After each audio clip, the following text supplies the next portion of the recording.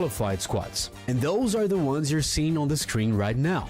Oh, and this year's CL will be played fully online, with all teams facing off in best-of-1 matches from June 14th to July 13th. And of course, we'll also have those always valuable SI points on the line. The top 6 teams from the first stage advance to the next phase, a double elimination bracket. The top 4 then secure their slot at the Esports World Cup, wrapping up part 1 of the SAL. But there is more. Before we continue though, let's hear what our pro players think about this new format. Acho que o formato a gente já conhece bem, vai ser um campeonato muito importante agora também, dando a vaga para a Arábia, né? Então, com certeza o foco vai ser redobrado e não pode dar mole, né? Que a gente sabe que Brasileirão aí, SAL, seja como estiver chamando, é bem complicado. Acredito que é o mesmo formato assim que a gente já jogou e tal, esse formato de 2 times subirem também foi muito legal, mostra que os caras realmente merecem estar ali, né? A nossa semana já começa já meio pegada, né? Já é contra os quase top 4 aí, né? Tipo, Furia, W7M, FaZe. Serão muito bons jogos, assim, pra testar já logo o início de campeonato, MD1 também. O top 4 vai pro WC, né? Então passa os 6 playoffs e tudo mais. Tá bem legal o formato, eu gostei pelo menos, e é isso. Alright, as promised, here's the rest.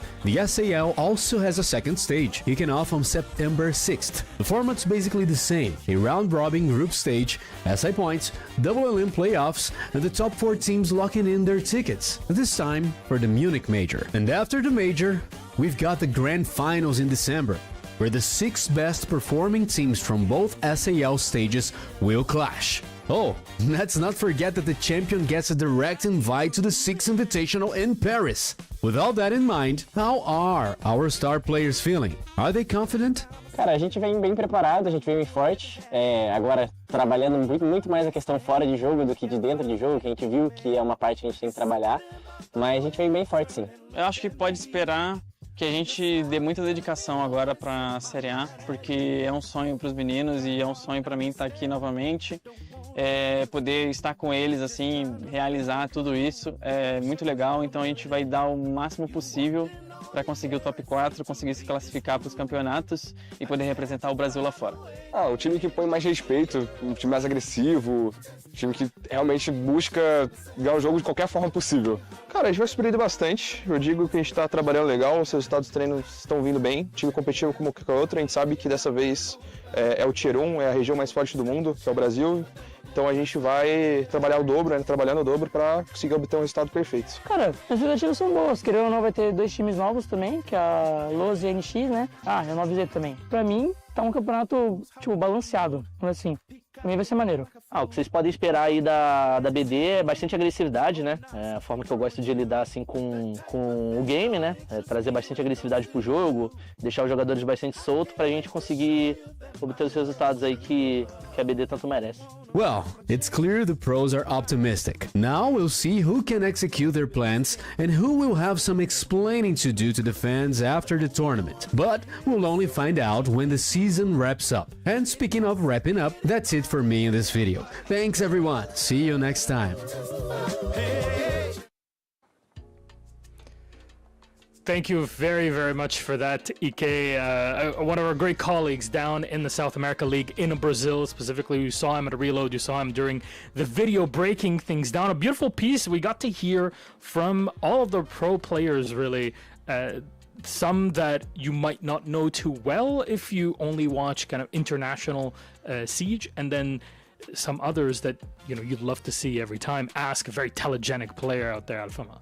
Yeah, absolutely. I was looking at his tattoos, at his non-verbal, and he was just so, it's so comfortable in front of the camera. But the other ones as well gave super good insights. I was really happy to see some also new faces, like you've seen from 9Z, for example, people that we don't see, and they were like, yeah, we're coming to Tier 1, we're going to work double.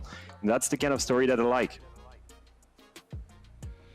Now, Jack, teams had to come, some of them had to come in through Challenger League as well, so it's not like everybody just kind of stopped playing in between, events or anything like that. It's just the top teams that are qualifying there. Yeah, no, obviously the format is that we've got partner teams, affiliated teams, and then there were open spots through the Challenger Series, and of course we had 2 come up through the Challenger Series as well. And then some of the affiliate teams, a lot of these teams have made big changes through the off-season. A lot of them won't have gone to Reload. It's been a long time, actually, since we've seen them play. It's back end of 2024. So there's a lot of new teams, and we're seeing that across a lot of leagues as they're all kicking off this week.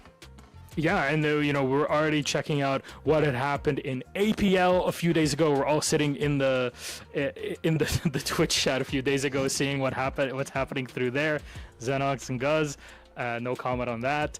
And then, of course, NAL, seeing how that goes in. I mean, you guys are getting ready also for EML that's starting off on Monday. There's just so much Siege to get ready for, and it seems like we're finally hitting the end of the drought, even though there was SI and Reload. It's not like there was nothing to watch in the meantime. And, of course, Challenger Series to qualify teams to these leagues in the meantime. So overall, it's looking great. Teams are looking to qualify. Top 4 is what you want to be in, at least here in SAL, to get that spots later on in the summer at EWC. Then later there'll be stage 2. We were talking between us, I guess, Munich and how that's going to look like in the future. Very excited for how that major is going to shape up, but there's still a lot in the air, and day 1, I guess, is the big day to make surprises, Leo. Yeah, absolutely. I think the first thing that you need to start, if you want to get to that top 4, first of all, you need to get top 6. You need to get to playoffs. And that for me is a big story in Brazil. Here's the reason why. In South American League, if you look at it, out of the 6 teams, you take the first 5, you think of FaZe, Liquid, W7M, Furia, Loud.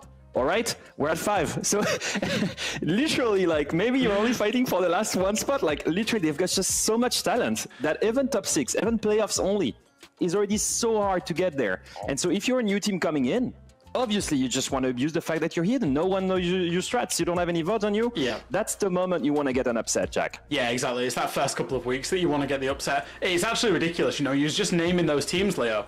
You think about it, we've got the current Reload champions in Furia, we've got the current Wild champions in FaZe, and we've got the current major champions in W7M, all playing domestically inside this league, and obviously, Liquid to boot as well, in terms of being, some of them top teams. It's a really, really difficult league to try and progress in.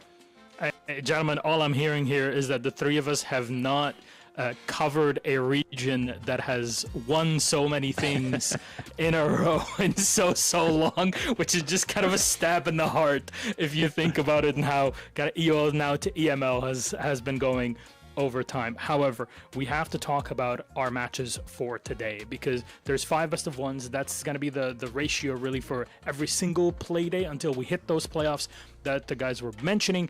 FaZe versus ENX is first. 9Z plays Loud. Furia versus Los. Black Dragons with their redesigned logo now going up against NIP. And our match of the day, Team Liquid versus W7M. And each one of those games, especially on day 1, can play into its own way and kind of start shifting things around in SAL. However, it's Liquid versus W7M. We just have to put it out there. This is a game everybody can look forward to, Jack.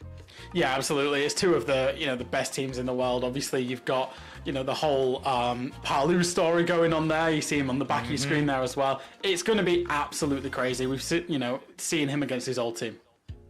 I was actually counting how many play days has Palu played for Liquid, and I was like, in this regional league, he's played more than 300 official matches with Liquid.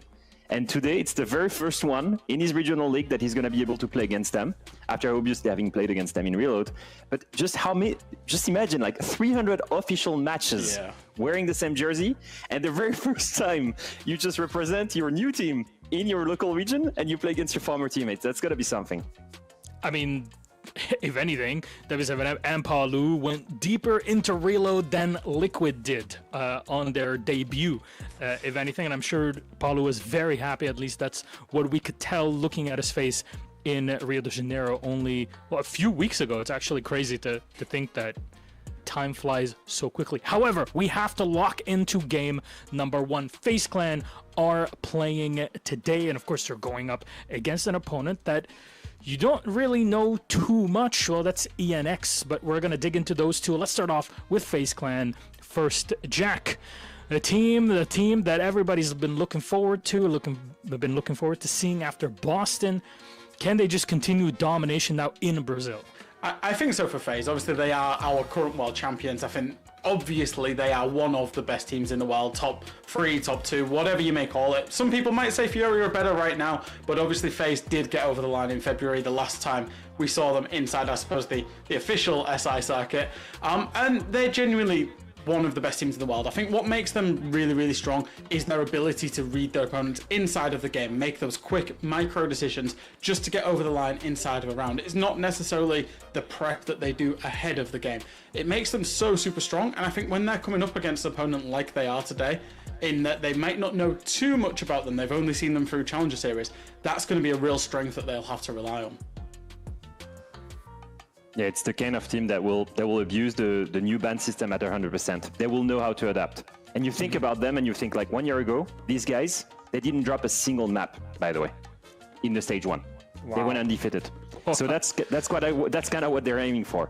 But you look at his talents like ADS, the fragging power is insane. Souls One, probably one of the best supports in the world. Like the lineup that they have, Vita King claimed to be or was at least in the challenge for best IGL in the world. Handy, always so consistent and reliable. Most of the time best rated on the team. And Cyber, the #1 fragging power on the team. Like literally, you cannot remove any single one of these guys. They've got someone that's the best in the world in almost every position.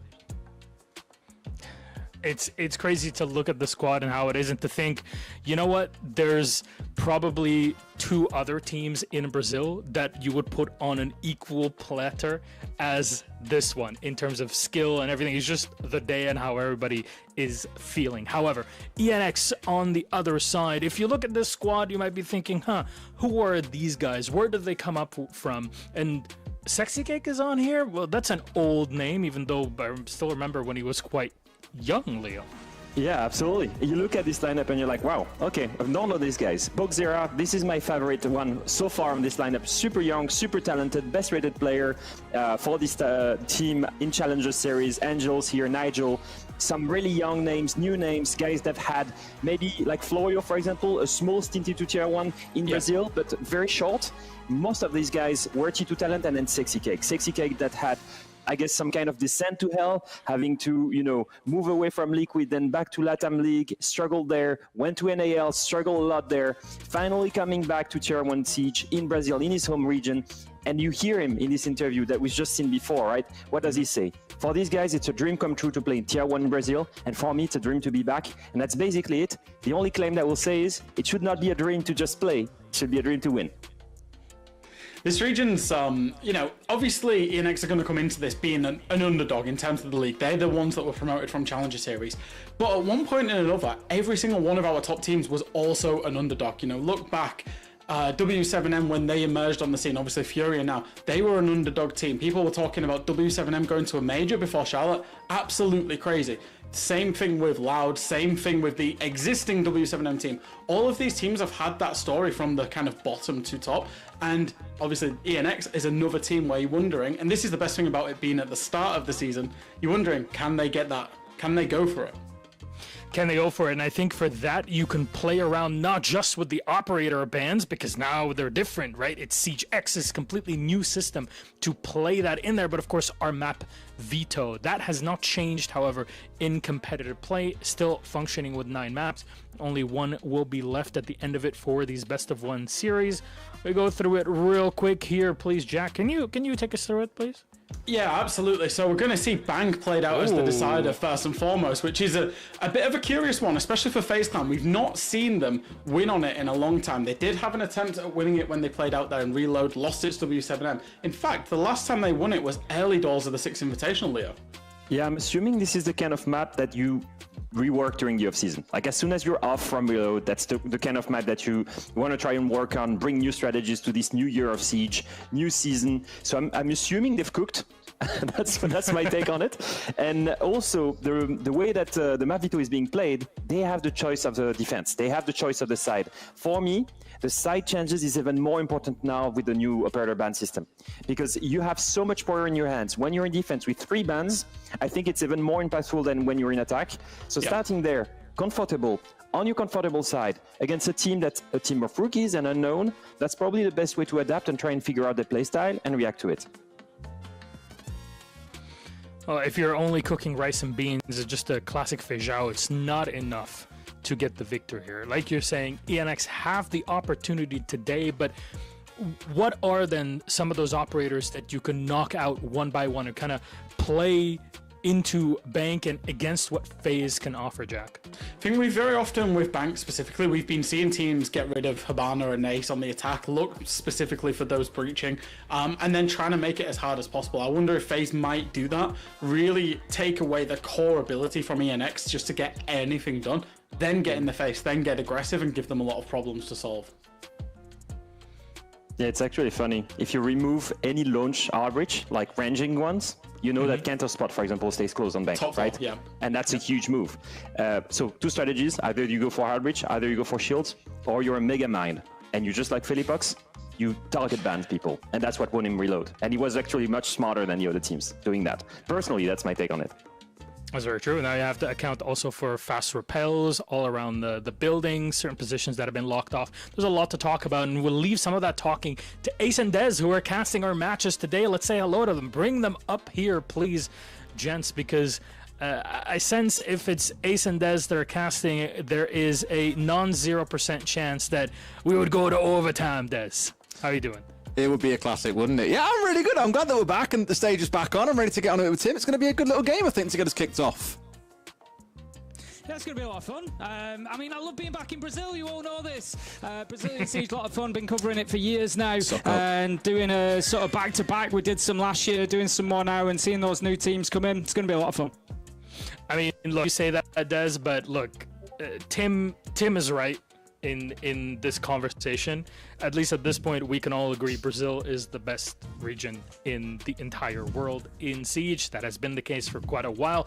SAL is here to stay. It's tough where you have teams that qualify to the playoffs. Is there any team that you think can break through that mold that are not the usual 5 that we're all imagining right now? It's hard. It's hard to see anyone stopping them, but this is kind of what I love, and we speak about this every time we come to a cast. Like, Brits love an underdog, so I'd love to see some of these teams that people are looking at and saying, they're from Challenger League, like they have to fight their way in, they aren't beating the big boys. I'd love to see them come in on day one and make a statement, but to answer your question, I'd love it to be Sexy Cake's team. I come back to what Alfama was saying. That fall from grace, I'd love to see his redemption arc. That's what I'm backing for the stage. I don't know if it's going to happen, but that's where my heart is, at least. Tim, you're the one usually with all the heart here. What does your heart tell you? Honestly, no, I don't think anybody's... I'll be very blunt about it. I don't think anybody's touching those top teams in Brazil this stage. You know, that said, last stage, back end of last year, we were watching E1 and kind of saying the same coming in. You know, they can't keep doing it, can they? They can't do it again. And they did. And they surprised us. And they, established themselves as one of them top teams. So, maybe there's something there. Sexy Cake, if anybody's going to be able to do it, Sexy Cake knows this league and players inside and out. Got a lot of fans. Been around Siege forever. It'd be a wonderful story, wouldn't it? It absolutely would be. And I mean, this is the moment here for ENX and, of course, being Sexy Cake's team after this comeback, playing against FaZe. Would you agree with the point that maybe getting the top teams to play in your first week or two or first play day or two is kind of the best case scenario if you're an underdog? Yeah. If you're going to get slammed, I think I'd rather get slammed at the start than later on in the stage, not going to lie. Get those hard games out of the way, and then the ones when you're a bit more warmed in, that are a little more balanced, you'll take those, I think. It's a free hit, though, really, for a lot of the teams. Yeah. We've seen this in NAL with, like, the Augless and Envy, for example, that came out. Envy yesterday got a great result against, was it Shopify? They got Shopify Rebellion, yes. So that was it's insane. Like, it's just it's an absolute free hit. Yeah, well, gentlemen, you know what? Our game is set and ready, and we'll finally leave it to you. The beginning of SAL is ENX versus FaZe Clan with Des and Ace. Enjoy. Thank you very much, Milosh, and the boys on the desk. Tim, we're back for another stage. I'm excited to get things underway for this one, and we're starting out on a very interesting map in Bank, because you heard Fresh speaking about the bans. Are you going to see that double hard breach ban coming through? At least from what we're seeing here, the answer is no, because our starting bans, there's one of them there, the Hibana, so Ace is still available, but really prioritise getting the Monty off the board here. Not only do we have a new ban in FaZe, Des, of course, they are treating us, ENX and FaZe, to one of our new Siege X updated maps as well. Bank has had the paintbrush of Siege X rubbed over it, and so we've got those new explosive or sort of those ingredients that we're going to see, the fire extinguishers, the gas pipes. We've got the new sound, we've got the new looks, we've got everything going on here, so we'll see how these two teams do as well. Of course, FaZe already having a little bit of competitive experience, not just on the CGX maps, but on this one in particular, playing against W7M on Bank at Reload. Didn't go too well for them that day, Des. They did lose. It was the attacking side that they struggled on, so maybe a strong start could come out for FaZe here and help get them towards the line.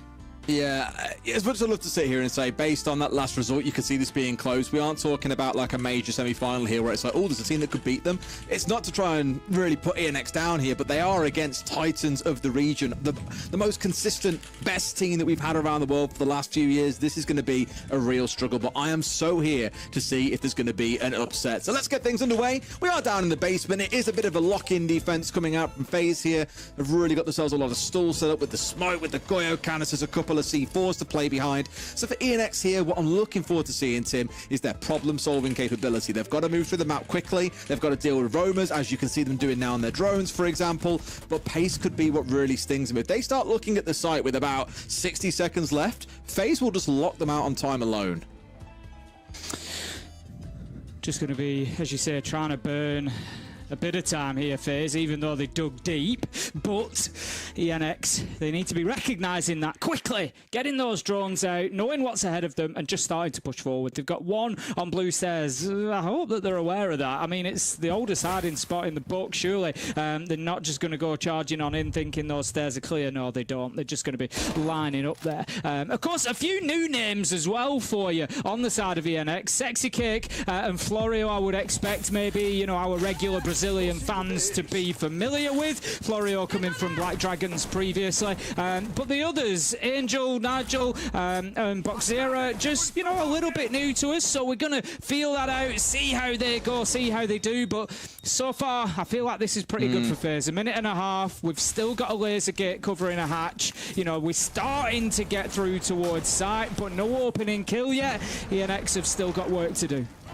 I mean, bearing in mind, half the round has gone by here, and Cyber and Souls have now been forced away from security itself, so that push forward can begin at least out towards the east side, sorry. But ENX have got themselves a real split going on, a bit towards server, a bit towards these hatches. They're looking for a bit of a pinch coming in here, so as long as they can pull this off as a team, they have a good chance. But I'm just worried, Tim, about the stall capability here. All three smokes on side, still with a C4 to go. You can see the Goyo canisters burning out. Everything is being pinned on this Ossa right now. His ability to get in and get this plant down.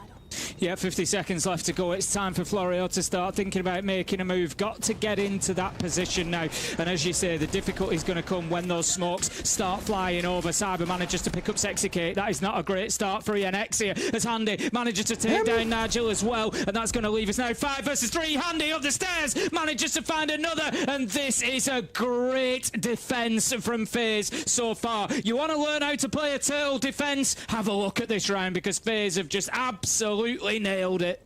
Absolutely shut them out, Tim, and all of it comes down to Handy. He has been the man that they needed of the moment to make something happen. 3 kills pushing up main stairs. Florio's all by himself here on the Ossa. It's looking pretty dire. He knows that a flank is coming in. It's a good read, but this is FaZe, Tim. They're always going to have someone ready to trade off things, and they looked lights out, unstoppable in that first round. Yeah, absolutely. Great stuff from FaZe, and they will take the first round. Unsurprisingly, really. I think ENX are maybe going to have a little bit more joy on the top floor. They're going to have a bit more opportunity there. So a little bit less work to do when you go up to the top floor. You don't really need to worry about those bottom 2 floors too much unless you recognise something like a pulse being played, which is extremely unlikely from FaZe.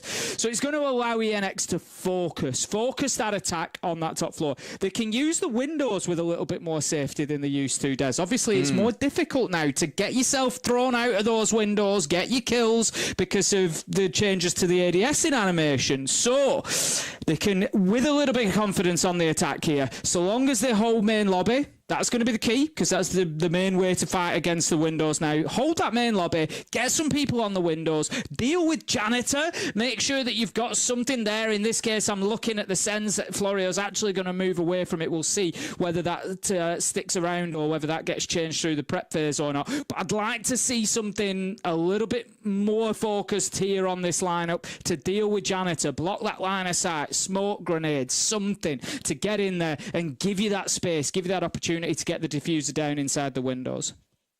Yeah, I mean, I'll come back to that key thing we spoke about during the ban phase, right? That ace and the Hibana, the double range breach. If you take those away, you only have access to the Thermite and the Maverick. Well, if you played a bit of Siege, you'll know that you have to be right up against the wall for those 2 operators to be effective. And sadly, you can't rappel to that wall. So if you're looking towards White Corridor, we've seen some teams employing really interesting stats where they play behind a couple of shields sat inside a White Corridor, and it just lets you challenge far better as the defenders on towards the windows, for example. So this is the thing that we've got to watch out for here. If Florio goes down early, or if those Selmas are dealt with, we've got Bandit, for example, sat here ready to try and deal with that.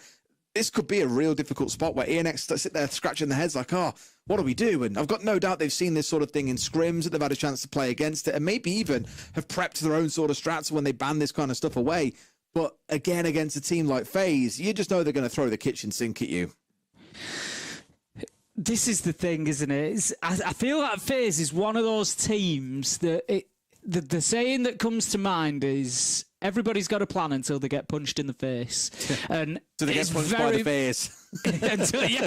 until they're like that, until they get punched by the FaZe. It's true. You go in and you can have a game plan against FaZe. You can have thoughts. You can counter-strat them because, sometimes players like Cyber can be quite predictable. He will play the same positions. He will play the same routes on roams. We've been saying this for years. But he's also one of those players that it just really doesn't matter sometimes. You can go in, you can know where he's going to be, you can know what he's going to be playing. You go in and challenge, and guess what? You've just got 2 or 3 of you dead because you kill.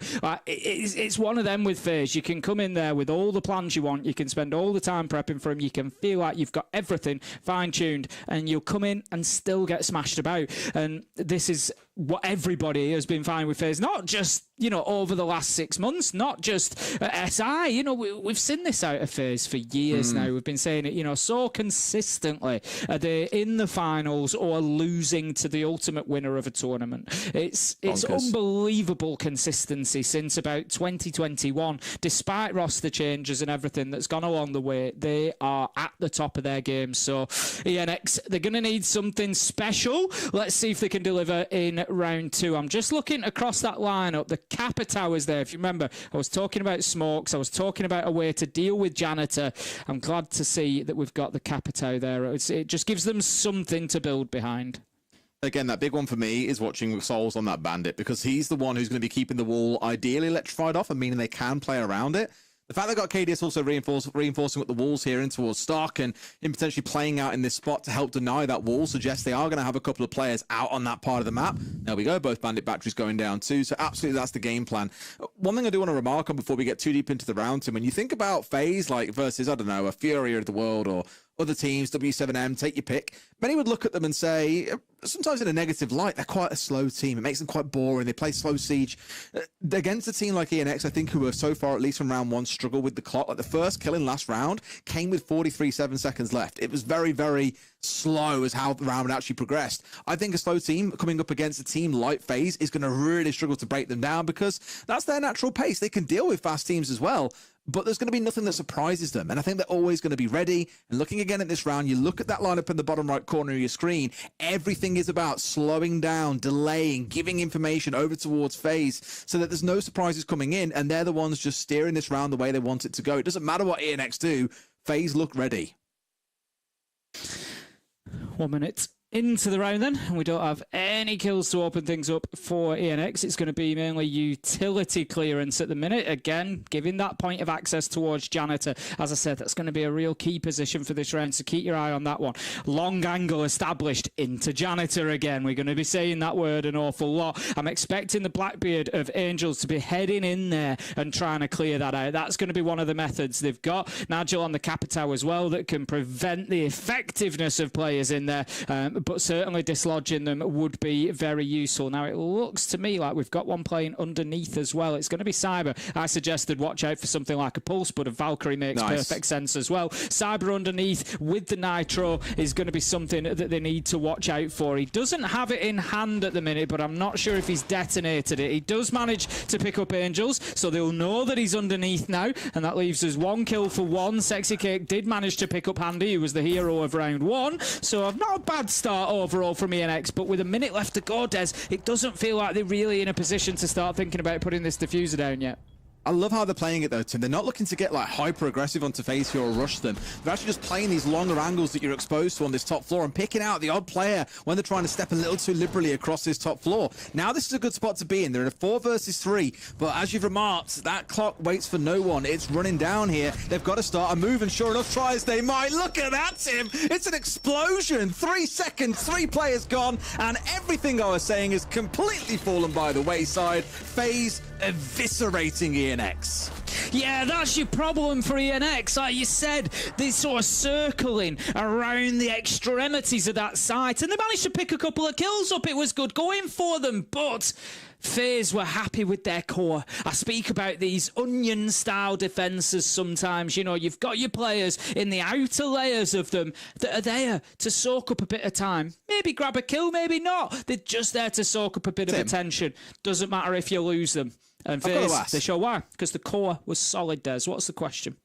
You've mentioned this whole like onion layers thing a few times, and anyone who has watched the film Shrek obviously knows that's where it was first where it comes from. Donkey goes, onions have layers, and there's the whole explanation. What I need to ask you is Shrek on the national curriculum up north, because you reference it a lot. It's seen as a documentary up here. Oh really? I didn't realise it's based on real people. Is it someone you know? I can by any say chance? that because I live here. Onions have layers, but no, you are spot on. The very that dry outer layer was dealt with very quickly. Yeah. Absolutely. The core of FaZe is just so solid that they can afford to have those extra layers doesn't it? out. It makes you, it'll make you cry. You bet ENX are crying right now, all the way to the bank. You know, it's tough. You get that success around the edge sometimes. You get that success picking off the little roamers. They got Cyber underneath. They got Handy when he was just moving out onto Banana. You know, you'll get those couple of little kills and you think, right, we're getting somewhere now. But then as soon as you get that 3-2-1, now's the time to go. You're going up against such a solid 3, whoever it is that are remaining in those core positions. They're so aware of their angles and everything that it's kind of what FaZe are waiting for, really. I think for them sometimes, those outer players is the mini game. It's just waste a little bit of time. What they're really waiting for is that push onto the central 3. And when it comes by, yeah, they're ready for it. Absolutely decimated ENX them. And just to keep things going the same way, Tim, there's another slowdown strat coming out from FaZe in round 3. Looking towards the Mute and the Mozzie, one of my favourite pairing of operators in the game. Just completely shuts down the information network of the attackers. Can grind around to a halt if you're not too careful and force many mistakes out of the other side. What have ENX shown so far? They've run down on time. When it comes around to executing as a team, FaZe have got their number. They've let Handy up through the net back in round 1. There's just a lot here to punish them with. And as if that wasn't bad enough, Tim, it's everyone's worst nightmare for Handy coming out on the Clash. Just going to be putting the challenge in towards Boxera and just, again, forcing him off the rappel. And it's these mini-games from FaZe. As I said, these players out on the extremities, they're just going to burn as much time as they can. Cyber almost certainly going to be losing his life here, but the question is, can he take one with him? Nitro goes out, won't find anything. Nigel manages to take him down. 5 versus 4, good start for ENX, but as we saw in round 2, the real question is that core. I think losing Cyber is not the end of the world either. For all I said about FaZe being regarded as a slow team, Cyber is that X factor for them, the one that will explode and make crazy stuff happen. That's what he's there for. And he's played a Valkyrie here. He's got his gadgets down. He's played his C4. He is there to play his life. He's not going to feel too beat up about losing here. And look at this. King up on this top floor is just dancing around. They've got a couple of players up here, Tim. Half the round is gone. ENX is still trying to clear out that top floor, but FaZe, despite being down a man, are actually committing more towards this hold. And there we go. KDS going aggressive down the front lobby stairs, gets rid of Boxera, realizes that a player is very isolated out there, and now we're back to a 4 versus 4.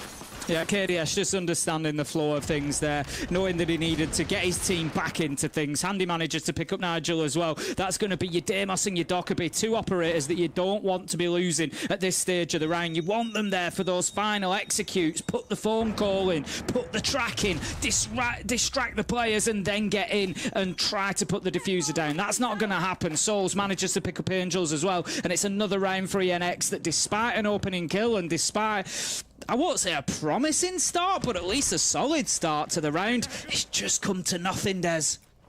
Here's the unfortunate truth, Tim, that you find in many of these rounds go that way. Let's not forget round 2 was a 5 versus 4.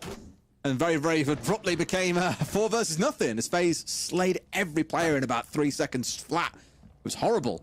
And this one's feeling much the same. Yes, they found Cyber in the starting point, but since then they've just bled out members one by one by one. And a lot of that I'll come back to is that shutdown of the Intel network, denying away the drones. And look at this, like the fact that KDS gets this kind of flank off here, there is very little they can do about it, Tim. FaZe are just saying, come to Papa. A couple more kills, and round 3, and 3 in a row, now in their back pocket.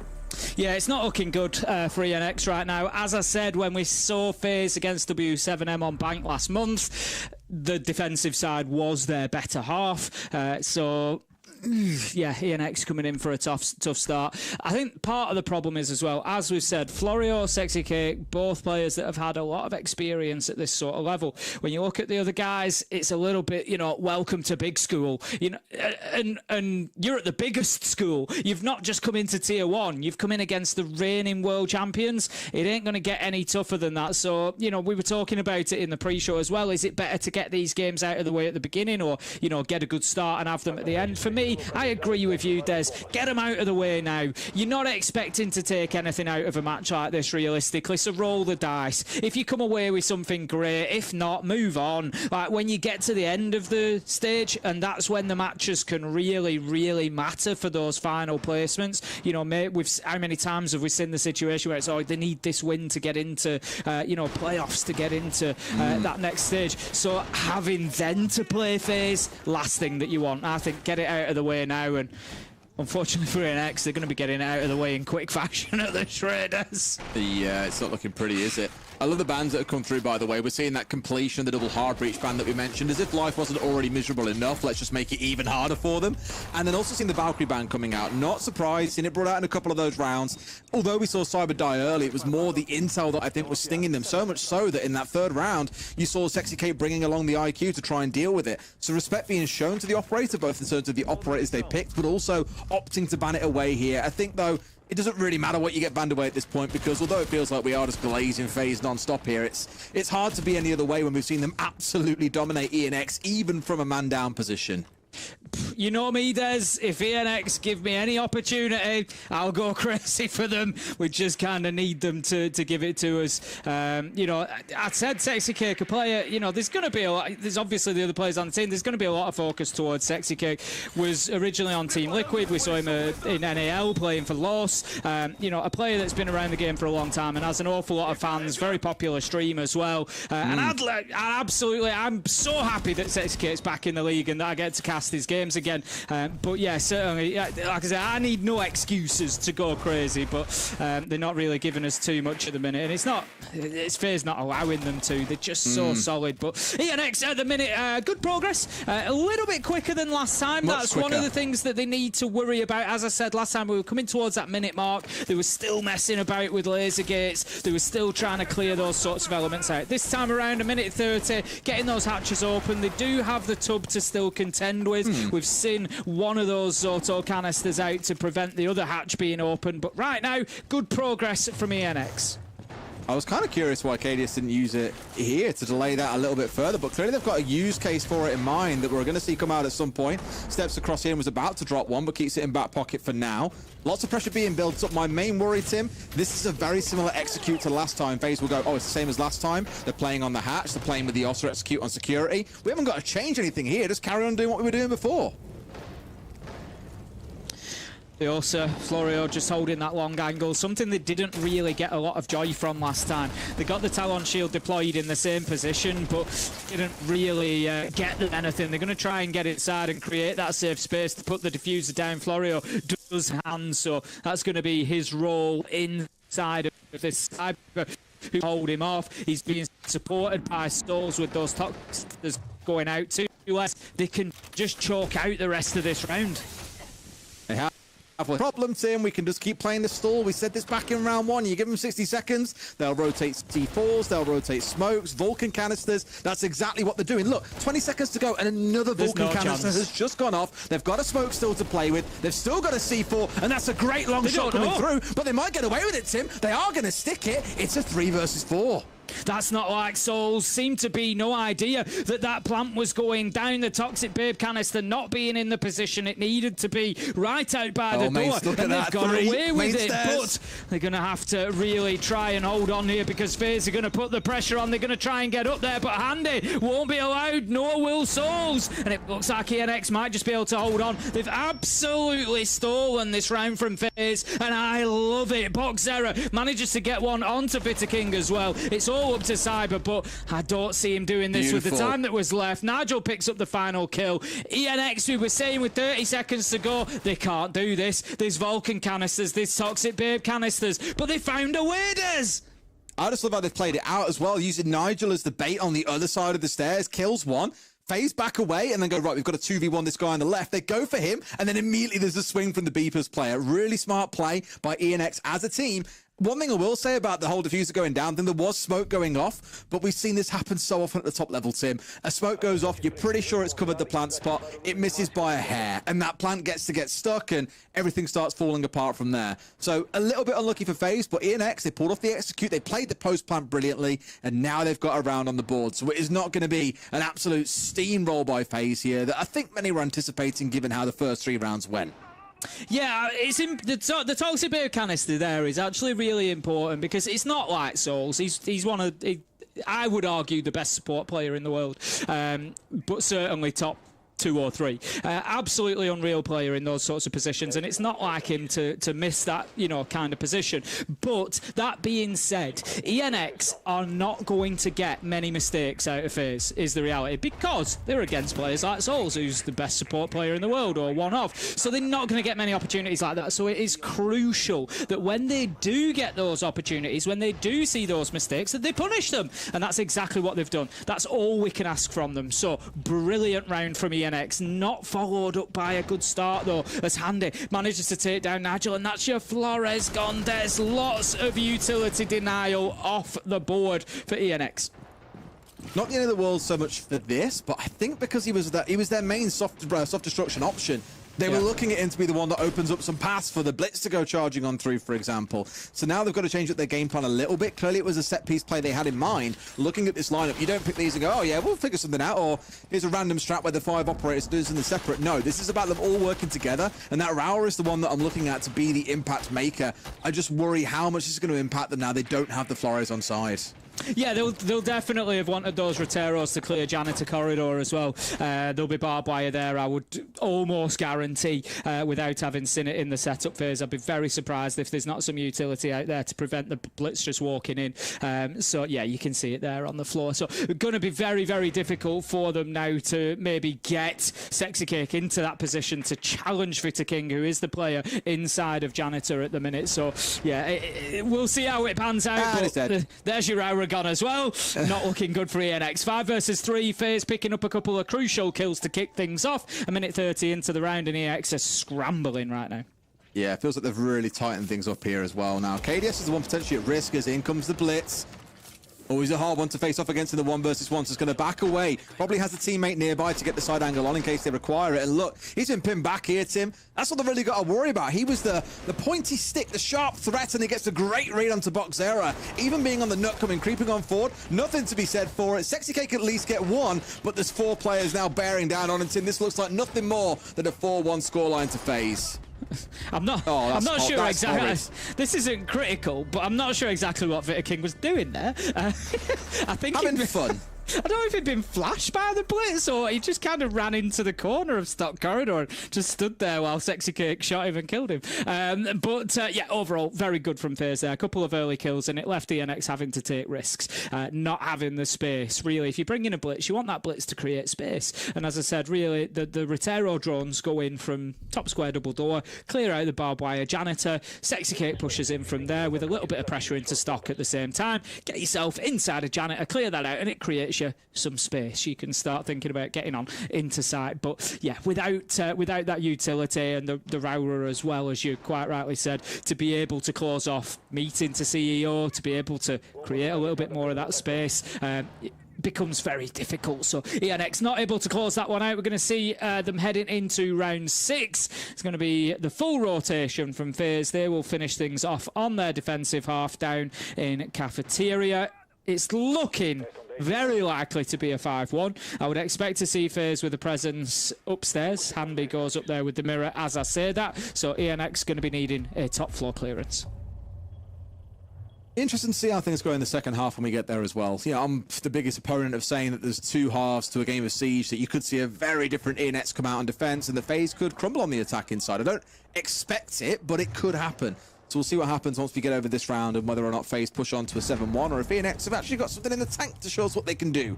Cyber's definitely having a lot of fun though, Tim. Is running around on the Vigil. I think paired up with the Mute and the Mozzie here, it again doubles down on that information denial net that we were seeing in the earlier rounds. And when you're already this far ahead and you were as confident as they were in the last round, why not look to have a little bit of fun with it? Cyber's just such a dangerous player when he gets that confidence about him. There's the other player that I used to say that about, and it's a couple of years ago now, but you'd see Citizen go on to Alibi.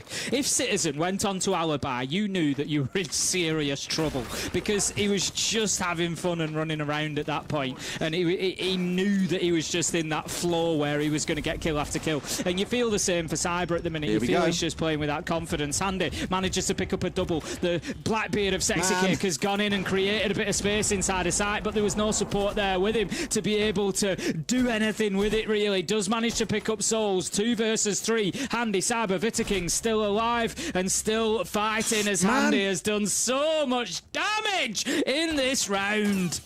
It's always Handy, isn't it? It's another triple kill, like we started back in round 1 with him out on the roam, absolutely tearing people apart. And I say on the roam, it's more taking advantage of a gap in the net set up by the attackers, and Sexy Cake must feel so frustrated there because they got into such a great position inside of sight. Blackbeard in a threatening spot, being able to sideswipe 2 or 3 players, cuts off all the safe spots the defenders can play in, but then they're losing 2, 3, 4 players elsewhere around the map, and it's just like, man, it doesn't seem to go right for them in all the right places they need it to. And this is the problem playing against FaZe Team. You've got to win your fights all around the map, and the majority of the time you won't. But that is a wonderful shot. Boxera deleting Veto King. I mean, if you're going to go out in style, eh? Boxera gets himself from a 1v3 to a 1v2. It does become a little bit more possible, I guess. 45 seconds, plenty of time left on the board. Manages to spray it down, but no, it's that man again. Andy just coming to the rescue. Cyber dips himself down onto the floor. Handy goes above, finds his final kill, and FaZe with a 5-1 half. World champions absolutely cruising in stage 1. Bruising, Tim. Absolutely bruising. Now we get to swap sides, and I said earlier on, 2 halves to a game of Siege. You might see a different ENX team come out here, but given the confidence we've seen FaZe playing with so far, Tim, I wouldn't be surprised if we see them just steamroll their way through. I know we said they're quite a slow and composed team, and they could play that way, but given we saw a bit of Vigil, the run-outs, things like that, you might see a little bit more aggression. Banzo, looking at them, Tim, I'm looking towards that double hard breach ban. We spoke about it before. Something tells me FaZe are going to feel pretty well equipped to deal with that ban. Yeah, I would have thought so. I mean, yeah. They'll have an idea. They'll have seen this a million times in scrims. What I will say is that they should have. Let's see if they do, but they should have. The reason that I say that is back at Reload, we saw Falcons, and I don't want to, out Falcons too much here, but we saw Falcons struggle massively with a hard breach ban. All 3 hard breaches were taken away from them on Clubhouse, and that is a team that you would say all day long, just like FaZe, they should be able to deal with a full hard breach ban. That shouldn't be a problem. But they didn't. They struggled. They brought the Mav along. They took a long time opening walls, made a little bit of a mess of some of them, wasted too much time and lost rounds quite simply because of it. So, yes, we would expect FaZe to be able to deal with it. They should be able to deal with it. Let's see if they can deal with it. I think secondary hard breach is going to be the order of the day because you're looking mostly at hatches for an attack onto basement. So you're going to be trying to get through, just those small vertical openings. You don't need... They've got the thermite, but, you don't really need it too much. Vita King will be able to do a lot of the work, as will Cyber, Striker and Grim, both with those secondary hard breaches, so they really shouldn't have a problem here, FaZe. They shouldn't, but they could. This is the thing now. We're speaking in hypotheticals, in possibilities, ones that we don't necessarily believe will come to light, but things that could, and that's the way we'll leave it for now. I like how we got a bit of old classic Jaeger coming out here as well. Nigel had a good round. I think he was back in that round 3, round 4, where he found himself 2 or 3 kills playing halfway upstairs in the post plant. But he needs to be the one to make a bit of difference happen here, to bring down someone. Otherwise, KDS is bearing on down you with that Ossa, and it doesn't start to feel very pretty. We've already seen the Tuberau taken offline, so that ability to stall and slow things down, now gone.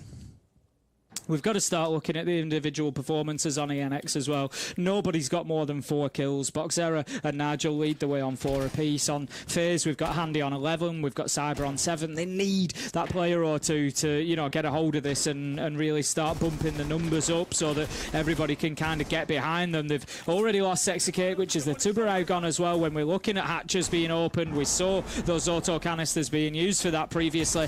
That's going to take away the ability to slow things down from these attackers. ENX, a minute 30 in, hatches open. This is going to be a rough ride for the remainder of this round. It is. And this is where FaZe, as I said, you can either see them go really aggressive here and play a bit over the top, or they'll slow things down a little bit. They've kept things nice and slow here. This is the FaZe that we see playing at the top level. They don't want to muck about here and give ENX a way back in, so we want that max round difference coming out the game, as well as the lion's share of the points too. So, with them all outside to square up, getting rid of all the utility that they can. This is about it, though. Tinder chewed through most things. As I said, there's a Vulcan canister still to go. But look at the difference, because back when ENX were on the attack, we came to the 60-second mark. We had 3 smokes available. We had 2 C4s still to go. There were Goyo canisters still being popped with 20 seconds left. At this point, they've got in there. They've removed it all. But they have still got to contend with Florio's 3 smokes.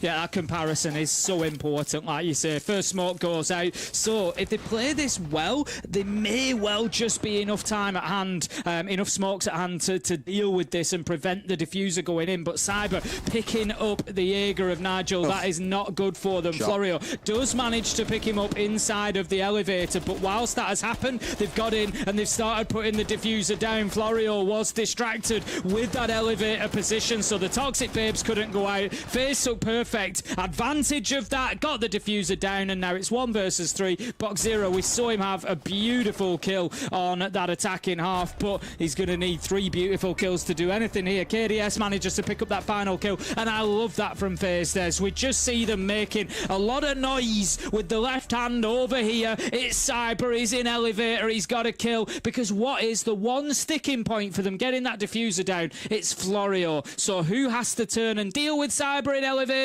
Florio, and they know that. And as soon as he does, as soon as Cyber says he's challenging me, bang, the diffuser's going down. FaZe just looking electric. Yeah. What can you say? It comes back to the things we said in the first half, right? You might win one gunfight and feel good about it, and then FaZe win every other one around the map, anywhere else they're trying to pull anything off. And that was hard, because this is very similar to the execute that we saw coming out of ENX twice back in that first half, but FaZe have just done it so much better. And honestly, I think so much of that comes down to the utility clear. In between that 1 minute 30 and 1 minute remaining mark, the Twitch drones going in, making sure the Goyo canisters were burnt out. They knew that Florio was going to be their only challenge, so as soon as they see that the diffuser's going down and Florio steps out for the challenge, you've got Vida King dropping in through the hatch at the same time to challenge onto the smoke. Everything is just thought about to perfection. They've got a plan for every scenario.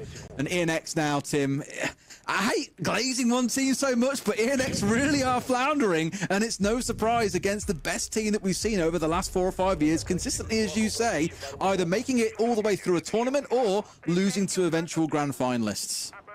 Yeah, I mean, at the end of the day, Des, you know, it is what it is. FaZe are putting on a great performance. They've been coming out and winning these rounds. You know, I don't think it's necessarily been... I'm sure there's things ENX can be improving, but I don't think it's been huge mistakes from them. It's just been that FaZe are just looking that cut above, which, you know, they are to most teams at the minute. It's kind of looking like men against boys at the minute, but, you know, looking at ENX, we've got Angels and Boxera. Their previous team was a team called T-Rex Team, and it looks like they're going to be left extinct again here, Des, to be honest. It does feel like it, Tim, doesn't it? Thankfully, it's not permanent. It's just for today. They play again tomorrow, and we'll see if they can come out with a different result. And we even said on the desk in our pre-game chat, would you rather face the big teams at the very start while you're still finding your feet as a team and figuring things out in officials?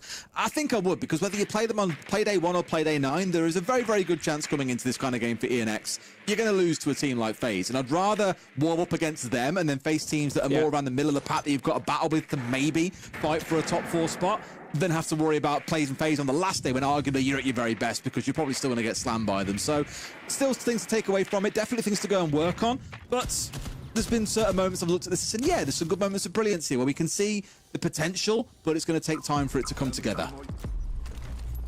Handy, 11 kills, but couldn't quite find the angle onto the black eye. Does get it done eventually. We're going to see a player go down as well. It's going to be Cyber that's left down but not out at the minute. So this is a good start for ENX. That's going to be the sledge offline. KDS does manage to find Sexy Cake. KDS does manage to find Boxera. Will be shut down in a trade by Angels, leaving us effectively 3 versus 3 unless his team can get Cyber back on his feet, which as we head to an effective 2 versus 3 might not be a bad idea for them. There's a minute left on the clock, so they do have the time. It's just whether it's a matter of safety. He got the down onto Angel. That was unreal. What a shot going out from Souls to find his man. And not enough that they've managed to finish him off entirely here, but now Florio is all that stands between FaZe and a 7-1 victory. And stand no more, he shall. FaZe with one hell of a performance here in their first game of the stage. A 7-1 victory over ENX. Well, FaZe were pretty good, weren't they, Des? Yeah, they were all right. They've done this for a while now, I think, to be honest with you, Tim. It looks like maybe they played a game of Siege or 2 before. Yeah, absolutely unreal from FaZe coming out there, showing exactly why they are the world champions. I think, you know, at this point, yeah, it's no slight to ENX. I'm not going to come out here and say they were terrible and they got beat. Like, they weren't. Anybody would have lost to FaZe today. They were on it. We saw just that, you know, that level of coordination on the attack was much better than when we saw them against W7M on bank at Reload. So, yeah, really good stuff from FaZe. I think nobody's going to be enjoying playing them throughout this stage. I'll ask you the big question. Was there anyone on the ENX that you saw and thought, yeah, there's some promising potential there? Anyone that jumped to your eye?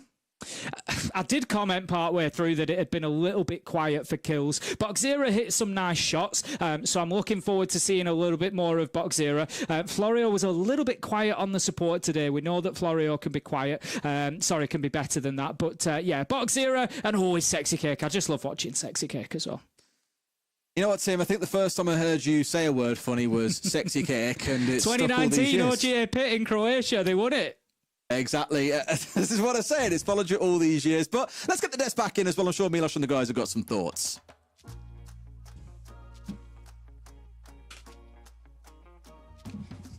Because this game was, oh my god, it was fast. We could barely just sit back and have a little chat as everything just unfolded in front of our eyes, Jack.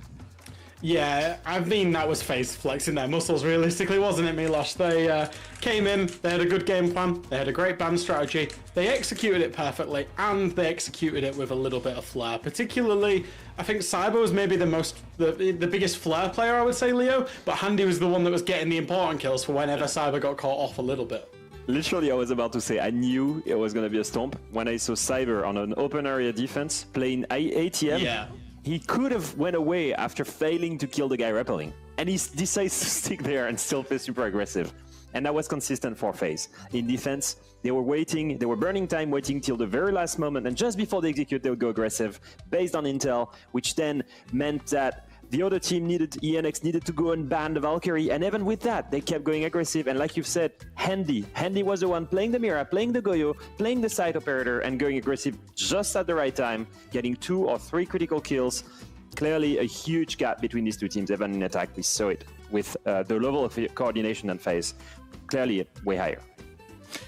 Absolutely, there's no two ways around it. I will say on the one round that ENX ended up winning, we're all talking about how they actually locked down late round rotations so that, hey, Cyber can get 2 kills with the EBR, but then nobody can rotate back up to kind of secure all those post-plant positions that ENX were in. So there is this little flair, but unfortunately it's not enough when you're playing against a big team like this. Now, Leo, look, you've lost a lot of games in your career. What do you do when you lose? See, I just drew mine, Leo. You lost yours. Wow. Yeah, that's true. Jack would just not stop drawing against everybody. It's a good thing you remind me. Now, Leo, you lost a lot of games in your career there. Just to put a bit of color back into your camera there, but. What do you do if you play against a team like FaZe Clan? You're a team that does not have anywhere near the experience to really defeat them on a technical level. How do you come out of that game as a team? I think it's a mental reset, first of all. Thank you for that question. That's amazing. Great that I'm a benchmark for how much to lose and how to react to that. That's amazing. And I'm becoming all red as I say this, just like FaZe. The perfect thing that you need to do is just mentally reset. The only thing I would say that in the game I didn't see a reaction. Clearly they came in with a game plan and they tried to execute it all the way till the end. And that's something that I hate, because if you got a good idea and you're being led 6-1, you throw that out the window. Let's try to play something different. Let's try to learn something more, because you want to get as much experience as you can early on in the stage against the teams that you have 5% chance of winning, because when it matters is when you'll face teams that are at your level, and that's when you need to step up. And in order to step up, you need to learn against the big teams. So if it's not working what you're doing, please try something else during the game itself. Just don't commit to the plan blindly and lose 7-1. That's my only thing. There was still some fundamental errors in my mind that ENX were making, regardless of their opponent. Sure, they were against FaZe, they were against an opponent on a good map for their opponent that is clearly, the favourite and is probably going to win. However, they could have been against a ranked stack. Some of the errors that they made, we talked about Cyber getting away with it for as long as he did inside of lobby. Even in ranked, the very first drone that you put on bank when you're attacking anywhere is a lobby drone so that you can control the staircase and all of that space. There was no drone on Cyber. There's no drones for flanks. Information was a little bit lacking. Even the way that they were playing some of the strategies compared to what they had banned. They had banned, when they got into their defense, Hibana and Ace, yet played a roam strat on the basement with all the hatches open for FaZe to just take control of. Those are really easy things to fix. That's the good thing for them, right? They lost 7-1, but it's a really easy thing to fix, and that doesn't necessarily matter who they're playing against. That's like just fundamental easy fixes. Silver lining in all of that, right? In this first opening game, there's a lot of nerves that'll be definitely weighing you down against a team like FaZe. At the end of the day, like you were saying, there's a lot of things that could be fixed, which means hope for ENX and the squad. This is day number 1, of course. There's a lot still that can happen. Let's keep in mind even the top 5 in Brazil and SAL that we mentioned earlier on in the show. Not all of them have always consistently qualified to those playoffs. Let's make that very clear. Upsets happened, and some of these teams used to be the upsets only a year or so ago. Anyways, gentlemen, thank you so much. That was game number 1. We still have 4 more to go, but before that, let's take a quick break. We'll get back into the next one.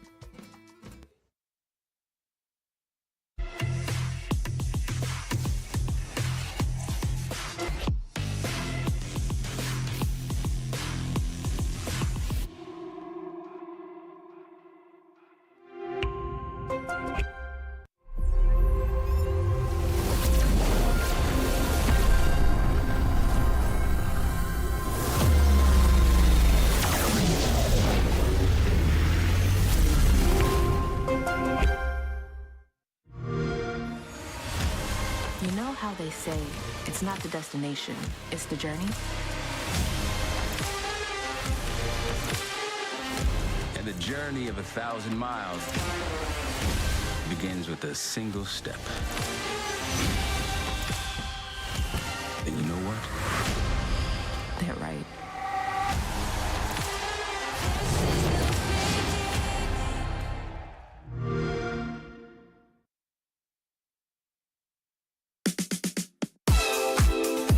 What's up, everybody? Ike here, your analyst from the Brazilian channels. So today's topic is, we're talking about the SAL, aka the South America League, or SAL, like we like to say here down in Brazil. One of the 4 competitive regions in Rainbow Six Siege X, of course. First off, remember, this is a brand new tournament, a bigger league that now includes our hermanos from South America, who earned their spot in the SAL back in April through the Challenger Series.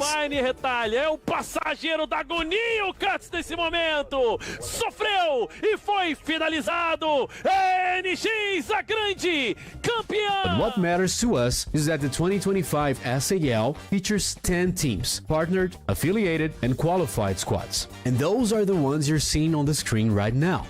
Oh, and this year's SAL will be played fully online, with all teams facing off in best-of-1 matches from June 14th to July 13th. And of course, we'll also have those always valuable SI points on the line. The top 6 teams from the first stage advance to the next phase, a double elimination bracket. The top 4 then secure their slot at the Esports World Cup, wrapping up part 1 of the SAL. But there is more. Before we continue though, let's hear what our pro players think about this new format. Acho que o formato a gente já conhece bem, vai ser um campeonato muito importante agora também, dando a vaga para a Arábia, né? Então, com certeza o foco vai ser redobrado e não pode dar mole, né? Que a gente sabe que Brasileirão aí, SAL, seja como estiver chamando, é bem complicado. Acredito que é o mesmo formato assim que a gente já jogou e tal, esse formato de 2 times subirem também foi muito legal, mostra que os caras realmente merecem estar ali, né? A nossa semana já começa já meio pegada, né? Já é contra os quase top 4 aí, né? Tipo, Furia, W7M, FaZe. Serão muito bons jogos, assim, pra testar já logo início de campeonato, MD1 também. O top 4 vai pro WC, né? Então passa 6 pro playoffs e tudo mais. Tá bem legal o formato, eu gostei pelo menos, e é isso. Alright, as promised, here's the rest.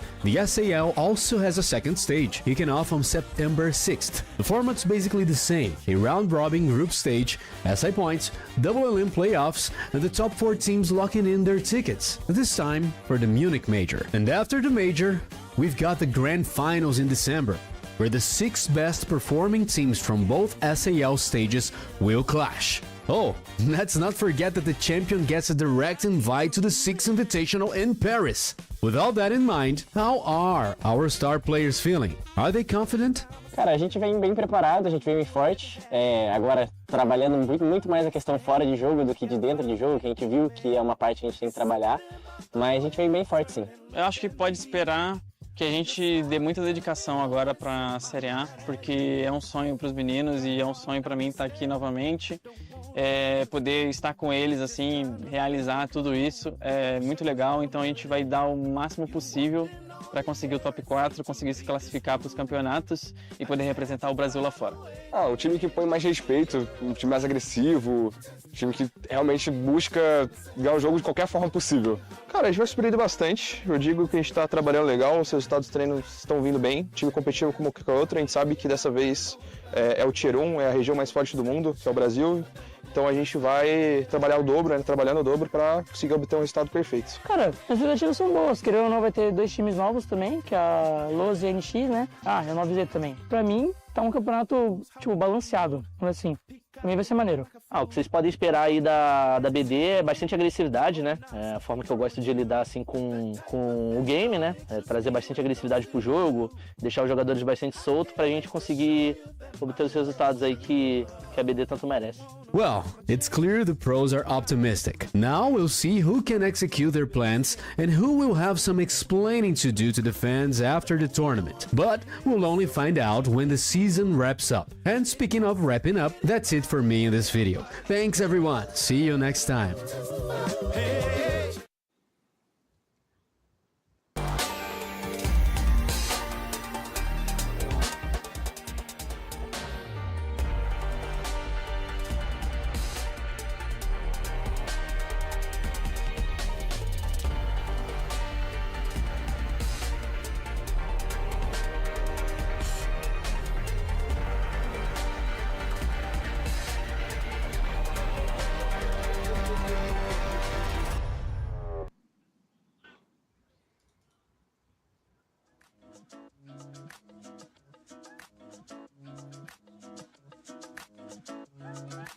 we have to have a chat about this because it seems like Loud have a lot to offer in this league. We're putting them as one of those top 5 that have to continue on and be in the playoffs. But how feasible is that with how tight the competition has been so far, Jack?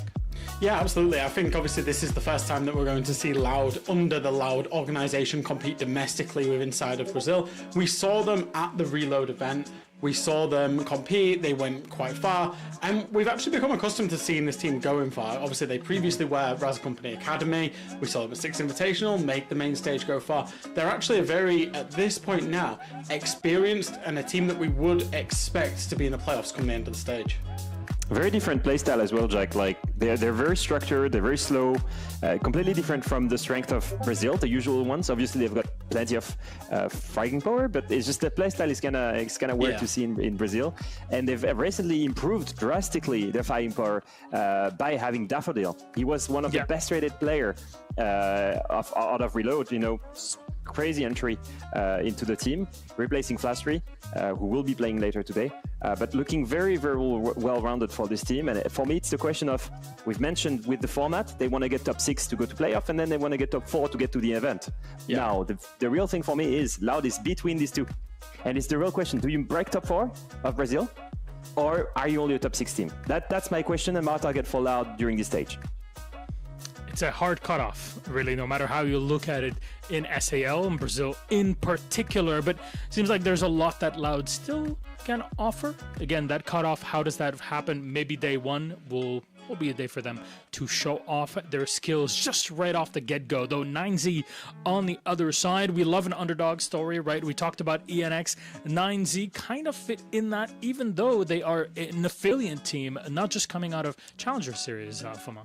I actually think that's a weakness for them. I actually think that the reason why they're here is because they're an affiliate team. Because if you look at the roster, it's really young players that most of you won't know about them. You know, you've got, for example, Will who was playing, for T2 Brazilian teams, and that was also Joe. Same case here, played for Stella Gaming and went into Challenger Series and lost them actually. Tuku as well and Nitro, both are Argentinian, and they played for Vasco Esports in the Latam League, and then finally NASA as well. So if you look at these names, most of you won't know them, except if you were following the Latam League. It's actually 3 players that were Argentinian, just as the organization. I think that's really cool for representation. Super cool that we've got a majority Argentinian players. Also 9Z is the kind of team that will try and develop Argentine esports, and it's great to see them here. I'm just thinking most of these guys, they struggle to even get top 4 in Latam League. So do we really think they can compete in the best region in the world? This is why I think most of them failing Challenger Series and only getting picked up to get here means that on paper they are the weakest team in the league, and I want them to prove me wrong because I love the representation of Argentina here. Yeah, I will say it's certainly very commendable from the organization. We've organizations in Rainbow Six just pick the best roster possible, whereas we're seeing 9Z want a majority Argentinian roster, obviously, to play inside of the South America League. That is very commendable, but I would kind of echo what Leo's saying here. I do wonder if the individual, because obviously we've not seen them play as a collective yet, have enough about them right now to upset a lot of these top teams inside of South America. Fair points, fair points. A lot of art in and around it. Of course, we'll have to see it on the. So let's flash back one more time. We're talking about this squad that can really hit up in the top 5, but do they stand the chance to get into the top to qualify our next event? Daffo, someone that has a lot of eyes on him. Perez has experience from the past live, but also there's a decent amount of XP here, Fresh. Yeah, absolutely. Obviously, this team has really come to be another top team inside of that Brazilian echelon Siege. And I will say, obviously Flastry wasn't particularly happy at the time after Six Invitational when he ended up leaving this team, but bringing Daffo in, they looked so good, and he looked so good, particularly at the Rio event. He ended up being the rated player on EPS, but actually there was a couple of players where it was about realistically, he was joint top in terms of performance. I think, Sage JG give him their MVP of the award. So yeah, he's really stepped them up another level. That's fair. Well, gentlemen, you know what? Let's take a look at our map Veto. Best of 1 series all through the day. Again, 5 best of 1s that we have. Leo, can you take us through this map Veto? Absolutely. So we're going to see the ban roll through right now. And obviously, you know, I don't want to spoil it. I want to know exactly where we're going. And okay, that's another bank. So let's go. We're going to go to another bank day. I think a similar story than with FaZe, right? Loud is the heavy favorite. You want to get into a comfortable map for this. And when you go into a BO1, you've got obviously more space to reach a map that should break once because you can remove so. And that's exactly the case here. You know, Night Heaven Labs, Clubhouse, Border, all kind of maps that are kind of weak for them. 9Z, on the other hand, we don't have any information. New roster, we don't know how they play, we don't know. One thing interesting to note, Bank is the favorite pick for Loud. As many times that they can pick it, they will pick it. It's their most picked map throughout when we're Raza H company. They've not played it as Loud so far. They've not played it at Reload, but they were super confident on it. Confident enough, by the way, at Six Invitational to play it against Furia, to play it against BDS, and they actually beat Virtus. So really comfortable map so far, that Bank for these guys. Leo, Hyundai, are we feeling it? Why not? I'm honestly, why not? Like these guys, feel comfortable, like they've said, right? They've got a 70% win rate in defense on this map. I mean, and they're starting defense, and it's not necessarily a map that is usually defender-sided. So I think we will be in for a good matchup. I think it's a tough one for 9Z to start in attack. Although, like I said, usually it's pretty 50-50. Feels like there's some similarities with the previous fixture, should we say, where it was obviously FaZe starting defense on Bank as well. So the favorite will be starting in defense. What I want to see from 9Z is to not make the same mistakes that ENX. Regardless of the outcome, they're obviously the underdogs. They're expected to lose this game. They might well lose this game, but put in a good account of yourselves and have something to build on. Obviously, you will play again tomorrow. And of course, we don't know. We've not really ever seen 9Z play in this roster. They could be absolute gods at Bank for all we know. For all we know, exactly right. Focus on FaZe. That's the biggest takeaway that we're coming out of that FaZe ENX game, as you had mentioned in the post-game analysis. Fresh Ace and Des, one. We're going to be seeing them here all night long. That's exactly how we operate here in CJX in L. And we're starting off Des. I think one button, an extra one open, really sets up for the rest of the day. Okay, sure. Thank you very much. Just for you. Thank you so much. Thanks so much. It is a hell of a warm if you got Tim day. to take a button down. Nothing below 11 for me. There are no buttons. They're just Tim for would show. see the human race go extinct before he undoes a single button on a shirt. He showers shirts on, by the way, for those asking. Gentlemen, this seems like a repetition of game number 1. How do you feel going into this? It's a weird case of deja vu, right? I do feel like we've just kind of stepped back an hour ago and we're having exactly the same conversation now. It's David versus Goliath. It feels bad because we already know going into it, like the team that we'll be bigging up here is obviously Loud. But I'll say the same as I said for the last game. I'd love to see the underdogs come out here and surprise us, but it's kind of a very small stuff that actually happens. So we'll see how we go.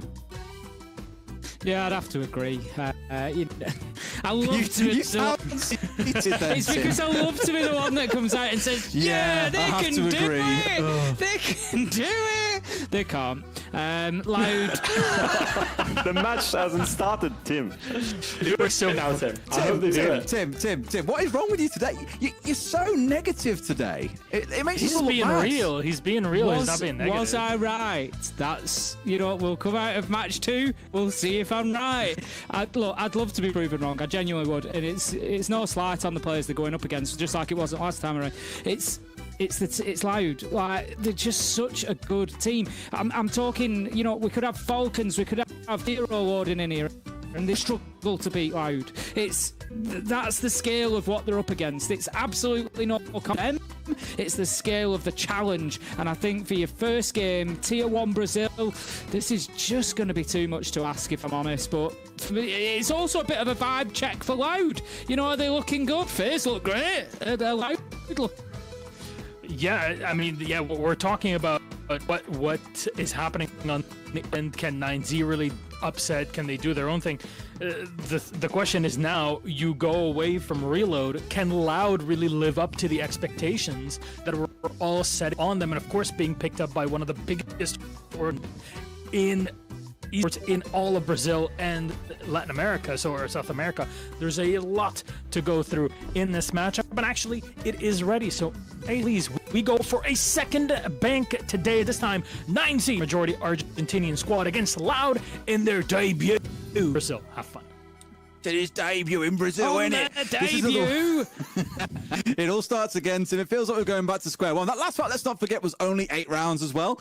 So if this hasn't been a 7-0, we could have played as many rounds as you can possibly see in one map, in which case we can just say it was for the same game and it's had the same outcome. It is a big hill to climb for 9Z here. Loud, definitely the favourites. I'm keen to see how this one plays out. It's not going to be easy. I mean, there is a little bit of a link as well. Will, who is one of the 9Z players, he was on that ENX team that I mentioned as well, that we saw Angels and Boxera on previously. Will was on that lineup at a point, and has sort of branched away and then come back in with the Argentinian outfit of 9Z. So, you know, look, they've been reasonably successul over the years inside of Argentina. I know it's, you know, been mentioned that the most recent results were maybe kind of mid to lower table, you know, but they were around there for a long time. Then Siege is about, you know, if I'm scratching to find a reason why maybe they can come in and compete, it's certainly not their first rodeo.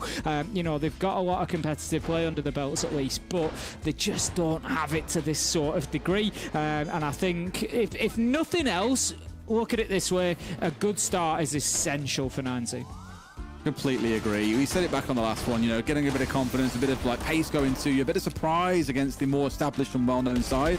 100% what you're looking for, but it's not. It's one thing saying it, it's another than actually doing it. So we'll see if anything cooks here as we get started in this very first round. 9Z, as we've remarked, start on the attacking side. Interestingly, bringing along the IQ here when there's no Valkyrie on the other side. Something we're very used to seeing has been that matchup, but I think here it's more giving a nod towards the Wamai, for example, not wanting to be impeded, and given their inventories, Tim, 4 frag play behind, they want to make sure nothing's going to impede them when they start rolling that utility.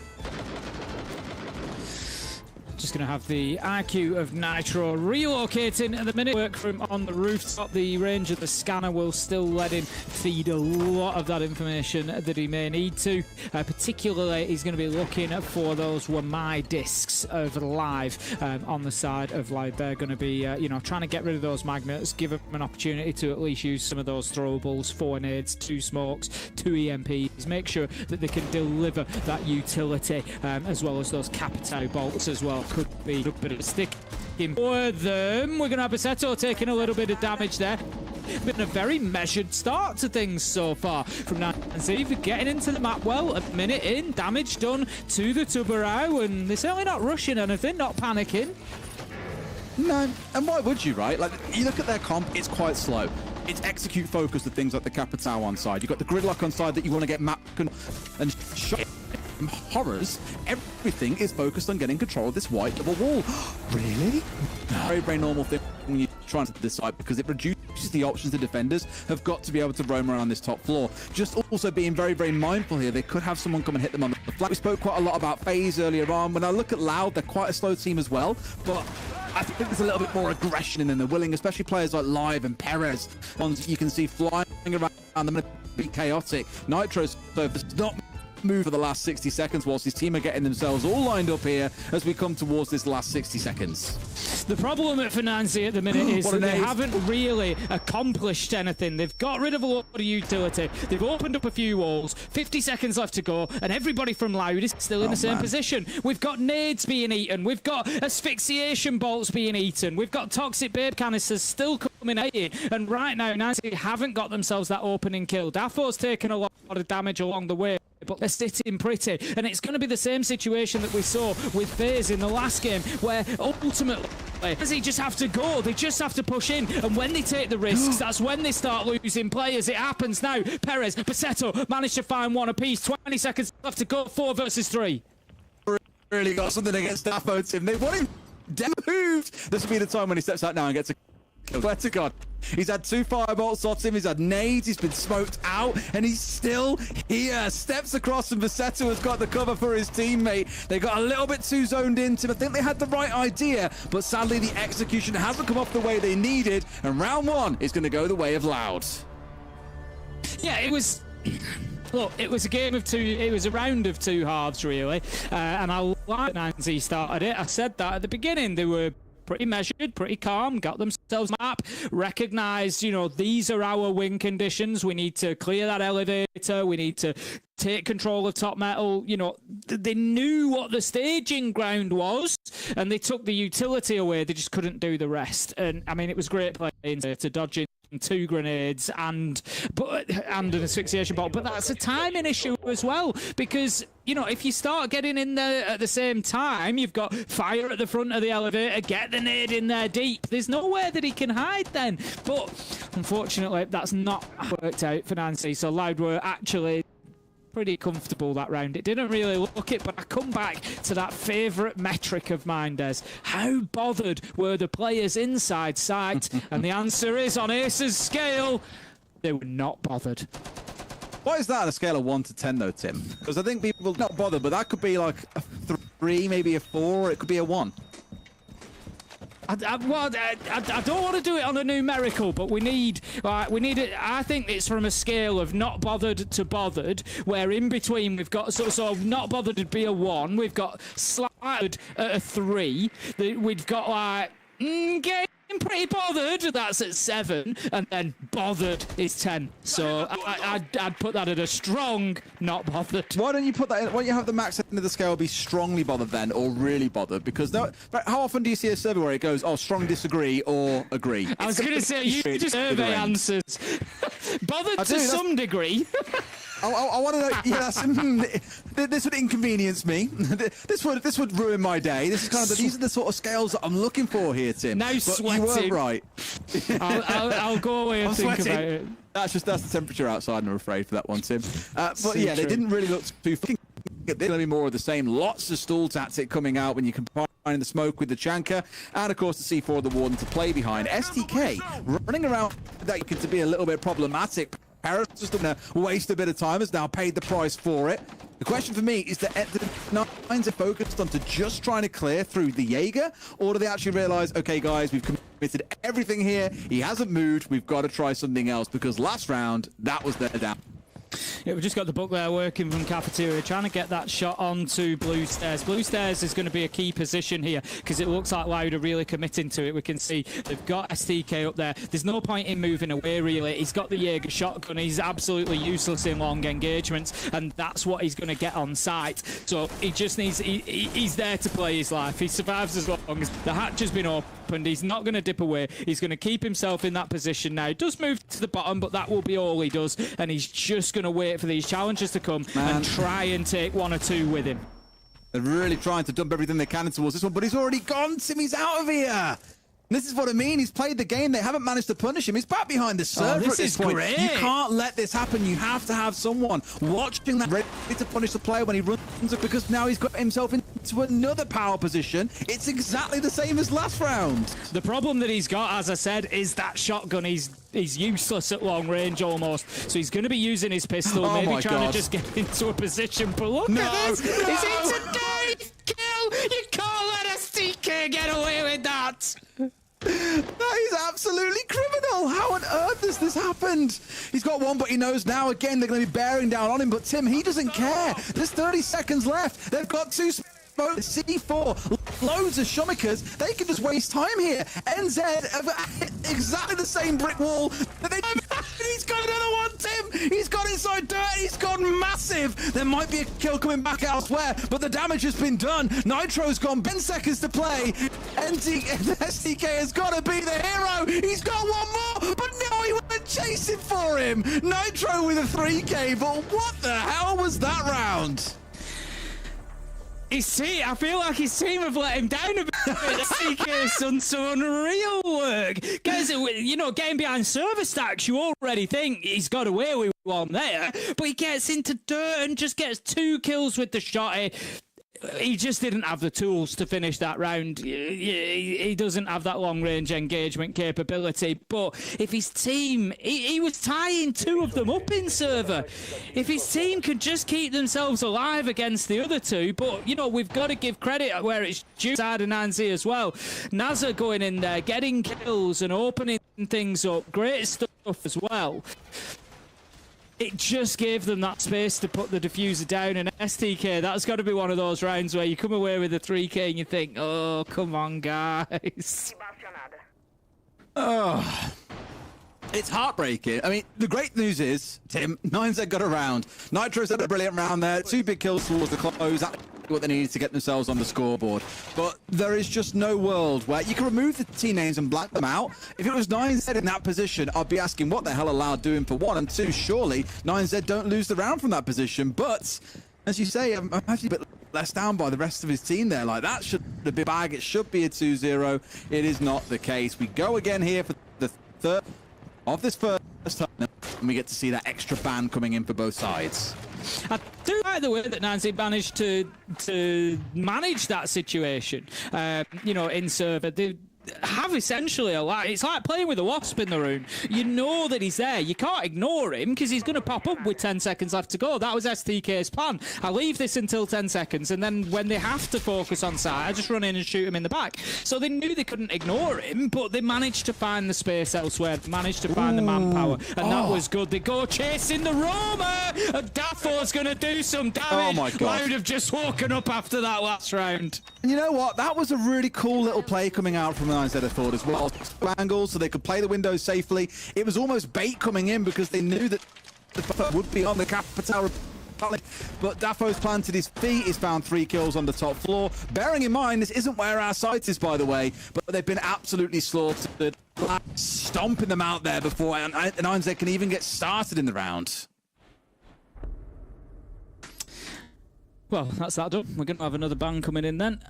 Just a reminder for everybody, we are in our new banning style now. So we've had 2 taken away from each side to begin with, and then there will be 1 additional ban before round 4 off now. Who is it going to be? Will it be Triple Shield? No, it's going to be Grim that will join Monty and Blackbeard, given I think particularly the 9Z haven't really used any blitz so far. More value in taking away the bees, and Azami, I mean, always a super valuable operator, especially on this site, this map. You can get up on that top floor, play in and around stock, make it really difficult. A lot of use for open area and cafe as well. Get inside a cafe and you can again make it very difficult to use use double door. You can attack back through to the other side to open area. So very, very tough when his army's on the board. So no surprise to see them taken away. And Loud are going to have to go at the basement. And STK has got to be saying here, look, if I get 3 kills and we don't win this round, there's going to be trouble. Okay. I'm sure we're not going to have a repeat, Tim. That's the important thing to think about in this one. Loud should start to get themselves a bit more established. They'll look at that round 2 and say, boys, tighten up now. This is getting a bit silly. We can't let this keep on happening. And things should start to return to form. But, Tim, all right. Normally it's a hover. Now we're actually seeing a fuse getting picked up. Very rare that you get to see the operator utilized in most station. We've seen it used a couple of times on Cafe for clearing out a lot of utility and forcing defenders to move around. That's the main reason why you want to bring this operator along. I'm very curious to see what Will has got in mind on where to drop this one. Of course, you're looking towards focusing on clearing out site, but for this site on the downstairs, I'm like, well, where are you thinking? Like, of course, you've got hatches you can play through, but that's about it. Maybe using it on top floor to clear out the ground floor, but that's easy to do. You don't need to dedicate a whole operator towards that purpose. Just looking to open up a little bit of a hole through in towards the top elevator possibly there, or maybe a little bit of intel that somebody was playing in that area. I'm going to see Perez actually downed. Joe takes a little bit of damage along the way, but not too much at all. Safe to be collected, but still the damage is done. That's going to be a good chunk of him missing from the side of Loud. 5 versus 5, and we see Perez dropping away now. They are well aware from this 0 cam that there is one on Hatch, and still alive. We're going to see STK taking a ton of damage before he drops as well. This is good. This is good from the attackers. But again, we come back to that big question of what is Will's point here? What's he looking to try and do? And here we go. One of the hatches being used for the right purpose, Tim. This is what I thought they might get away with, and if I'm sure there are things like Vulcan canisters inside, it'll be great. It'll definitely chew through things like the ADSs, but not forgetting you can just shoot these things out. It will, however, mean nothing can stop this going off now. There's no Kaid, no Tuberal to play nearby, so it does guarantee the hatch is opened up. Yeah, good use of the fuse. Fuse's 2 primary uses are clearing utility space. You're very rarely, especially at a competitive level, looking for kills with those explosive hooks. You're just wanting to force people to move around. That wasn't the case here because you need to have your other lines of sight covered so you sort of flump into your other players. But it certainly was to clear out that utility from inside of sight. So, Nancy feeling pretty comfortable that sight is softened up now, getting those walls opened up. Diffuser is there. It's in position with Will ready to go in behind that fuse shield. They're just waiting for that Vulcan canister to burn out, and they'll having, it's actually the Shankar, isn't it? So that's going to continue coming in, but we know how hit and miss those can be. I mean, now they've used the fire coming out of Nazar as well, so they've got it down what they need to. This is, you know, a lot of their focus, this utility is what's been poured in here. Now we've got the plant going down as well, so they might get away with it. They've got to go fast on the C4, Tim, it comes out. And time, they managed to get rid of, well, it's the fire from Live that picks up that kill. The Shankar finally coming to life and finding the down that they needed. 15 seconds to play, and 9Z need to explode into the site here. Yeah, they've managed to collect the diffuser, so it gives them something at least, but the capacity to make any ground get in behind that bomb chassis. However, taken out by Bisetto, that's likely going to be the kill that wins the round. 2v1. Live picks up the last, and Loud do this time hold on to that server site. But I tell you what, they were still run pretty close at the end. Woo! That's an interesting one, because for me, with how it looks there, Loud have just set up and pulled off a perfect defense. They've locked in on the utility. They had a read on everything coming out from 9Z, yet 9Z was still like so hell-bent on forcing it all through one angle, and then very, very last minute in the round, one player drops down towards main stairs through the hatch. You need more side pressure. It's why so many teams, players, to either attempting a backstab through garage, which is definitely more rare these days, or trying to push yourself down main stairs. Think about the times you've seen 2 or 3 players forcing their way down there and causing bother. It was why Handy in our last game managed to get away with a big 3K. They took their eye off the ball for a second. But I feel like 9Z there have just sent far too much in one direction and paid the price for it. They've got themselves up 3-1.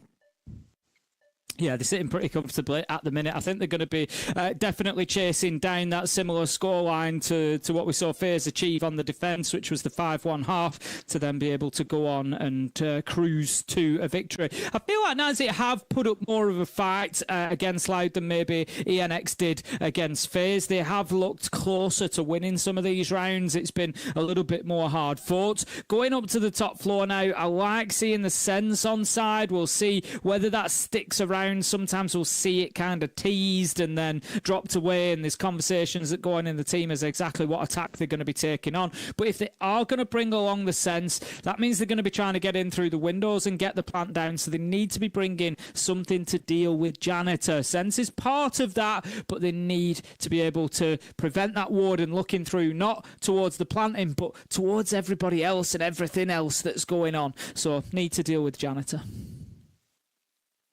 They need to deal with a bit more than just Janitor, Tim.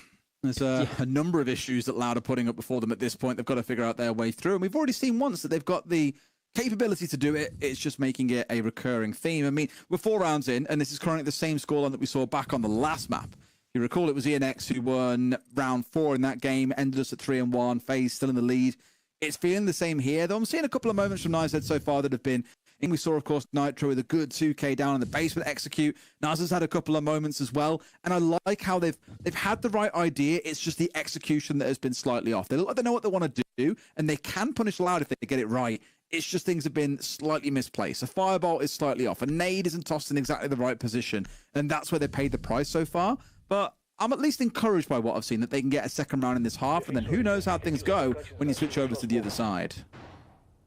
Up to the top floor we go then, and as I say, watch for that window play. I would expect last time we saw Nazik come out and try and take hold of the staircase, try and take hold of that side of things, elevator, top spiral, and get themselves in from there. It wasn't particularly successful, so it looks like we might be switching things up a little bit this time. I'm looking at the ace. That's going to be still used to open that Cantor wall to give you the view down towards vending machine. Just really cut off any rotations around stock, anybody playing there, trying to get themselves back into sight. Done. It opens up your approach to Janitor a little bit more. So I would like to see them get in there. We've got the Hibana being brought along as well. So double ranged hard breach. At the minute, I would expect them to be opening square walls as well to try and support that push through the windows. I think even having someone on the window looking to play like the Habana for a bit of bother from there could be a great shot as well. Just trying to open it up. Let's Tim keep them constantly guessing on where the angles are being held from and what free kills could fall in 9Z's lap. Thing is though, I'll come back to what we saw on the last map between FaZe and ENX. It all came down to the Bandit, and we've got it coming in here this time round on Daffo. He was the one who was able to survive inside of elevators for free. It's going to be a similar sort of thing. You've got the 2 Brown, the Wilmar up there as well. So 9Z have got to full send everything. They're trying to clear out this part of the map. I don't think they'll get away with it again. I just think you're going to find Loud dig extra utility they've brought around this time to protect Daffo and make sure that wall can't be opened. Well, they've got a big problem now as well. They've lost the Lion. Tuku went in on the Lion. I think it was top square. It was going to be his job to try and pressure in towards Janitor, I would imagine. So not only have you lost your E1D scans, you've also lost your pressure that was going to come round from stock side. So now you've got 3 on windows, just trying to brute force it from there. And Loud are pretty happy, I think, to just sit behind the utility that we've got. As you can see, we've got STK in here. We've got Perez on the Warden as well. He's going to be supporting inside a Janitor and just making like a brick wall, really, for them to run into on the attack. And again, you know, we've had the Sense Gadget deployed. Nothing has really come at the back of it just yet. We're halfway through the round. Feels like they could be stalling out a little bit with the loss of that Lion. Big one was, Tim, for me. They already used the first Sense light wall at about the 2-minute remaining mark. They've given away what their game plan is for the round, what the X factor is in making an execute happen. And sure, those light walls recently, you know, buffed quite a bit. You can now, they're no longer Warden's vision. Very, very powerful when used the right way, but that power is diminished when the first one comes out and they know what's going on. So I just worry here. They're going to step into a C4 coming flying, a couple of smokes coming out from STK. They've got all the tools they need here on the side of Loud to make this happen.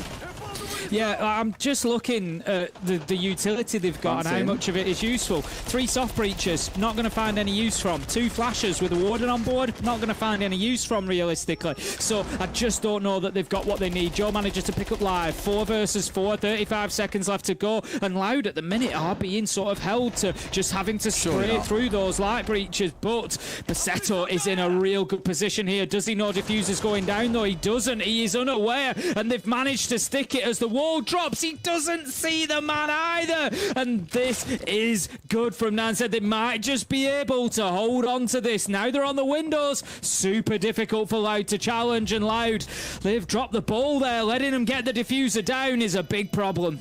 We said to him back at Reload, like, you're not going to see teams going out of windows anymore. It's pointless. And then we saw a couple of teams do it and actually get kills off the back of it. Here we go, though. They're trying to find one. Diffuser's going on through, but no, they're not going to be able to get away with it. Perez, try as he might, is going to be shot on his drop down. Nitro getting a couple of kills to close things out. And 9Z get that second that they were trying to find. Good stuff. Yeah, that was good from them. I was very concerned when they lost the Lion early on when Tuku went down, and you know, how are you going to deal with Janitor? How are you going to prevent those players from having an impact? But as you quite rightly said, you know, using that sensibility to prevent the to prevent the Warden coming into the game was a big part of it. The Warden obviously was still impactful in terms of the flashes not mattering, but couldn't do anything about the diffuser going down. Baseto had a really nice sort of flank from Banana as well. Got himself into a good position, but just didn't know that the plant was going down. So too little too late from Loud, and they suffered the consequences. That is a second lost round, but in all honesty, I think if they come out 4-2 they'll still be pretty happy with that. Agreed, yeah. I mean, can they get there is now the big question. I can see a world where 9Z, I mean, look, last time we played this site, it was that massacre up on top floor from Daffo. We didn't really get to see the round play out. So 9Z could be cooking something here. I'm hoping there's something crazy coming along. I'm seeing, for example, the Nook. I'm seeing the Capital. I'm seeing the Blitz. This screams to me similar to what we saw from ENX in our last game, when Sexy Kate managed on the Blackbeard to get inside a kitchen and be in a really dangerous position. If Nitro can get in a similar spot again, it does open things up and make it really hard for Loud to sit and defend. However, as we've seen from 9Z a couple of times throughout this half, Tim, they get a little bit stuck on trying to solve one problem, and it can see them come undone. So I really hope they don't get themselves dragged into too much of a firefight on this top floor. If nothing else, read that they're not on site and look to try and hit them, hold the angles if you need to.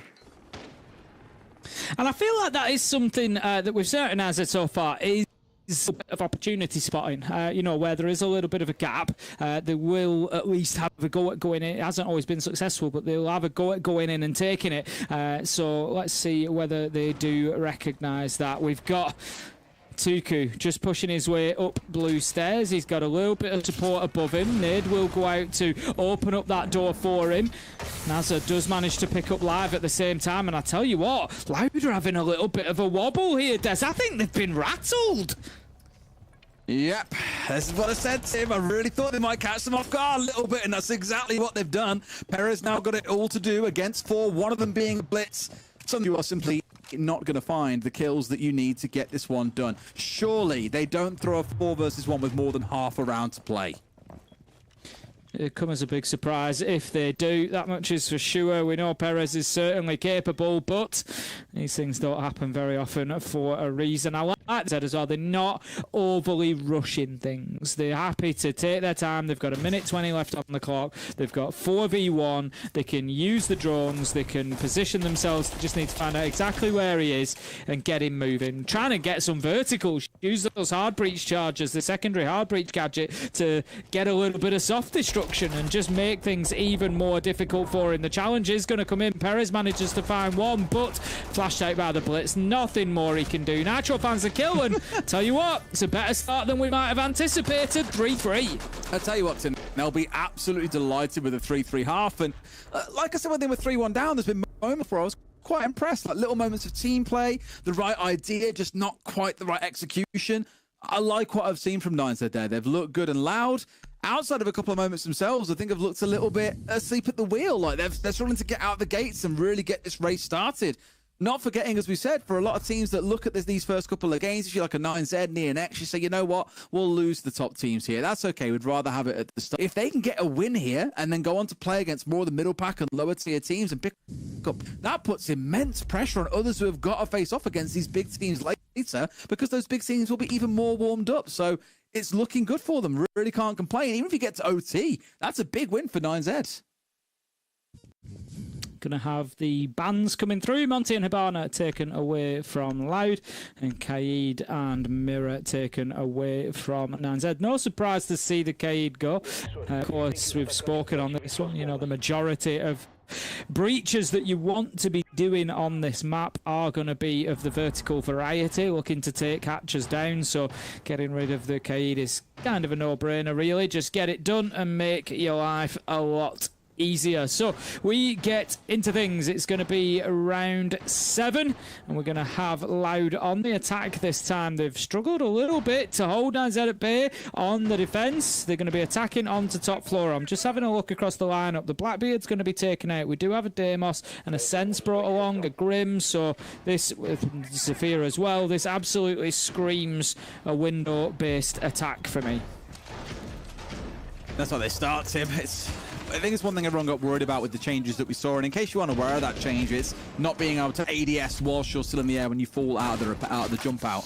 And so where you used to see that a lot on this map, and it was one of the primary ways to defend this site, that's no longer a thing. And so top 4 feels really hard to defend as defenders, but interestingly, haven't really seen a pick rate drop off so far. Like, teams still love going there as their secondary site. Basement is still, unsurprisingly, the most preferential site on the map overall.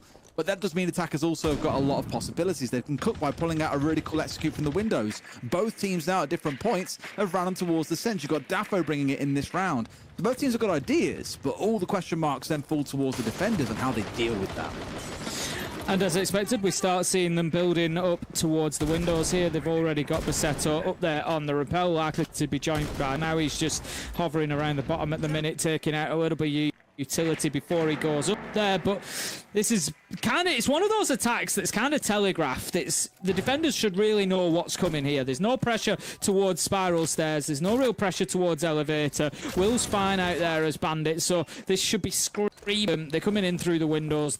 That's where we need to deal with. That's where we need to watch. Question is, can you do anything about it? As we said, as we saw, very difficult to go out of the windows now. So it's one of the big deterrents of using this attack was people throwing themselves out of the window. So now, what can 9Z do about it? Okay, well, let's see how things play out here with half a round still to go. No one has fallen down too early, which I think is a key thing. We remarked on it back in the FaZe game earlier. It was a very slow burner for the first few rounds. Some of the first kills only really coming in the last 45 seconds of the round or so. But now that the utility starts to get dumped in, mainly looking, of course, towards these Grimbees. A very, very popular operator for a lot of top teams. Just helps you gain control of parts of the map very, very quickly without necessarily having to focus on droning it out either. That, alongside the Deimos, gives them a lot of information. Enough information, Tim, that they feel they can get the diffuser down here. Nitro's in a good spot, and a C4 over the top is all they need. I did wonder for a second, hey, there's reinforcements there. How does he stop this? Well, Tim, if you can't go through it, you go over it, and they've managed to completely shut down this loud attack. It's fair to say that I've been banging on about Janitor a bit today, Tess. And that's exactly why they didn't deal with the player in Janitor, and Nitro was able to prevent them putting that diffuser down. And right now, Loud are likely to find themselves on the back foot for the first time inside of this matchup. They're going to go behind. It's now 1 versus 4. STK with it all to do. Tuku took a little bit of damage along the way there, but otherwise, everybody's still full health. 20 seconds left to go. This one is done. Defenders managed to get the win. 9Z 4-3 in the lead. Are they going to make me eat my words? I mean, they may well do, Tim. I said this at the start. You sound so pessimistic today, my friend. You love a David versus Goliath underdog story. I mean, I'm loving it. Don't get me wrong. I just didn't think it was going to happen. I'm still not convinced, but they've certainly, out of the new teams that we have seen so far today, I think it's fair to say that they have certainly looked the better of them. I agree. I mean, ENX also come up against arguably the best team in the world. Like, I know Furia always holds that title. I get it. But FaZe are current reigning world champions, most consistent over the last 3 or 4 years, as we've remarked. It was a real tough game to ask. And where I don't want to take away from 9Z here as well and make it more about Loud, but Loud are not playing at the standard that we saw get a top 4 finish recently. This looks like a team that has, I don't know, crumbled in areas they really shouldn't. Like, it sounds so simplistic to say not hitting their shots, but for a few of the players, that's very true. How often do you see Live putting up a game like this, no less against a team of players that you would say, aren't top caliber competition right now? And again, I don't want to take away from 9Z. They're playing brilliantly. They're doing really, really well, but I expect more from Loud. They are not playing at the standard we're used to seeing.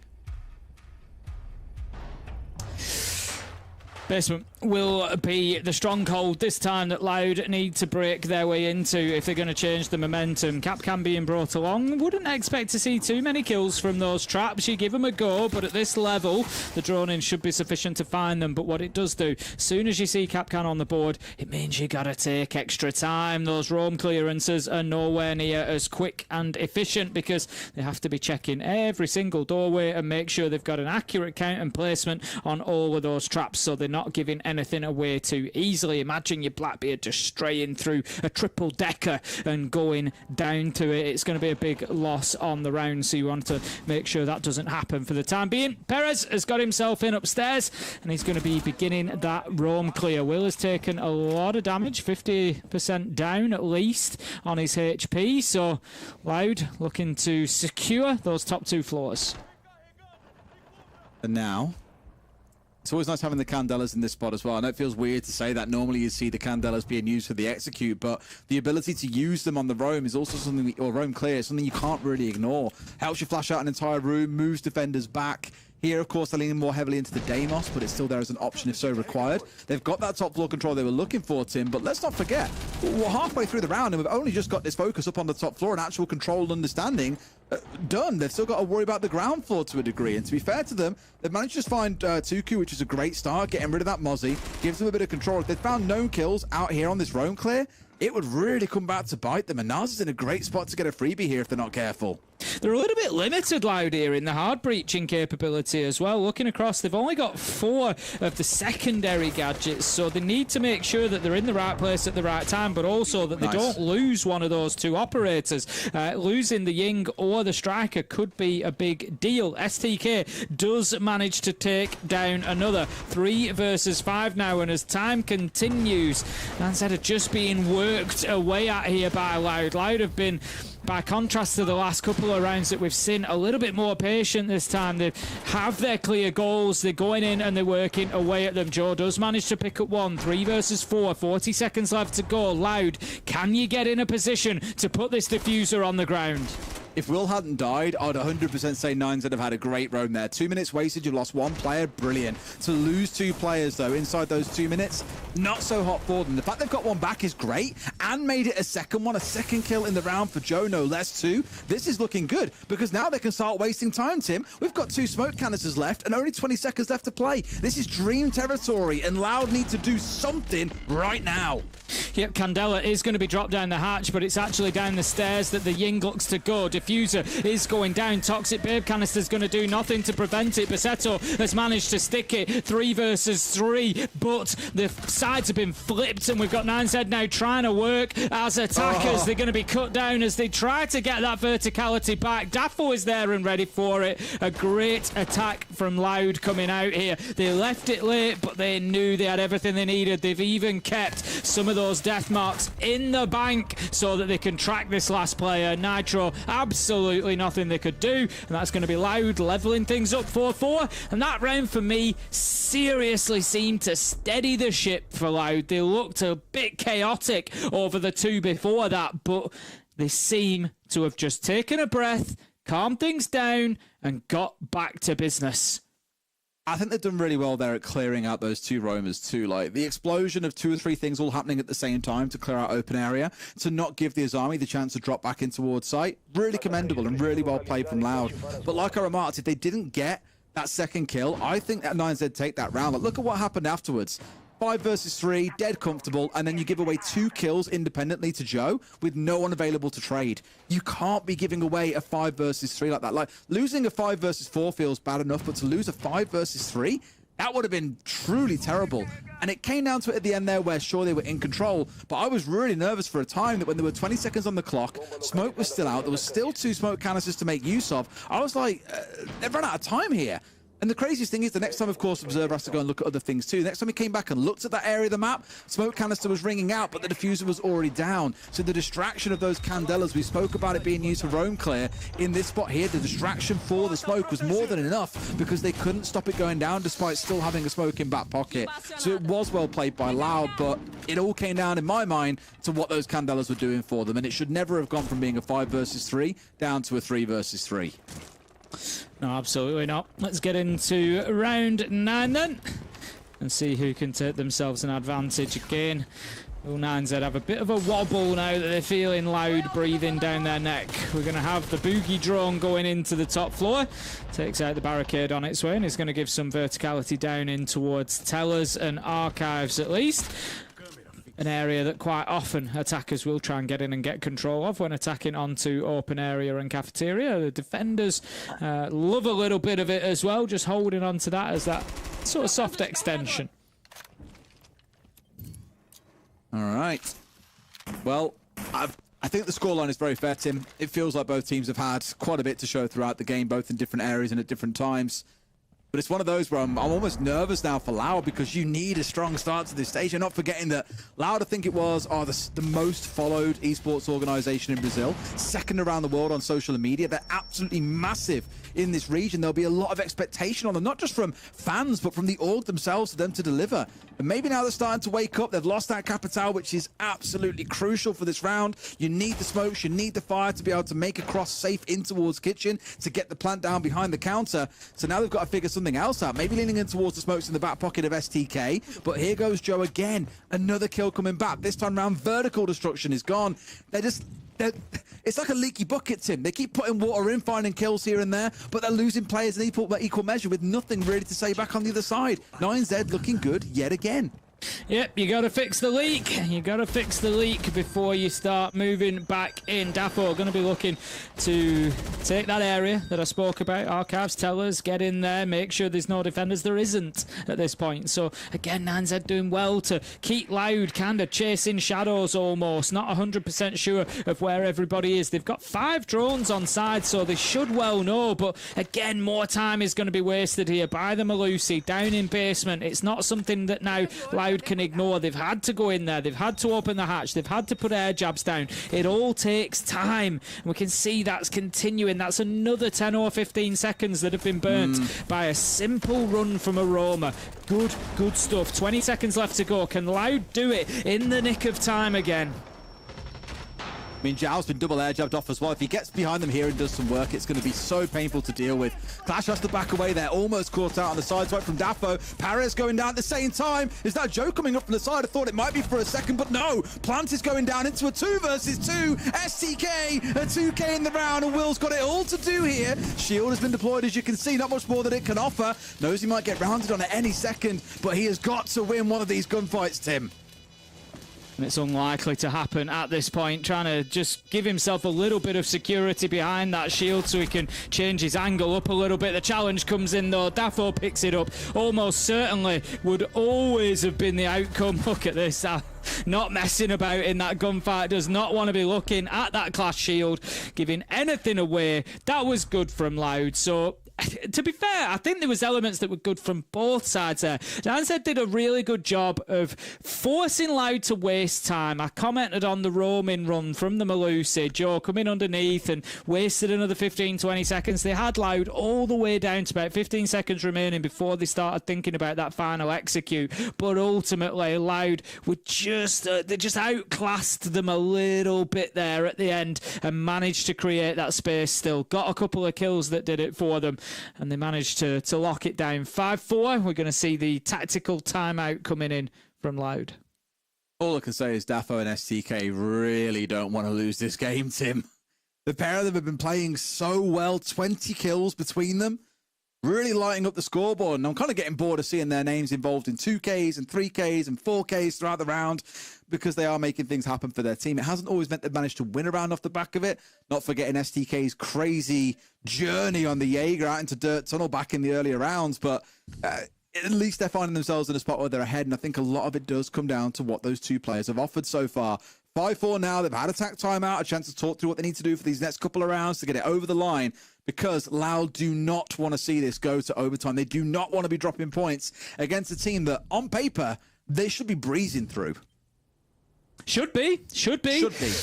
But haven't been so far. Look, it's the first day. There's always one of the new teams that steps up and surprises us. And I think, 9Z are certainly doing that at the minute. Like you said, maybe it's not quite FaZe. We know that Loud can sometimes, this roster has had up and down days occasionally. When we saw them, as E1, as Raz Company Academy, and coming through to Loud. So we have seen it from them. But, that being said, 9Z as well, just having a really good day so far. I think, when you look towards the, if you discount your FaZe, your W7M, your Furia, I think that they could, just based off the first play day, certainly be taking points off some of those other teams and fighting around that mid-table for sure. So definitely one to watch here. I'm impressed with them so far.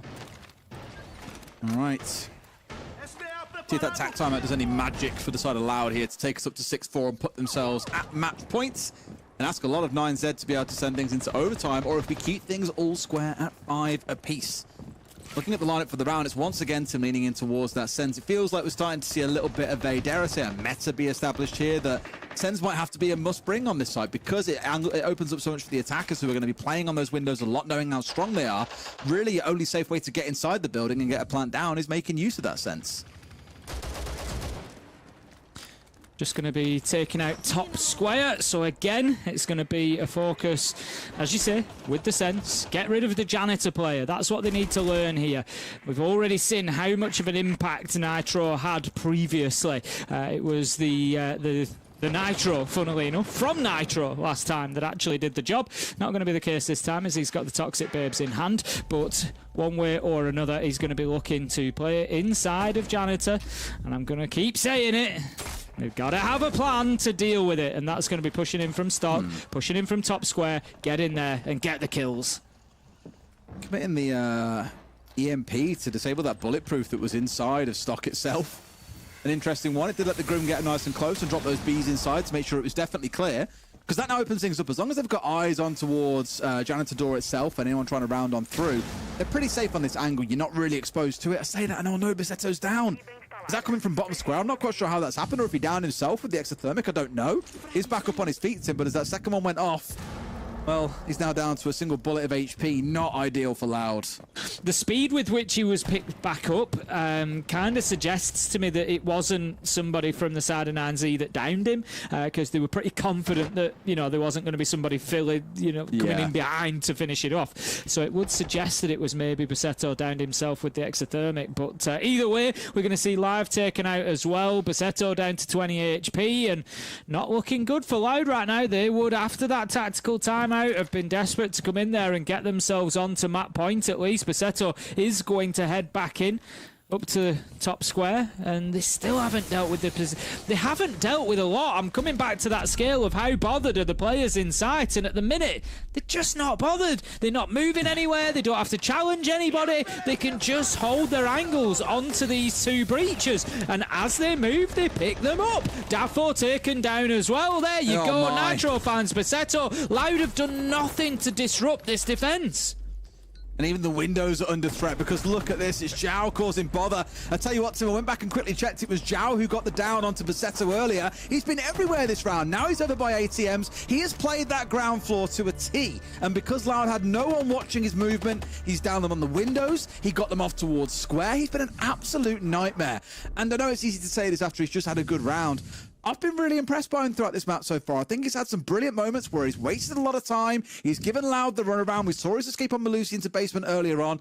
Looking really impressive. And the thing is, it's not just him. There's players like Nitro that we've seen had those moments. Naza as well. The other two maybe a little bit less so, but definitely promising spiky moments coming out of this 9Z team that I'm really enjoying seeing. Down to the basement we go. I'm going to try and hold on again. I don't want to say it didn't go well for them last time. They didn't win it last time. Loud were able to get in and get the diffuser down, but it was certainly close run. So I think there's definitely some work that 9Z can do here for sure. I think it's certainly winnable for them. Whether they're able to lock it down or not, time will tell. But the big question I've got so far is, are they going to play out on the run? Or are they going to turtle up a little bit? The Vigil would suggest that we're going to see at least one player up on that top floor. Now, we need to see him wasting a lot of time. Getting a kill or two would be wonderful as well. It's going to be supported by some Valkyrie cameras. This could be a really big play from 9Z. They're kind of committing to the rest of the map, to wasting as much time for Loud as possible. I really like this though, because for the most part across the map, it has been a bit more passive, kind of wait for them to come to you and then look to get aggressive. There hasn't been too much in the way of actually trying to go to meet them when they get inside the building. And having things like the Valk info, like the Vigil, like the Oryx, this is a statement of confidence from 9Z, and I love to see that they wanted to try and break Loud down here, not give them time to get comfortable. If nothing else, Tim, they want to give them the runaround across the entire map, but they've got to contend with a nut that can stab them in the back at any second, and the roam clear of the Dokkaebi and the Deimos together. Such a potent pairing that they've got to be very careful and play together if they are going to be out on the roam. Working his way into garage here is Dafo on the knock. And it's, I mean, you know, it is another possibility. If they start chasing these roamers back quickly and they have Dafo in position on the knock, may well catch them at the bottom of main stairs if they try to transfer across towards red, for example, in this sort of position. Or alternatively, he could even be in a position to make a move and push up and get aggressive here if Loud are feeling like they've got sufficient control of the map. As it stands, they're confident that they've got the top floor, so they can now start working their way towards server. They are going to have to deal with server. And now they are aware of Dafo's position as well. Doesn't manage to find his kill. Nitro picks him up. Live 1 to 2Ku. And that's going to leave us now 4 versus 4. But Dafo's idea for Loud of sneaking in there on the backside, creating a nuisance, it's not paid off.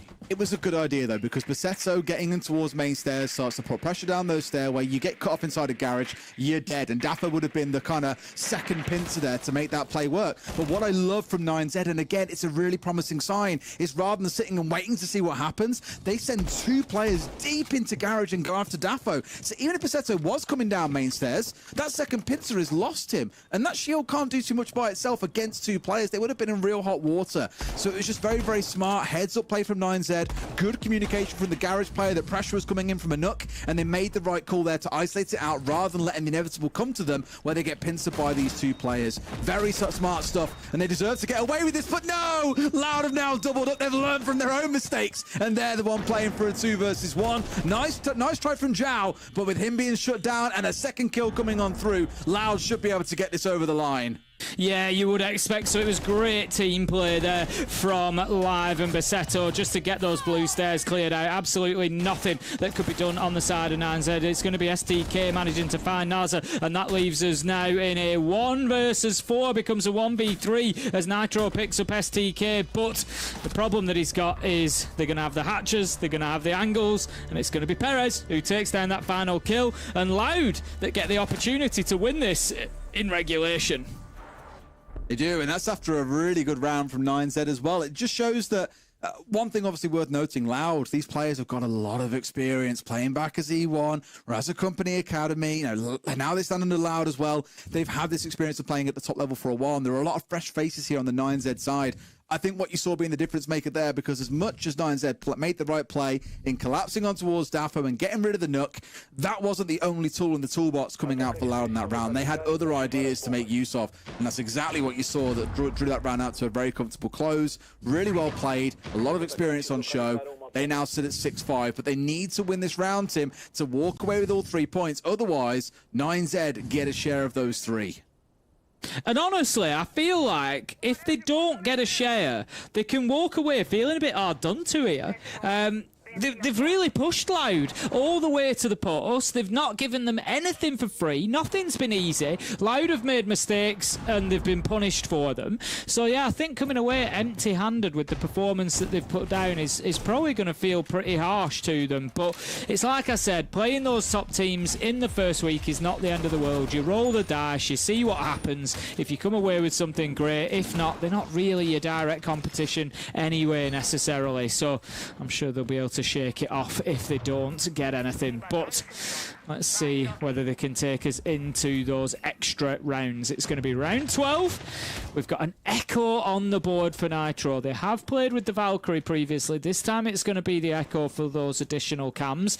A little while since we've seen, you and I at least, as Echo have a really big impact on a plant or something like that, but we know how effective they can be. It's been a long time, and I think the only time we have seen Echo have a big impact has been on like Cafe Basement. Because there are so many little areas that you can tuck away those drones, bring them out in the late round, cause absolute chaos. I've seen it many a time, and also because it dictates that you have to full clear the entirety of Cafe, which isn't the easiest at the best of times. On this map, have I seen one used for a while? No, at least not to the effect that we're hoping for. I seen a couple of players like took them away inside the desk inside of site itself down in the basement, but that's about as far as things have got. So not expecting to see a massive impact in this round either, but let's not ignore that it is still information, because you can see, for example, the drone they're currently on is sat up on that second floor. It's extra intel, it's mobile intel when you haven't got a Valkyrie to bring along, or just want something that you can move around the map. Tuku's just going to send that Nitro up. Will not be successful.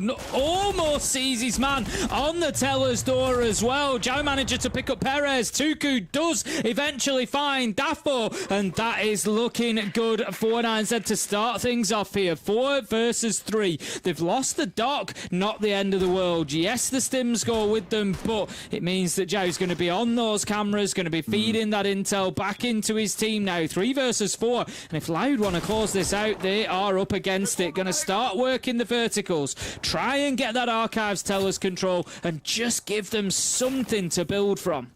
You talked about the dock, Tim, but let's look at the other side. Losing a Deimos and a Dokkaebi, that's all your own clear.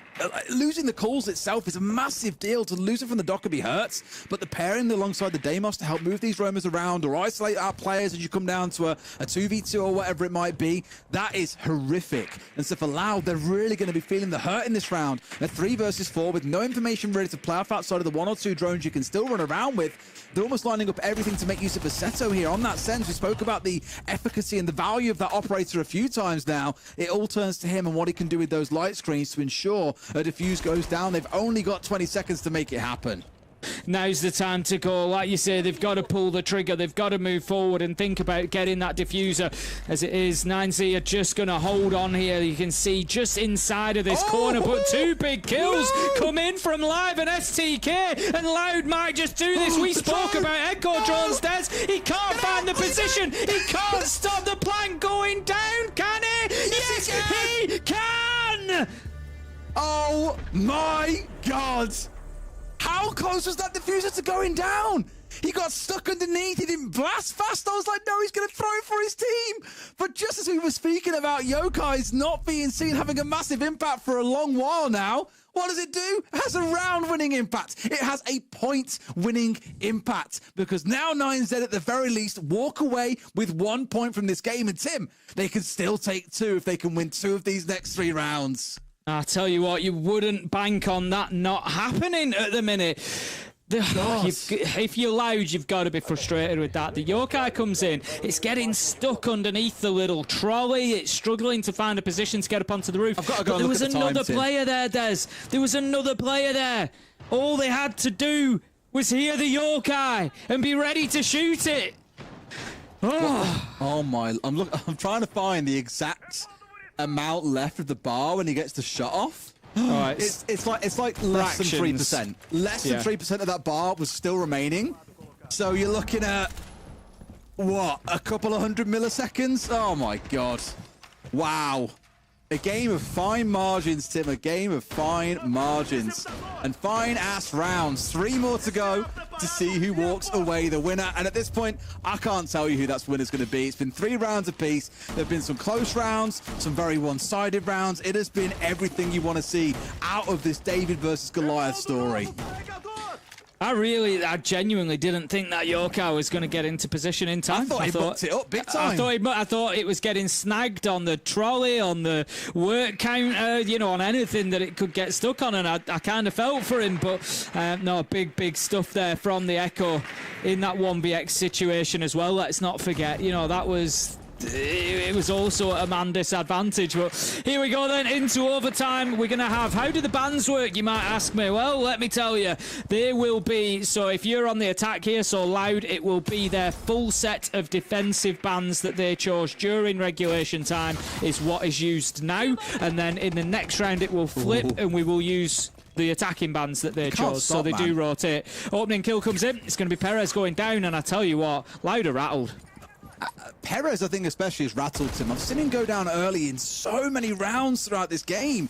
Like, I know it's been the entry death, what, 1, 2, 3 times across the first 10 rounds he was the entry death. I can't see the stats for the last couple, but I know that he's been picked off a lot across these rounds very early on. And losing that Zofia when you've got a castle to deal with, for example, when you've got Kiba barriers to chew through, shields to work through, now all of that pressure goes on towards Live, and he already used a few of those Roteros quite early on to get rid of things like bulletproofs. So they're going to start losing the ability to clear out this information, or the utility, sorry, and they've already got 2 kills here. Yes, the trade is there, and I will commend Loud for that. Their trade play has been really good throughout the game, but it doesn't change the fact that you're still losing players early on. And I spoke about it before. Who have you lost? Your other soft breacher. This now really stings for Loud.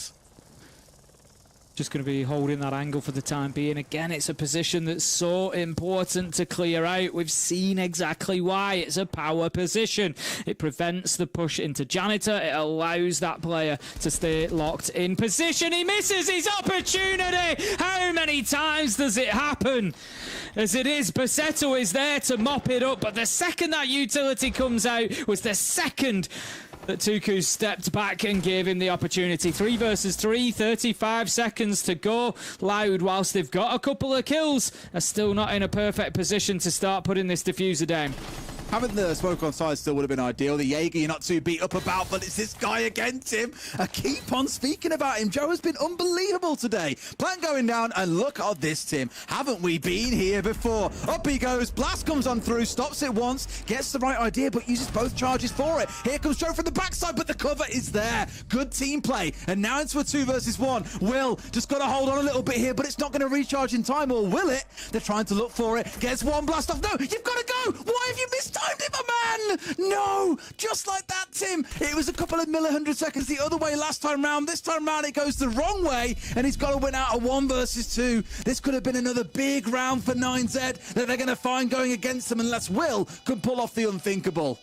You got to think that Loud are going to feel like they were owed that one. There's a couple of seconds, milliseconds, as you say, going their way this time. You think, from Will's perspective, surely you've just got to be spamming that button so it stuns as soon as it's available. He's going to get in there and try to just tickle the diffuser a little bit, see if he can encourage a bit of movement, but unfortunately for him, that's exactly what he encourages, and it leads to his own death. That's going to be Loud taking the first round of overtime. On the attack, they now move to the defence and find themselves with a reasonable advantage, you would have to say, to lock this one out and get the lion's share of the points. Ooh, you would, but it's been a it's been one of them games. It has. You just don't know which way each round's going to go. That was a heartbreaker, I feel, for 9Z. Did so many things right in that round. Zhao once again was an absolute terror, tearing so much away from them. But like I said back during the second half, Tim, experience comes to the fore. Loud, really good flank watch. You know what? It sounds horrible to say this. It's rare that we get to put a lot of praise on Veto there, but he did do a lot right in that round. Down to when the execution was coming on through and making sure that the plant went down, to then having off on the cover as well to stop Zhao being able to get the punishment coming through afterwards, to getting the closing kill in the round. He did a lot in that round to make sure the team was successful. And often it's these players that go by relatively thanklessly. You're either being 3v1'd or you're, just there alive at the end of the round when your team has already won. But he's done a lot for his team there. So whilst him, Perez, and Live have had a pretty difficult game in comparison to Dafo and STK, those are the kind of moments that can win your team the game. Could be our final round here. Loud might, I think it would be fair to call it, limp over the line. Might just get this done. They've certainly been run the distance, but now that they're on the defence, you've got to look at it and say it was 3-3 in each half, but you've got to look at it and say that Loud should be able to lock this one down. It feels like one of those rounds where you just need to cause enough problems. Just give them enough to do. Waste their time. Give them things to solve. Give them puzzles to work their way through.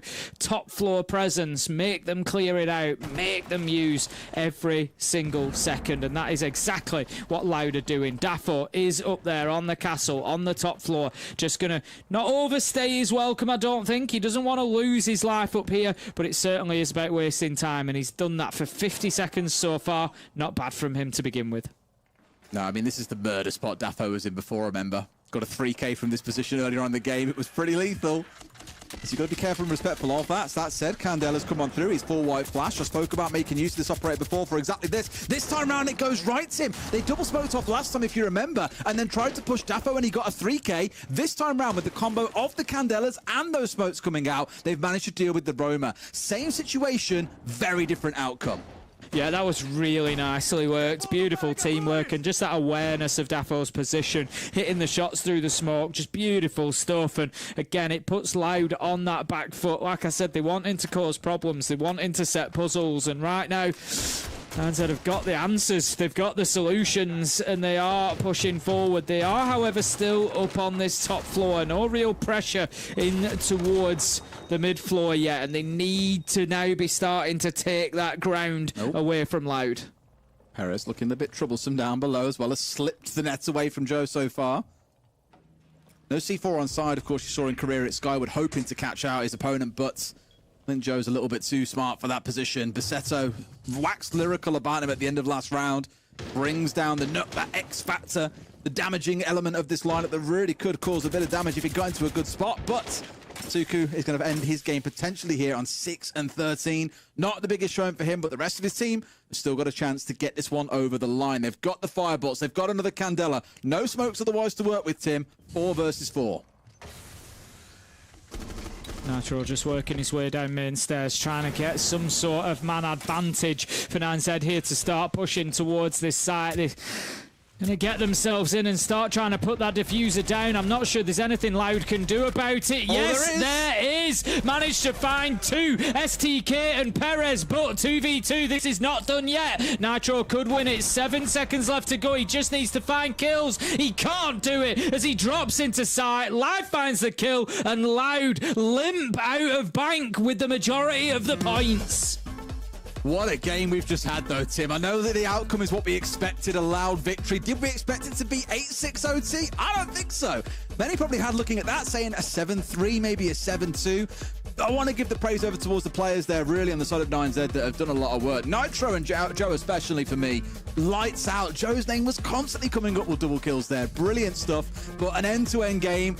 100 milliseconds in a couple of those rounds really made the difference too. That's the kind of stuff you want to see from a game of Siege. Oh, it was edge of the seat stuff, and it's just made me come away from this thinking, right, I want to see more of Nancy. I want to see them play more. I want to see, you know, what these players can deliver. We've seen a few of the names in lights at moments there, and yeah, definitely one to watch tomorrow as well.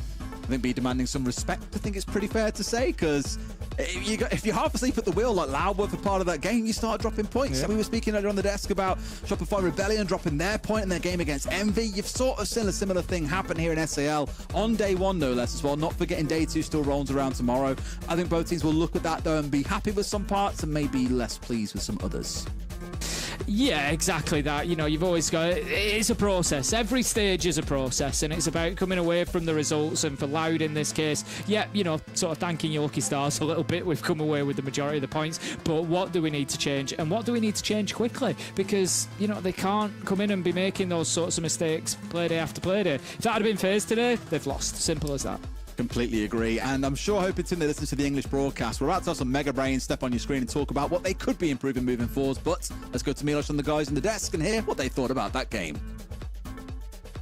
Gentlemen, it cannot be a Designates cast without having it go to overtime. And that's exactly what we had here. Loud closing it out, but 9Z, a great showing from them, aside from that one round with the Echo. Really gave me flashbacks to those APAC playoffs in 2021 of Fnatic versus Chiefs.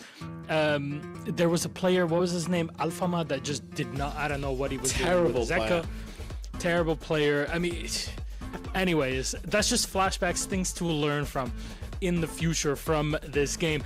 Though, I think it's clear what we have to say here. Loud won, great. They got points out of it, because it's still a win in overtime. But 9Z had an incredible showing in the opening game, Leo.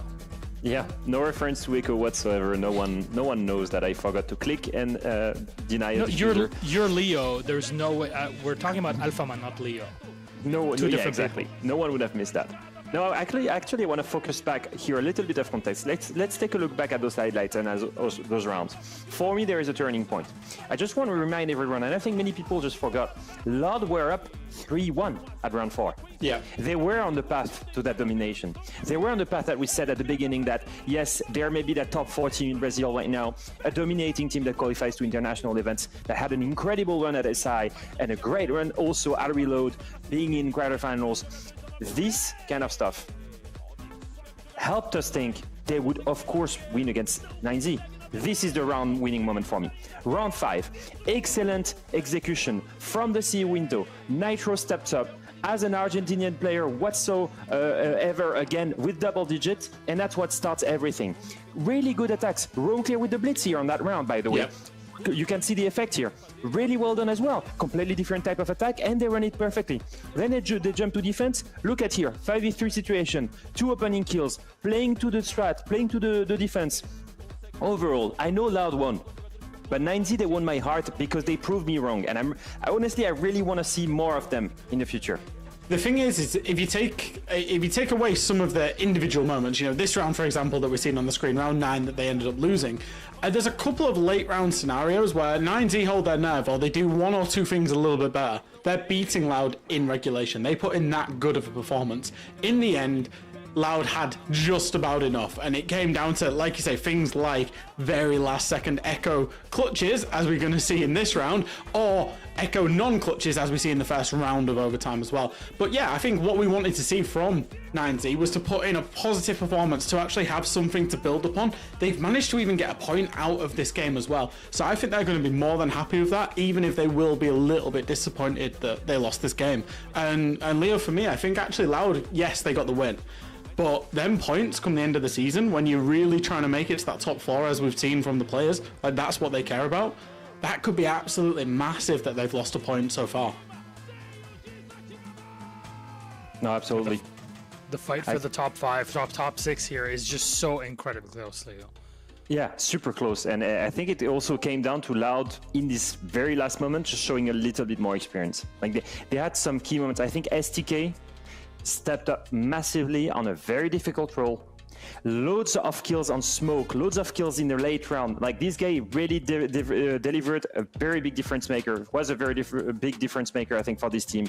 And this is the difference, you know, in taking it in overtime and taking these 2 points rather than losing one. Well, actually, you mentioned SDK. We're gonna have a chat with SDK in our interview. Let's bring him up.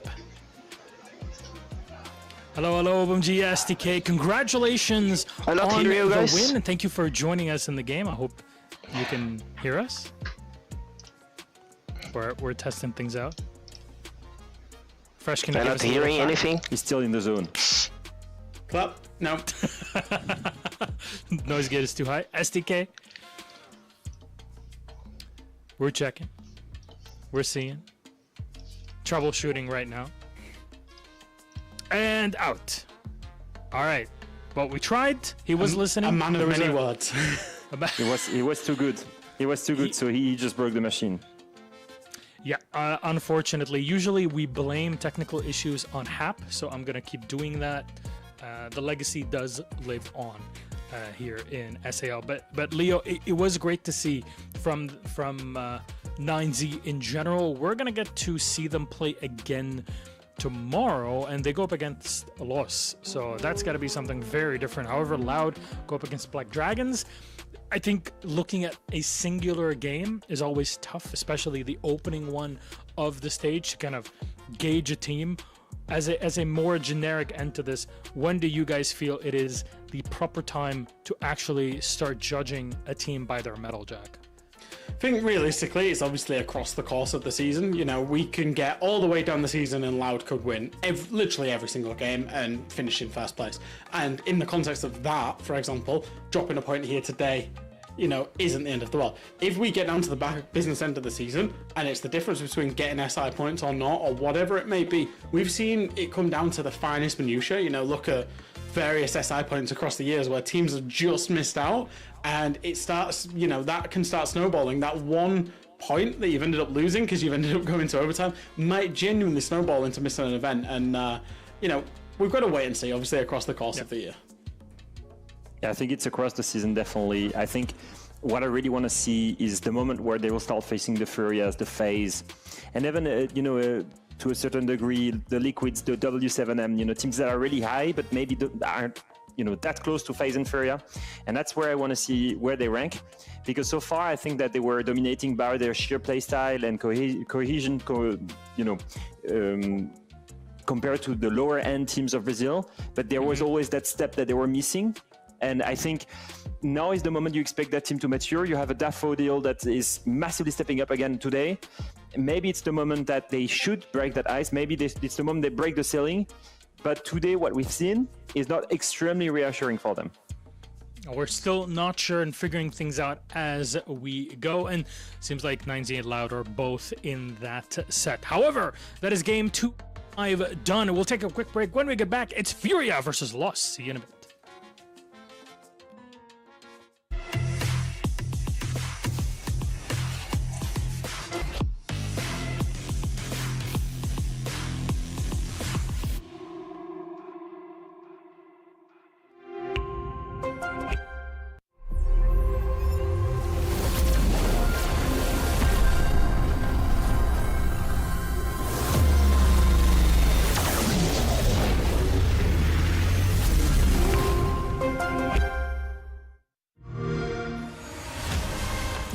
They say it's not the destination, it's the journey.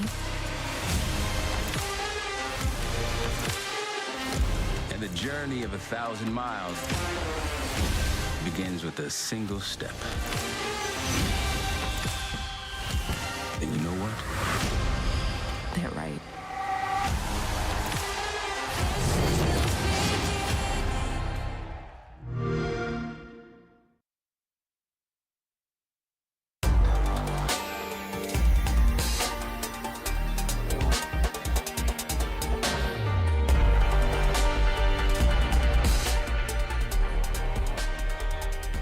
Again.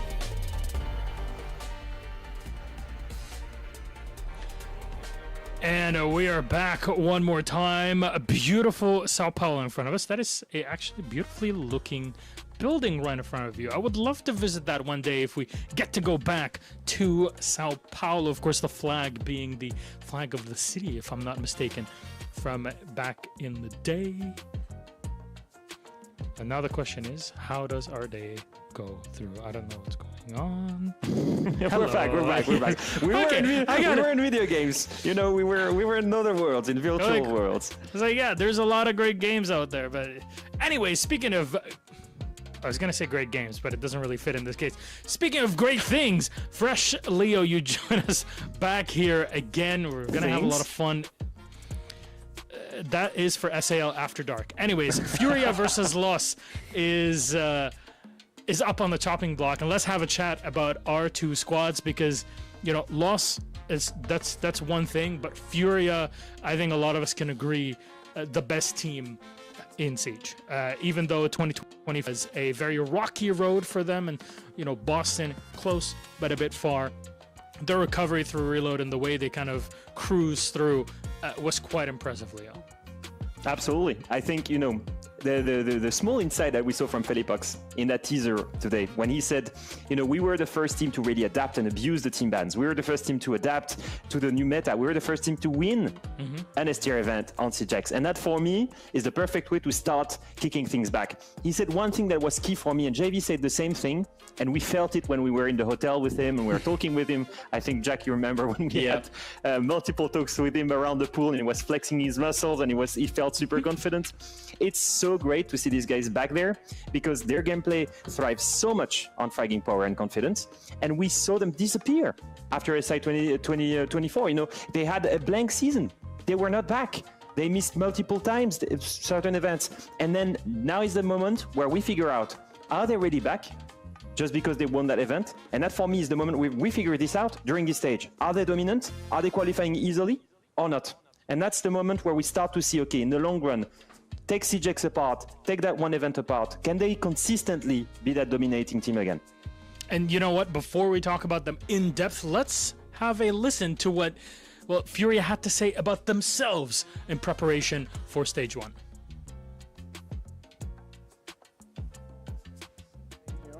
Pra trocar tiro. E é isso, chorou.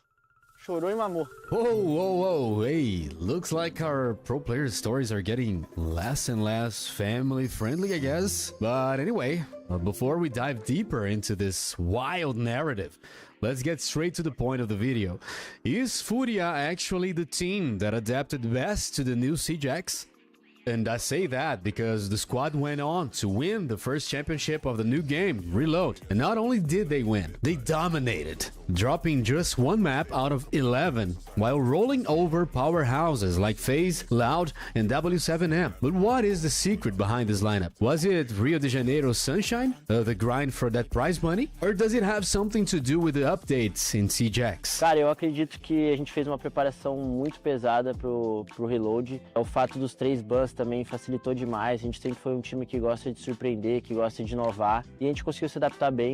E, igual eu falei, a confiança voltou também. A galera tá bem confiante e isso ajuda demais. O principal foi o sistema de bans, que a gente conseguiu ler de uma maneira muito boa. Acho que mais rápido que os times ali. Acho que todo mundo correu para para um caminho mais fácil e mais óbvio dos bans, e a gente foi para um caminho meio diferente dos outros. E acho que isso foi o diferencial para a gente nesse campeonato. Oh, so we've got a solid answer. The new operator ban system. For those who don't know, the operator ban system also changed for competitive R6. Before, teams would ban 4 ops at the start of each map, but now there are 6 bans until round 6. Then the bans reset, and we get 6 new banned ops until round 12. There are still some details for overtime scenarios, but you get the idea. The way you strategize can shift big time mid-match. Of course, this only works if teams are smart about developing their strats during scrims. Speaking of scrims, hey JV, can you finally tell us the end of the story you teased at the start of the video? Does it have anything to do with the reload prep? Então, o Alemão até fez bootcamp aí, né? A G2 fez bootcamp aí em São Paulo antes do reload. E antes dos treinos ali rolava uns lobbyzinhos de TDM ali, todos contra todos. E ele ficava chorando que não conseguia matar os brasileiros.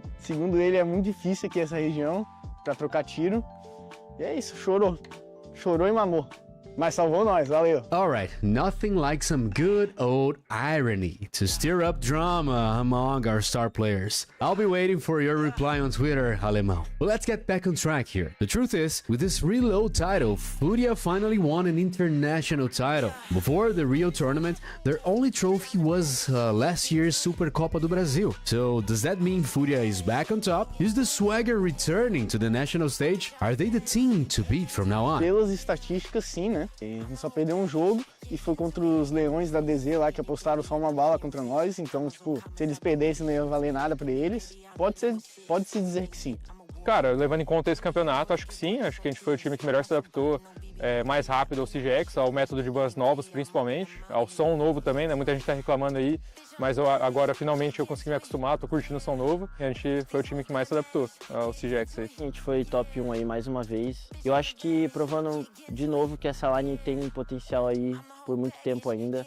Todo mundo achou que a gente não ia voltar, a gente voltou ainda mais forte, então pode sempre esperar o melhor dessa line, por mais que às vezes o desempenho não seja do esperado, pode sempre esperar o melhor. Okay, but what about SAL? Sure, the Panthers crushed it in their Supercopa do Brasil, but they're still missing a major regional title. Is this their moment? Or will Furia make it to the finals just to choke again like they did against FaZe in 2024? Bom, acho que a Fúria chega bem confiante, acho que foi um campeonato muito importante pra gente ir pro restante do ano. Vai ser um ano com muitos campeonatos, bastante corrida e acho que começar o ano ali já ganhando o primeiro campeonato aí vai ser muito bom pra gente. Cara, depois de ser campeão do Reload aí, estamos vindo muito confiante para conquistar essa vaga aí pra WC. Como já disse em outras entrevistas, a gente veio pro Reload com o foco de treinar mesmo, tipo, de usar o campeonato como um treino do CGX, o primeiro campeonato do CGX, e acabou que a gente viu que nosso método de trabalho, nosso método com os bans novos, o jeito que a gente tá lidando com o jogo, tá muito bom, não à toa a gente foi campeão, então a gente tá vindo muito confiante aí pra esse split do Brasileirão. Alright. With that, I am signing off with a POV of a pro player who just won Reload. Good luck to Furia in the South American League. Thanks everyone. See you next time.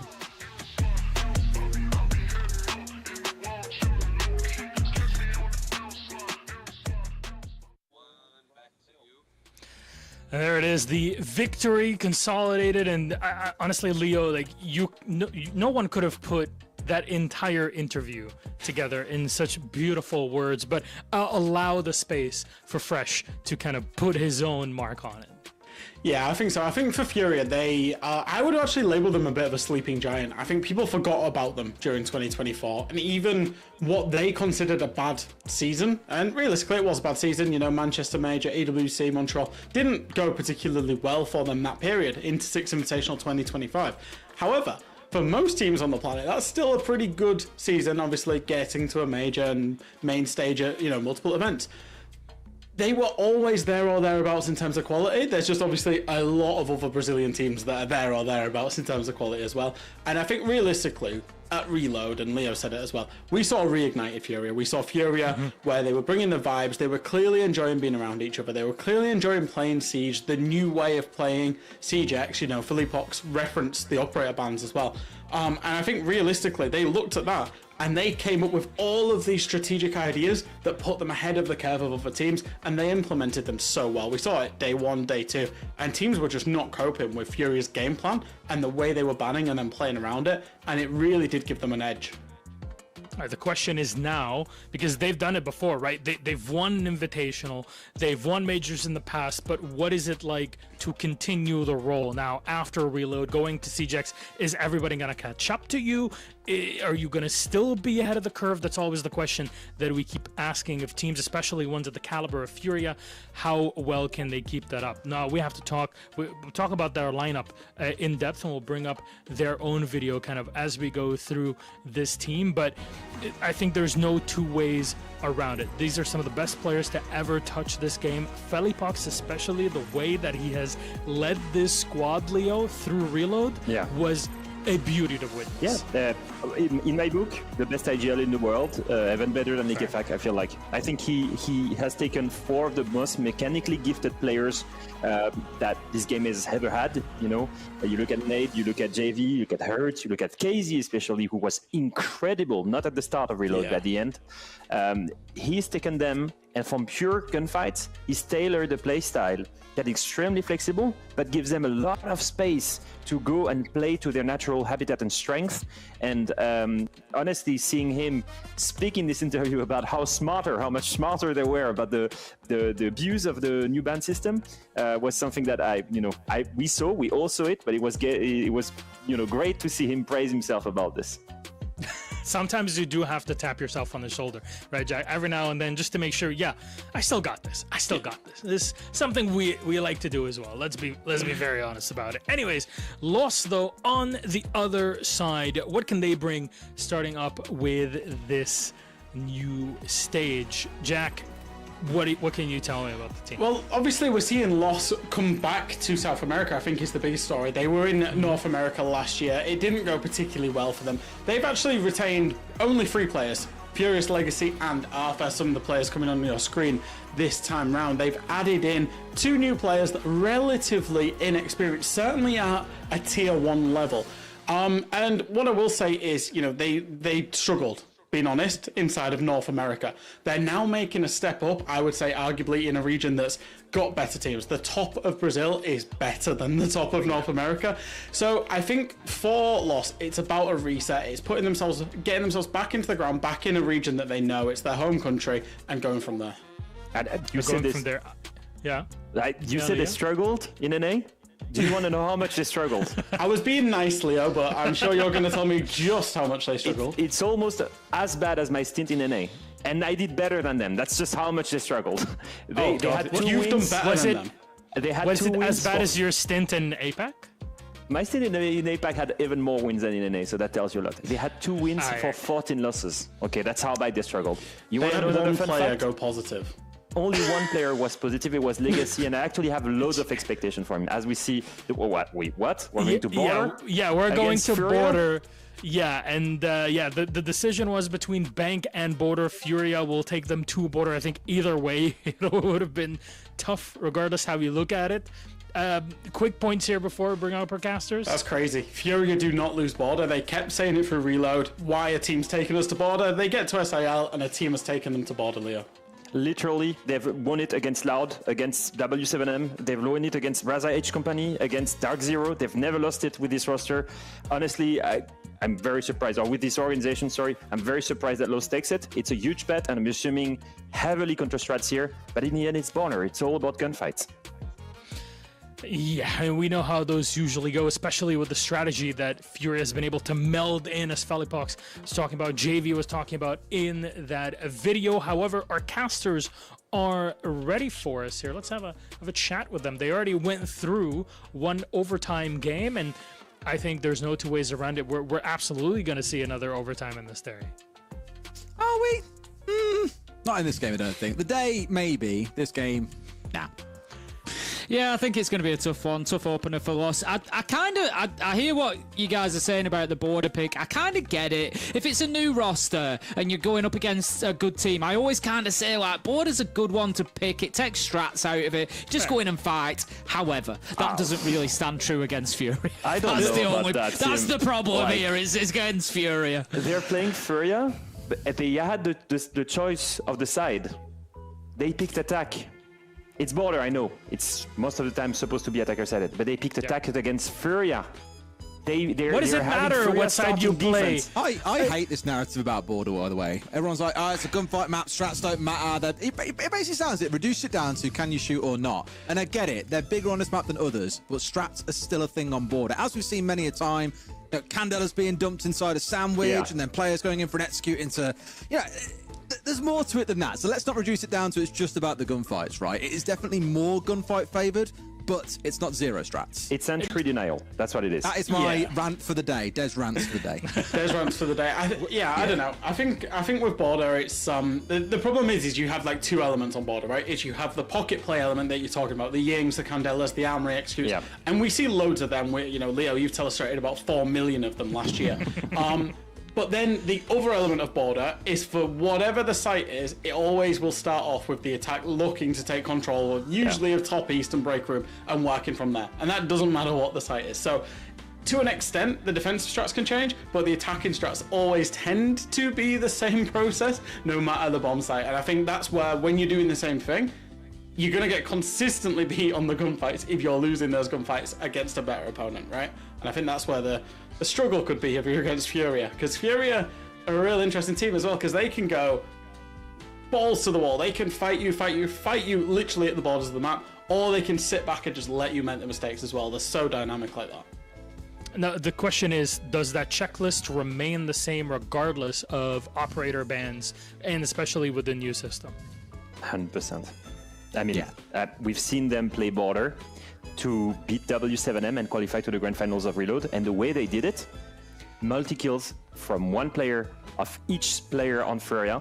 It was one Felipox holding solo in his stairs, they getting a triple kill. It was crazy. I don't know if you remember, in Vents on Castle, killing 3 people, covering the diffuser. The trigger discipline. Yeah. I'm going to go back and say, it revolves around these multi-kills, it revolves around these gunfights being won in very strong position where they're isolated, but they get away with it because they're so talented. So for me, that's what it comes back to. The funny thing with that is, when they played that Border, that was the day after they played Loud on Border as well, where they'd had to sit back and let Loud execute and make those mistakes on the attack and play slowly. It was like, it was chalk and cheese, the different styles of play, 2 days in a row out of Furia on this map. And that's why they're so good at it. All right, so all that we're saying right now is yap, Furia are the best. What can Los do to really counter them? Let's be realistic, but also a bit more imaginative. Let's use our imagination. Do the you don't want me to start getting imaginative about what they need to do to win this game, Milos.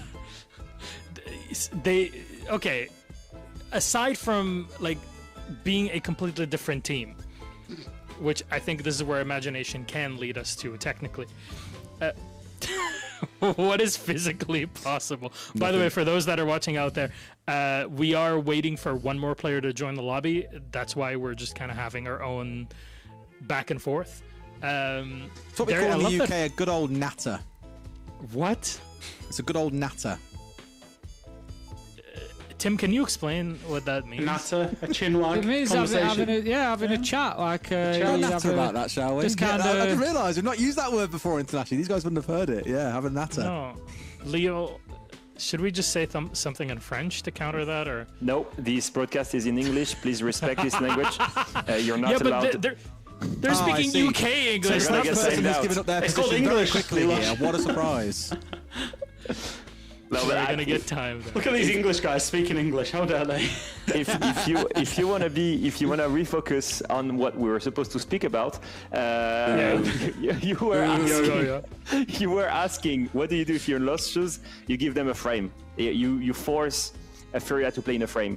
That's what almost worked for W7M. You force them to play the utility game. I know it's gonna be tough on Border, but there's ways to do it. Secret showed us against BDS by bringing double shield. There's other ways to do it. You use utility at your advantage to win your gunfight. Do you abuse the flash? Do you abuse the capta with the fires? Do you isolate those players by doubling down with 4 or 5 players and all the utility on that one player that's isolated in E-stairs or in CCTV? For me, it's about full manpower, isolating one player, gaining that man advantage, and using utility to do that. And that's the only way you can snowball and win against Furia, which is very hard to do. Easy to say, but very hard to do. I mean, look, Yes. I had to bring up the past here, but Jack, you've been in a lot of situations like this as team staff where you would plan out and prepare against a team, but then when you actually are in the server, turning and translating that theory into practice is always very difficult. How is, like, what can we learn from that experience to kind of apply to a team that is comparatively a rookie squad? Yeah, I think if you lost, you're just looking. And Leo questioned the attack start, and I'm going to go against him a little bit there. I think the attack start is probably quite good because, like I said, the way that Border plays out, it can be quite repetitive. So what you're looking for if you loss is to get a foothold in the map, right? It's to take those early wins, and even early wins inside of rounds. Like, you know, like Leo said, like double, triple, quadruple down on a player. Do that 3 sets, just focus on getting that done and go through that. If you're losing rounds to time, not really a big issue because you can start refining that through the round, or not through the round, through the rounds of your attack. And then getting a foothold in it that way. And we've seen literally in the last game where you give a team that's a little bit inexperienced, that, you know, David versus Goliath, the underdog, you give them a couple of rounds and they can start snowball. Obviously, every single one of the players playing in this league can shoot their shots. They are high level players. It is the very fine stuff that differentiates them. So I think just if you're lost, you want to take the easy wins, get yourself a foothold in the game and then go from there. Well, trying to figure out here what Loss, or both Furia and Loss, can do to get into the game itself before we actually talk about every single round, as we're being informed that one of the players serious technical problems that they are working on, and I don't know. We're just trying to figure out what to do in the meantime through our own Yap session. Exactly. Nata. Yes. We're having a Nata, Milosh. They said that's so French. That's unbelievable. That sounded French? Nata. Yeah. That sounded more British. Have we got a Nata? Nata. I was teaching Leo how to say law the other day. He was saying he was telling me that he didn't know how to pronounce the word law, like, as in breaking the law. Like law. See, I thought you were saying low. I thought you were saying low. Yeah. Maybe not the best one to teach. Hang on. It's a real northerner. Tim is not the person to learn how to say the word law from. Hey, Jack, you're the one who suppressed. Jack, you're the one who suppresses their own accent. I know. That was very hull of you, Tim, that. The way that you just said law. Okay, we are being informed that the player is back. Can we get a yay? Yippee! Very good, very good. We won't be calling to anything else. We'll be calling to the game in just a second. And before I throw Ace and Dez under the bus for this, we're waiting for them to start off. So let's refocus one more time. This is Loss that are playing against currently the top-rated team Furia in Siege X. What is there to be done? W7M have all the cards on their side. Loss are coming back from a different region with a completely different roster. What can happen in this matchup aside from what you expect on Border? We are just gonna send it to the game with Tez and Ace. Have fun. Woo! We'll do our very, very best, Milosh. Thank you very much. Thank you. Tim, what are we thinking? Why not? I think it's. I sort of fell foul of saying last time that I thought it was going to be an easy loud win. I think it's going to be an easy Furia win there. I've gone and done it again. I just think Furia are on Border. It's, you know, I get what you're saying. You know, there is some elements of strats in there, and I agree. We're not saying it's about zero strats, but it is about winning those gunfights, getting into the building, getting into CCTV, into break, into East Stairs, and I just think Furia are so difficult to break down. It's going to be a tough one for Loss. Double shield bans coming through as well, but for Loss banning away the more impeding operators. Not that every operator isn't impeding in some fashion, but I think looking towards Ephemeria, that, as we all know, is one of the most infuriating operators to play against. And the keeper barriers also help you defend areas much more confidently. Those two being taken away should mean these attacks are quite, I don't want to say fluid or flowing for Loss, but they're definitely going to be far easier than if you were banning away other operators here for the defense. So I like what we're seeing, and hopefully Loss can bring the thunder towards Fury. Before we get into it though, Tim, I've got to ask, like, why were you trying to teach me how to say low? Like, I'm so confused. Why was this a word you need to know about?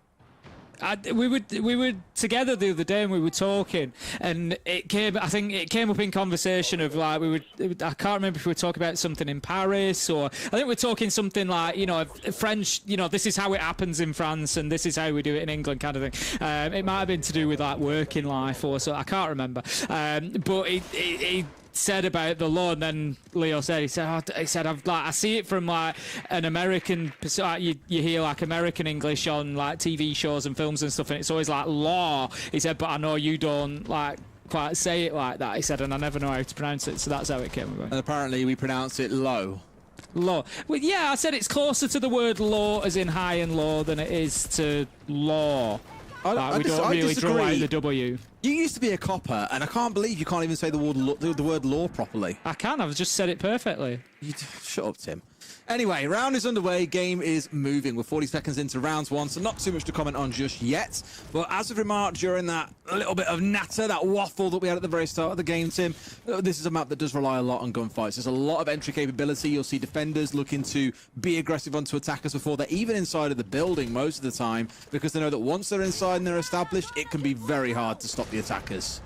Yeah, exactly that. Just looking for Furia and where they're positioned. No surprise to see them out on East Stairs, but that is big. Get an opener, pick up herds. However, you're now witnessing the problem. Yes, you can get the opener. However, Furia will then have their say, and I think that was over in about 10 seconds. Yeah, I mean, I literally looked away at my stat screen for a second and looked back and saw there was 4 kills, and I was like, oh, that happens, I guess. That's like Furia. It's very reminiscent of what we saw back in game 1, actually, when FaZe, I think, it might have been round 1, just exploded with 3 kills in the space of 3 seconds, and it was like, oh, well, I guess the round's done then. You've just seen the same thing in motion here on Border. Yeah, and this is why we say it's not particularly strat heavy. I think the thing is, what I would say is for Border, the first 2 minutes of every round aren't particularly strat heavy, and then the last minute of rounds is where you get your strats coming out. That's where you get your executions. That's where you get your attacks coming in. But yeah, the first minute and a half, 2 minutes is going to be that. And the reason that I bring that up, the reason I say that is because that's the time that Lost need to survive through. That's the first minute and a half, 2 minutes is where they need to be coming out 4 versus 3, 3 versus 2, giving themselves a little advantage in those gunfights. There they picked up the opener and then just lost one after another, just fell like dominoes after that point. So they have to get in there at the beginning of the round. They are going to be in those gunfights. It's going to be the same this round. They're attacking onto bathroom tellers. What are they going to do? They're going to try to take office. They're going to try to take East Stairs. They're going to want to secure a break and make sure that they can get across and do some vertical work there. So it's again about getting established inside of the map, getting themselves an advantage and winning those early gunfights. All right. Well, to try and give them a bit of a chance, Tim, by the looks of it, Furia are going for a bit more of a dug-in comp here. We spoke about this on previous ones as well. Hello there. Goodbye again. Hello. I'll tell you what, well, lucky the Fresh weren't sat there picking his nose like he normally does. He'd have been in deep water then, wouldn't he? Hi, guys. We're just giving a bit of an extra look at Leo's door handles, I think. I did take that little quote and chucked it into the Discord. Alfama has really nice door handles, Joel has shared. And I was just like, that's a comment for the ages. So, Joel, thank you very much for that one. I'll never forget that one. Leo is forever going to be the French guy with really nice door handles. He's on point with his interior decoration. It doesn't surprise me. Leo is always, he's like so, you know, typically French, and he's how good his fashion sense and everything is. It doesn't surprise me in the slightest. I'll tell you what, you wait until you go thrift. I mean, you came with us, didn't you, when we went thrift shopping? And Leo was I've with seen us. Leo in action, and he is a force. He is a tour de force, once we reckon with, that's for sure. A fashion force is Leo. Tim, plant's going down, and all 10 players are still alive, by the way. We've got the Monty inside of sight, and this one's going down. It is C4'd out. I mentioned about Furia being a bit more dug in with this comp, but it's still enough they can deal with what they need to. That said, Legacy steps up, 2 kills for himself. I need to see the game, guys. Stop coming back to me. Go back, go back, go back. I can't see what's going on, please. Furia did manage to stop the plan. And in a second, there we go. The 3 versus 3. They've got a couple of kills on the board. We can see the Deimos track is active on JV92 at the minute, but they're not really going to be able to follow up with that too much. Legacy has got in and is putting the diffuser down again. Air jab is going to prevent the pushback across, but no, they managed to stop it. And again, Furia, despite loss getting a couple of kills, Furia are just in constant control of every element of the site here. Twice, Loss have tried to put the diffuser down on the ground, and Furia have had the answer both times. Even though it feels like, even though it looks like they're being pinned down, held at bay, they've still got the angles that they need, and Furia come away with the round. So even after they almost managed to get Plant down in a 5 versus 5, even after Legacy picks up 2 kills to make it a 4 versus 3, it still ends up a dominant outcome for Furia. Are we shocked by that outcome, Tim? I am a Steady yourself, man. Steady yourself.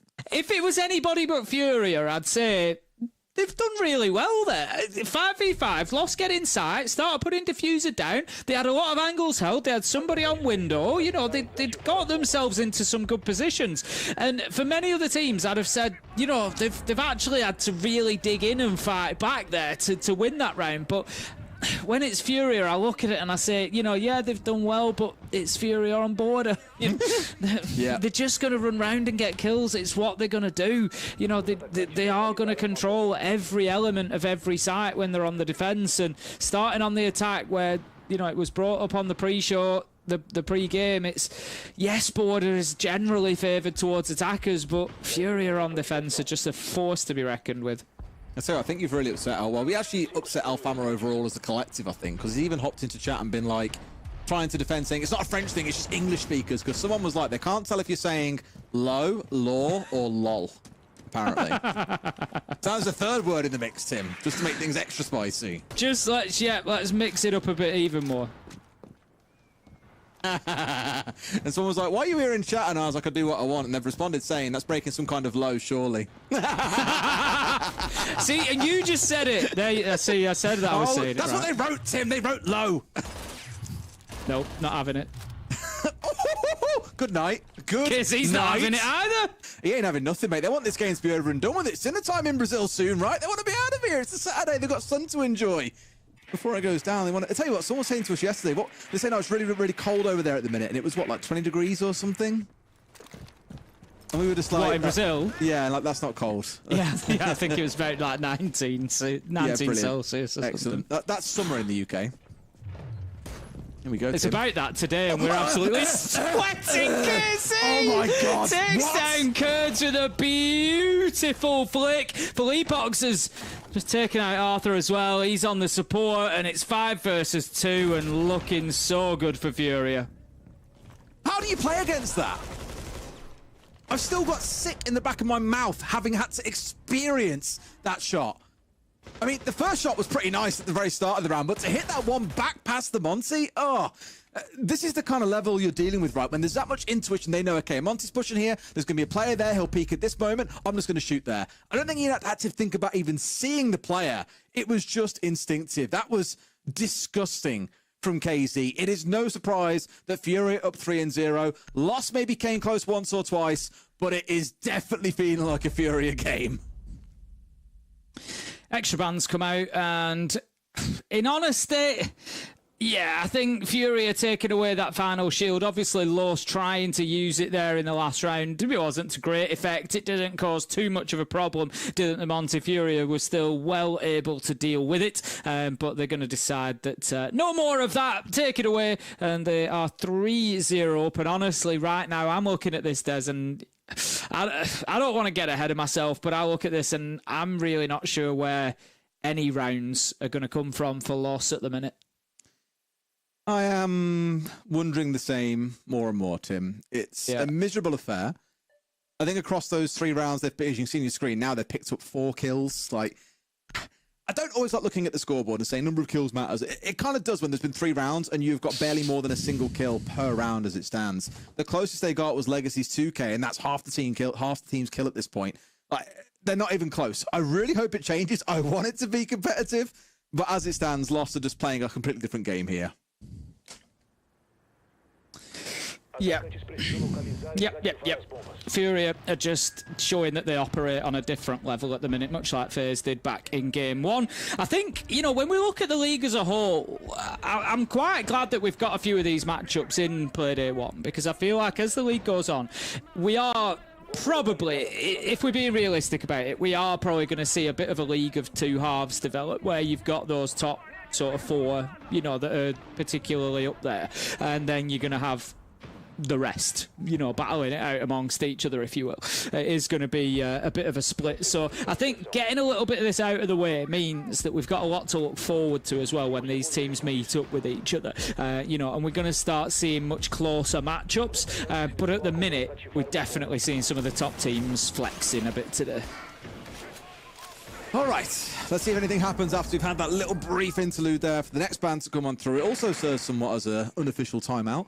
I think we've asked a few coaches when we were away at Reload, you know, during that time, are you discussing what this band should be, or are you talking more about game strategy? And the answer often then became, well, it's time to talk about game strategy, because we've already had the idea about what we're going to ban away.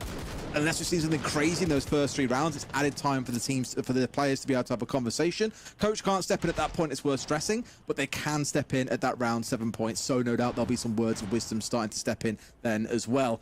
Let's see if Lost can get anything else going on here, though. Tim has remarked 4 kills across 3 rounds so far is not the kind of outcome or the start they were expecting to have here in SAL. Hopefully things start to look up for them. No shield in the round, and KZ, shock horror, is already posted up trying to deal with them. It doesn't matter if there's nades coming at him, if there's Deimos traps coming at him, he's ready to go. And this is the problem. This is, you know, exactly what we were saying before we got into it. They just won't back down. They will just come and fight. Absolutely. There's somebody there.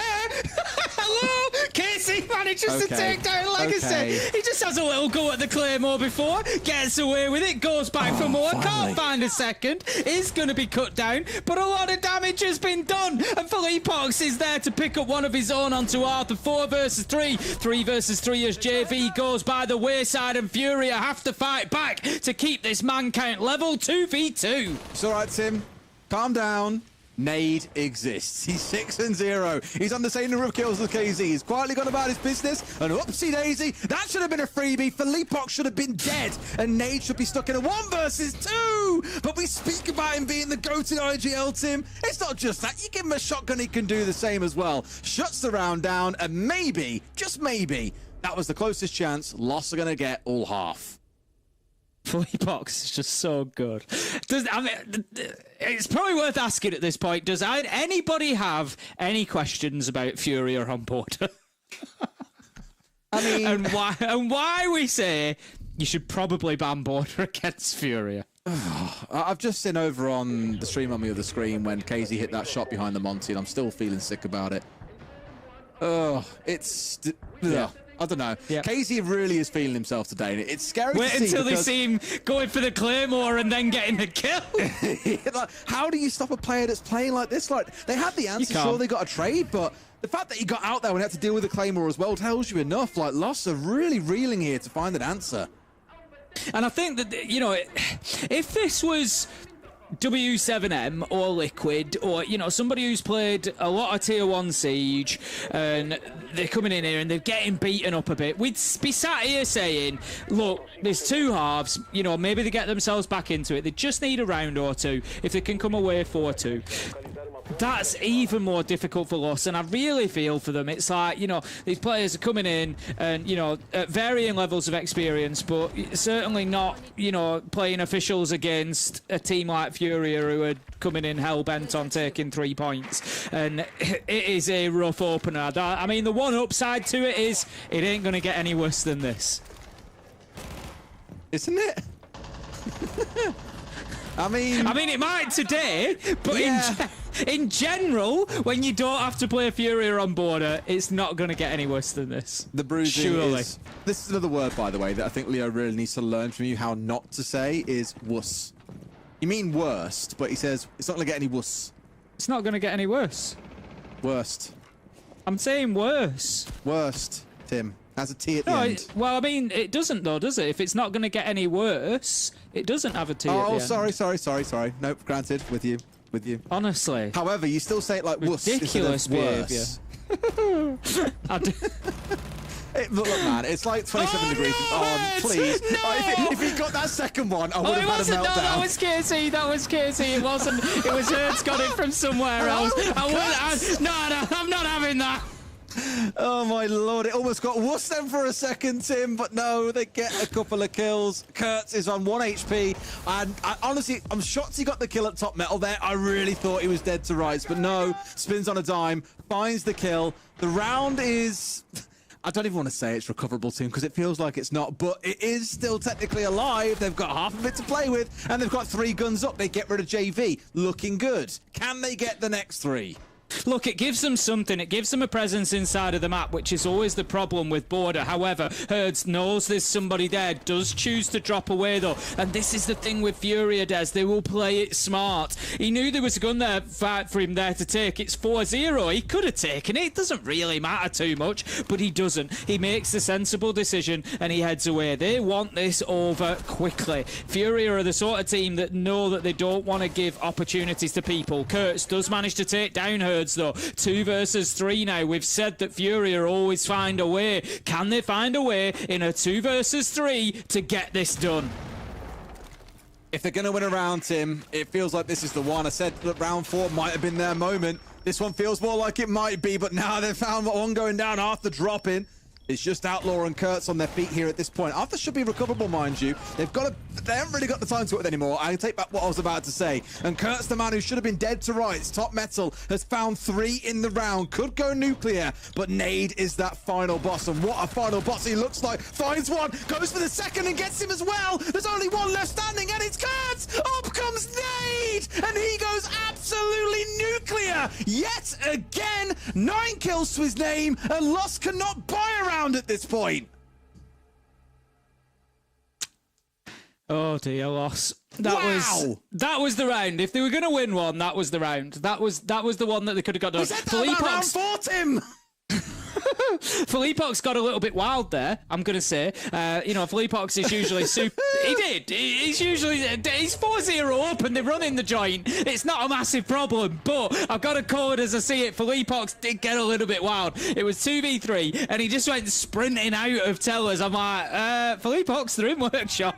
And he got cut down from Workshop. He lost his life. But ultimately, look, when you're in a 2v3 with Nade, it's not the end of the world to leave Nade on his own, is it? Because we've just seen why. Manages to down one, cuts the other one dropping down the hatch. They've got 2 of them down there, and then just shotgun on to the last. It was just a bit of poor timing from Lost, really. If they push Nade at the same time, if they get the drop probably a second later, so the player's ready to wide swing in bathroom, there's probably nothing that he can do at that point. And then the hatch drop is the distraction for the player in bathroom to get the kill. But they just mistimed it, and they gave him the opportunity to find them, switch to shotgun, and be ready for the second engagement.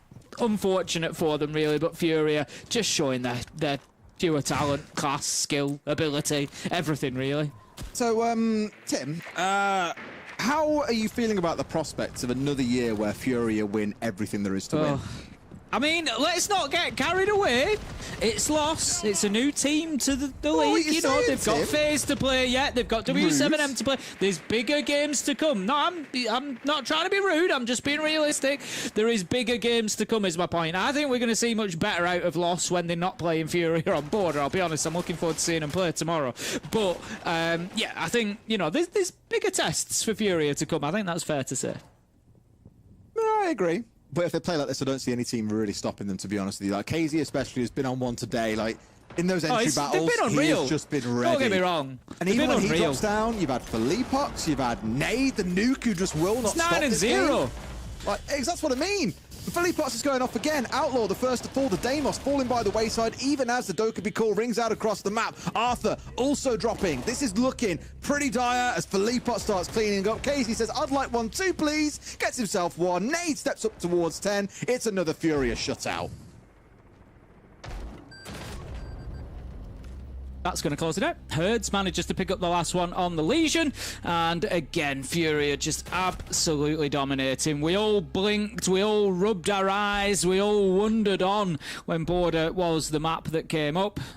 Nobody in the world wants to play Furia on Border, and I think Loss have probably joined that list as well, seeing exactly why you don't take Furia to Border. But then again, I mean, look at it like, no, I don't think it would be. I was going to say, you know, maybe if you come in here thinking, you know what, we're probably not going to get anything out of this game, it's Furia anyway, it's unlikely we win. Why show off one of your good maps? You know, you're scraping the bottom of the barrel here. I'm trying. You know, that is how I would look at it, though. I'm going to come in and think my best map is Night Haven Labs, you know, whatever, for example. I'm not going to come in and play Labs against Furia because I'm looking at it thinking I want Labs for 9Z. I want Labs for ENX. I want Labs for NIP. I want Labs for these teams that I look at and think I can beat. That's where I want my best maps. You know, so yeah, we're not going to play much Border, so we'll just kind of go in and see what happens. And this is a real It's Always Sunny in Philadelphia moment where you're the madman stood at the wall.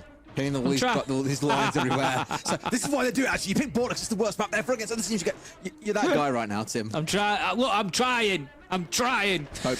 But I have a request, Tim. Lieutenant Lear in chat. I need Ace to say cool as in temperature and call as in make a phone call. Cool?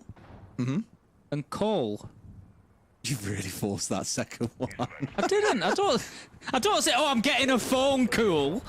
No, actually, you know what? Granted, I will give you that. I've never heard you say that about a phone call. I don't say I'm getting a phone call. I definitely say those words closer together than you do. Hang on, I've got a cool coming in. I've got a cool coming in.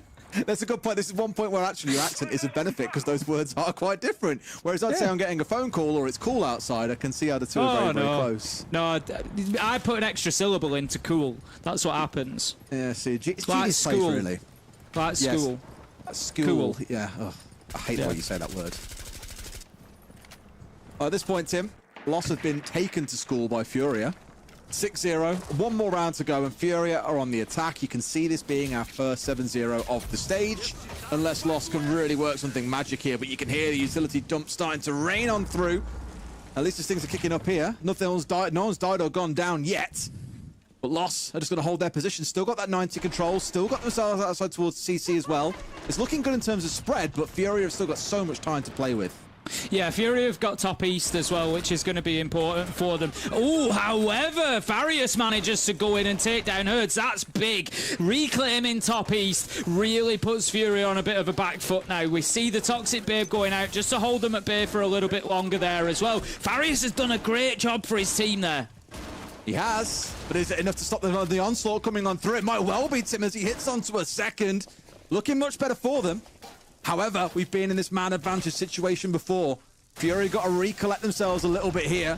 The smoke being dumped down, trying to cut off Arius, but he's in a great spot. Nade stepping up close towards him as well. But at this point, looks like no one's getting too involved. I say that now, and it's JV that gets the angle from off towards the side. Yep, manages to bring Furia back into this, but Loss are standing up. 2 halves to a game of Siege, as you love to say. Des Outlaw picks up JV92, 2v4, and we've got Nade still on the board, but he's going to have to 1v4 it if he wants to get anything out of this. Manages to just get himself a little bit of space to grab that diffuser, takes some damage along the way. He's cut down by Kurtz, and that's going to be Loss themselves around, and just maybe a little bit of confidence and a toehold in this game. Yeah, I mean, okay. It's nice to be able to walk away and say we didn't get 7-0'd. Do I think there is any hope in hell of them winning 5 rounds in a row and taking Furia to OT? No. I don't know what I'd put on it, Tim, but I'd put an awful lot on that being a fact. If it goes to overtime, I will do my biggest ever. We are going to overtime test. I will get a Lost tattoo. I will be. Oh wow, that escalated quickly. That's how confident I am that there is no way Furia bottles this to that level. That escalated real quick. Come on, Loss. Right. Yeah, I mean, you basically said, I'll shout a little bit louder. Like, come on. That's I'm so talking like, at that point, I think I'll like blow my throat out. Like, that'll be, you know, it'll Tim, be the career for like ending. 6 hours straight, and your voice never blows out. The career ending, we're going to overtime. Okay. I mean, what a way to, you know, if I had to bow out, what a way to go. Yeah. I don't know where I get the tattoo, by the way, but I would get one. Forehead. No. I don't know about that one, Tim. Now we're really starting to push the boat out. Right, here we go. Into round 8. Furia going to be looking to lock this out as quickly as possible. As I said, you know, you've got to, when you're in these stages, it's all about, you're going to play different levels of teams, levels of performance. You could easily meet some of the better teams on a bad day and have an easy one of it, but you've got to finish the games. That's what's important. It's all well and good. You can get yourself to 6-1 every single game. If you then go on and lose it 6-8 every time, then it is worth nothing. So, Furia going to be looking to just get this done and dusted here and now. Don't give Loss an opportunity to build back into this one. They need to smother them, not allow them room to breathe. As it is, Loss going to be trying to hold on to East Stairs a little bit more directly this time. It was Farius last time who was trying to hold it with the smoke. This time Kurtz has got his feet established firmly on the steps. You look at the lineup, and I was about to say you've got the Sledge who wants to play for the vertical destruction from above, but here he is inside Events and Workshop and trying to cause trouble more from below. Not really the kind of operator you want charging up metal. He's, you know, he's a one speed. He's quite heavy. You hear everything that he's doing, but they have got the Dokkaebi and they've got the Lion together, which they're coming in here at the same time. That's made life really difficult because if Lost sit still, they're screwed. If they move, they're screwed. At least managing to get themselves back here, Tim, but they've lost down one member, so it's not looking too good. That gets turned into a second. Furia have said enough of this funny business. We're ending this now. Yeah, exactly that. Like I said, the professionals in them has come out and just said enough is enough, and that is quite literally what is happening as Herds runs in, mows down Farius, and that is going to be the end of it. A flawless round to finish things off, and an almost flawless performance coming out of Furia. Lost managed to get one round, but I think we've all had a very good lesson in why you don't take Furia to border. The problem is, Tim, there's so many maps you just can't take them to. I think there's 3 they don't play, which is like Labs, Lair, and I want to say it's Consulate. Any other map, they absolutely adore, and they've played to the death over the last year. And given how this best of one format is going to work, hello guys, nice and early preview there of our desk that we'll go to in a minute. I think you look at any other map, like in the best of one format, you get to ban away 4 maps. They're always going to ban those 3. So no matter where you go, you are basically screwed no matter what you do against this team. And they are going to have one hell of a stage. You can see off the back of Reload how they're really starting to recollect themselves. And I wouldn't be shocked if in 9 months' time we're still here saying, Furia, lift the hammer again. I mean, it's something we always used to praise Falcons for in EU, if you remember, you know, when they were back with BDS as well, and we still do now. It's so difficult to do a banning phase against them because they can just play everywhere. And like you say, Furia have certainly got themselves, you know, to that point where they're just consistently good on every map, but Border is definitely one of the ones that they are great on. You know, they just have that extra 10% there, and Lost never really stood a chance today. It was a tough day for them, and I'm certain there's better play days to come for them. I'm certain that they'll have better performances and better outcomes than they did today. Exactly that. It wasn't the strongest showing from them. One round that you look at and say, yeah, things are pretty good. And maybe in the early round, a couple of kills coming out from Legend showed that they had the idea of an execute going down. It was just dealt with very well by Furia. You'll see more of these guys, I imagine, on a bigger map against an opponent that isn't going to absolutely slam you the second you step anywhere near the building. So I won't chalk it up to this performance today to assess this team. Give them tomorrow, give them next week, and then we'll start to get a feeling for what they're really all about. Yeah, absolutely that. It's just about seeing more of them now, I think. And we've said it a couple of times tonight. The new teams in the league are going up against the big boys. Just get it out of the way. Get it over and done with. It's like, you know, taking off a plaster, isn't it? You know, just get it ripped off, get it done and move on. Well, we'll rip this game off from us, Tim, and we'll jump over to the desk. We'll break it down for you. Let's go to Milosh and the guys now. Thank you very much, Jensen. Do you ever get that feeling of deja vu? Jack, you've been caught yawning a couple of times. Yeah, I was yawning now. and listening to Derry say that Border wasn't about gunfights. Because it very clearly was. Because Furia were very good on their gunfights and won the game quite convincingly. Screw you. I don't know if people can hear it here, but welcome to the SAL and Malding program as we go through with the action on the day. Anyways, yeah, this was clearly Furia, you know, having their pick of the litter, having whatever they want to do on Border. They look great on their defense, which, you know, Leo, you talked about it, attacking side is usually more favored here on Border. You're looking for a 4-2. Lost did not get a 4-2 on their attack today, Leo. I hate to be wrong, but It was exactly what we said, which was, it was all about gunfights. I actually like the ideas more, as we see the first rounds here, look at the aggression here, boom. First entry denial, boom. And then the one tap just right there, look at this shot from KZ. Insane, completely insane. I mean, it's exactly what we mentioned before. Denial Oh my God. Yeah, you've seen that. Denial of the entry point, incredible skill from the guys. Obviously, you don't want to go onto a map that's going to force gunfights. I like what they tried. If you see that round from KZ, actually, as we will see it, he's solo, by the way. Solo being chased by drones, by a Monty, by 3 players. But what happens there? They pick one by one. And look at KZ here. He picks out of CC, gets the kill. He will then go pick and pick again. Even there, in a situation where Philippox needs to lose that, he wins it. Every single time it revolved around a gunfight, Furia was winning it. But I will praise the ideas from Los. They were trying to counter-strike, they were trying to rush the bomb side, they were trying to force utility. It just wasn't enough. When Furia is on that level, you can't do anything. Look at this clutch from Nade, I mean. Yeah. Welcome to Furia. It must be so nice. It genuinely must be so nice being a backline player in this team on Furia, because the front line of KZ and Herds and JV, they do so much work. They get so much done. They get so many kills.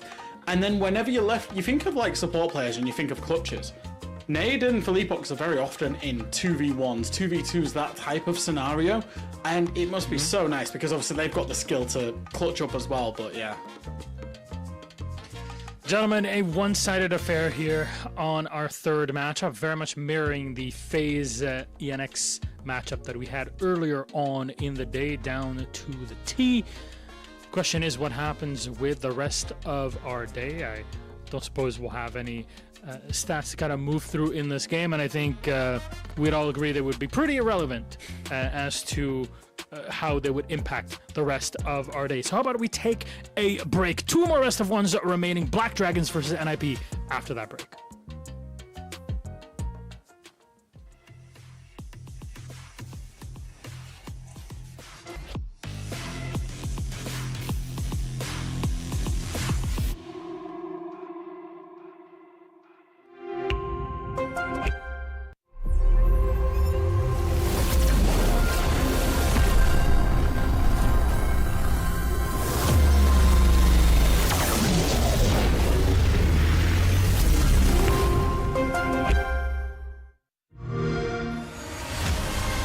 How they say it's not the destination, it's the journey. And the journey of 1,000 miles begins with a single step. And you know what? They're right.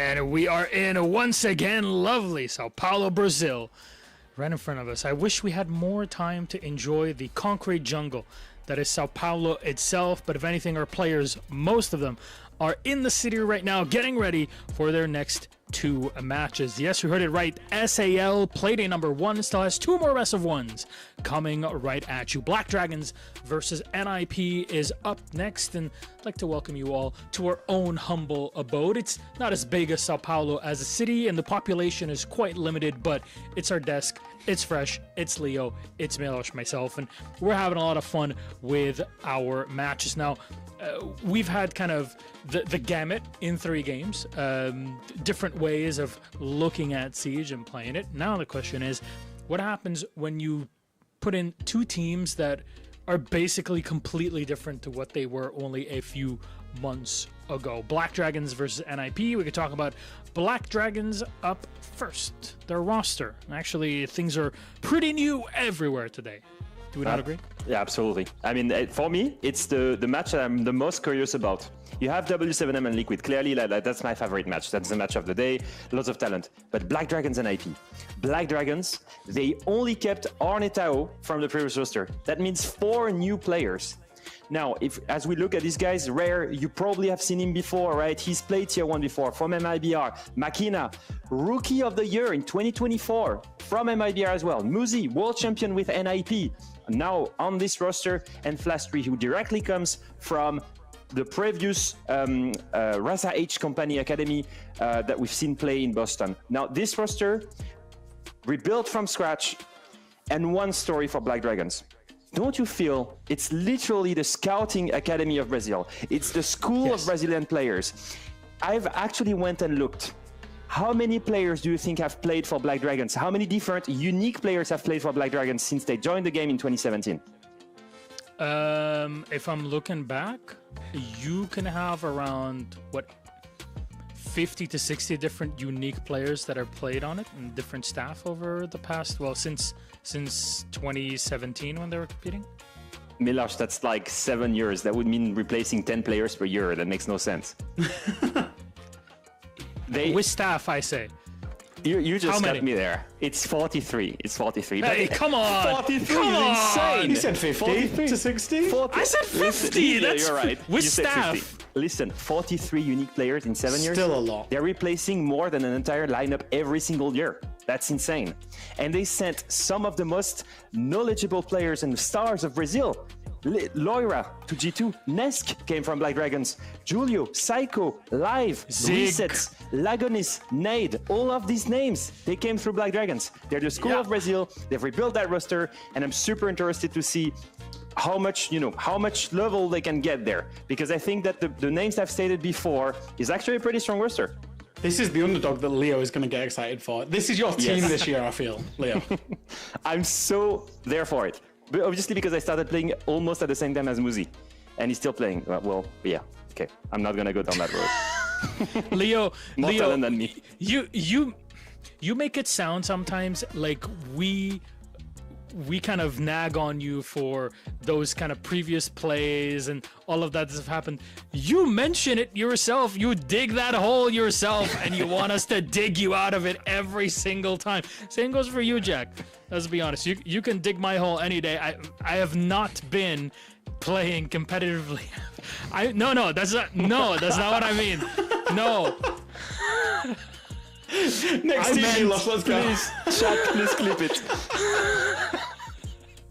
I didn't mean that. I meant that I have not played competitively, but you can make fun of me in any other way. That is completely fine. Anyway, I really did not mean it that way. Anyways, let's move on to our next topic, okay? NIP on the other side. It feels like NIP have not existed competitively in Brazil for a while because they've been barely a blip on the radar. Now coming back with Fantasy again, there was so much hope behind this player, Jack. Yeah, absolutely there was. I think, NIP, it's crazy because, especially being an international broadcast here, we're used to seeing the Brazilian teams at international events. I don't feel like we've seen NIP for a long time. I'm very excited to actually cover them because they are a giant. They've won world championships. If you go back in not that far ago, 4 years ago, they were world champions, and now they're really struggling. They have been struggling. I thought Fantasy, the pickup of Fantasy was a strong pickup. That is a player that, has got a great bunch of talent. I thought he was going to be the one that would maybe put NIP back on the map, but again, they've continued to struggle. Fantasy had a negative rating across 2024. I was really disappointed in his performance because he was one of the most looked at prospects when he joined MIBR before NIP. And if you look at the roster and the move they've made, they just brought back Wizard. They got rid of Psycho, who's now on Elevate. They got rid of the team captain, of the voice, of the leader of the team. And now they replaced him by Wizard. Wizard that played with this guy for 1 year and a half. Yeah. Exactly. It didn't work out. So they brought back someone that they know and they are comfortable with, obviously. But on paper, you just replaced your in-game leader, your vision, with someone that already came and it was not very successful in 2022. I'm surprised, and I'm also curious to see, is it really the winning recipe? I'd love for them to surprise me, but clearly maybe I'm already a Black Dragon shield on that one.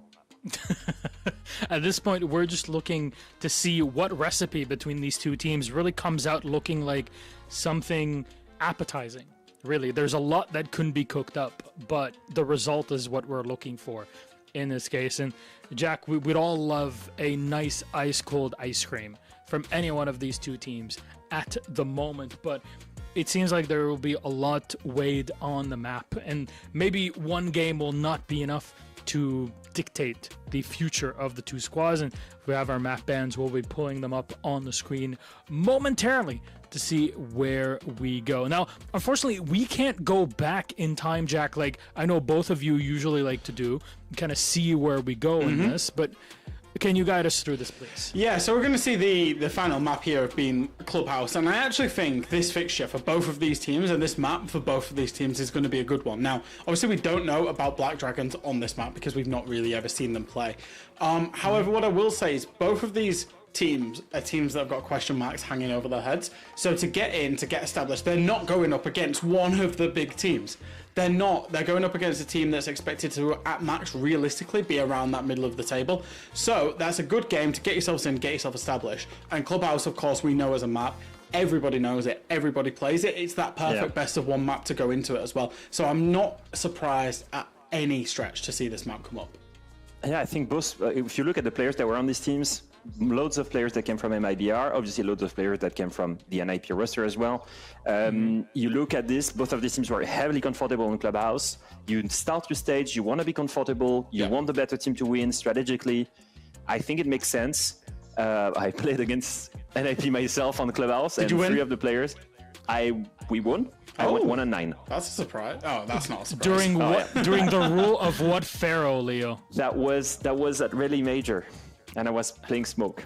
And to be fair, I will throw Corey under the bus. I was 1-9. He went 1-11. He was worse than me. Did you play on Villa? What? No, it was on Clubhouse. No, in general. Did you... No, let's not go down that route. I know where you're going with that one, Milosh. Let's not go down Corey, Villa, Brazilian. No. Oh, yeah. Okay. Anyways, well, I would say nice play to either one of you, but that was clearly not what we're angling towards. Anyways, we're moving on to this. We have our map, and I think Desichu is saying, actually, you know what? Can we bring up the casters? Let him say it himself. There he is. I want to say it. Des, please, go ahead. I was just saying, I was looking back at the numbers and I had to really wind back the clock and use some custom date ranges for this. The last time NIP won Clubhouse was 433 days ago against Black Dragons. It was 7-2. How many players? It was completely different. Go on, Derry. Seeing as though you've gone back, how many players were actually playing in that game that are playing in this game? Oh, yeah. I want to play that game. We got NIP was Cons, Muzi, Pino, Psycho, and Wizard. Okay. Black Dragons was Ask, Florio, Guto, Loira, and Nux. I was going to say probably just Muzi, but on the other side. Yeah, Muzi on the other side, yeah. Wizard was in there as well. Pretty miserable, right? Of course. Imagine not winning this map in 433 days. Damn. Especially because it's Clubhouse. Yeah. It used to be an NIP bread and butter map. They all used to play it, to be fair, as well. So maybe there's a bit of confidence going into that. But given the history over the last year where they haven't won it and they've lost it 6 times, I don't know. Not feeling good. Well, Tim, I look to you for some positivity. I know you've been kind of light on that, but at least we've got alter ego Tim today. They're just not positive about anybody. See, Tim has just been out living his life, and I've loved seeing the pictures that Tim is posting over the past 2-3 weeks, and I'm like, Tim is just having fun. And now you just see okay, he's settling in. This is the alternate ace that we're getting to see on the broadcast. So what's your point of view? One day I'm just going to go absolutely feral and everybody's going to be completely and utterly blown away by it. Look, I've been looking for, I agree with Leo, I think possibly game of the day. I think the Loud game was maybe a little bit of a surprise. We wouldn't have expected it coming in, but it was very good and very entertaining siege. But this one, a lot of fascination around it. What are these two rosters going to do? NIP, they've got a mountain to climb to get back where they've come from. So yeah, I'm really looking forward to this one. You want another stat? Yeah, Des. Go on then, Des. In all the data I've got that runs for 2.5 years, Black Dragons have played Clubhouse once, and I've already told you which game that was in. No way. It is their permabat. They refuse to play this map. Through how many years? 1.5 now that you went 2.5 years this data runs for. 2.5 years. However, we'll say this is an entirely new team. How many times did they play Oregon? Once, interestingly, but Oregon was only in the pool for half of that data.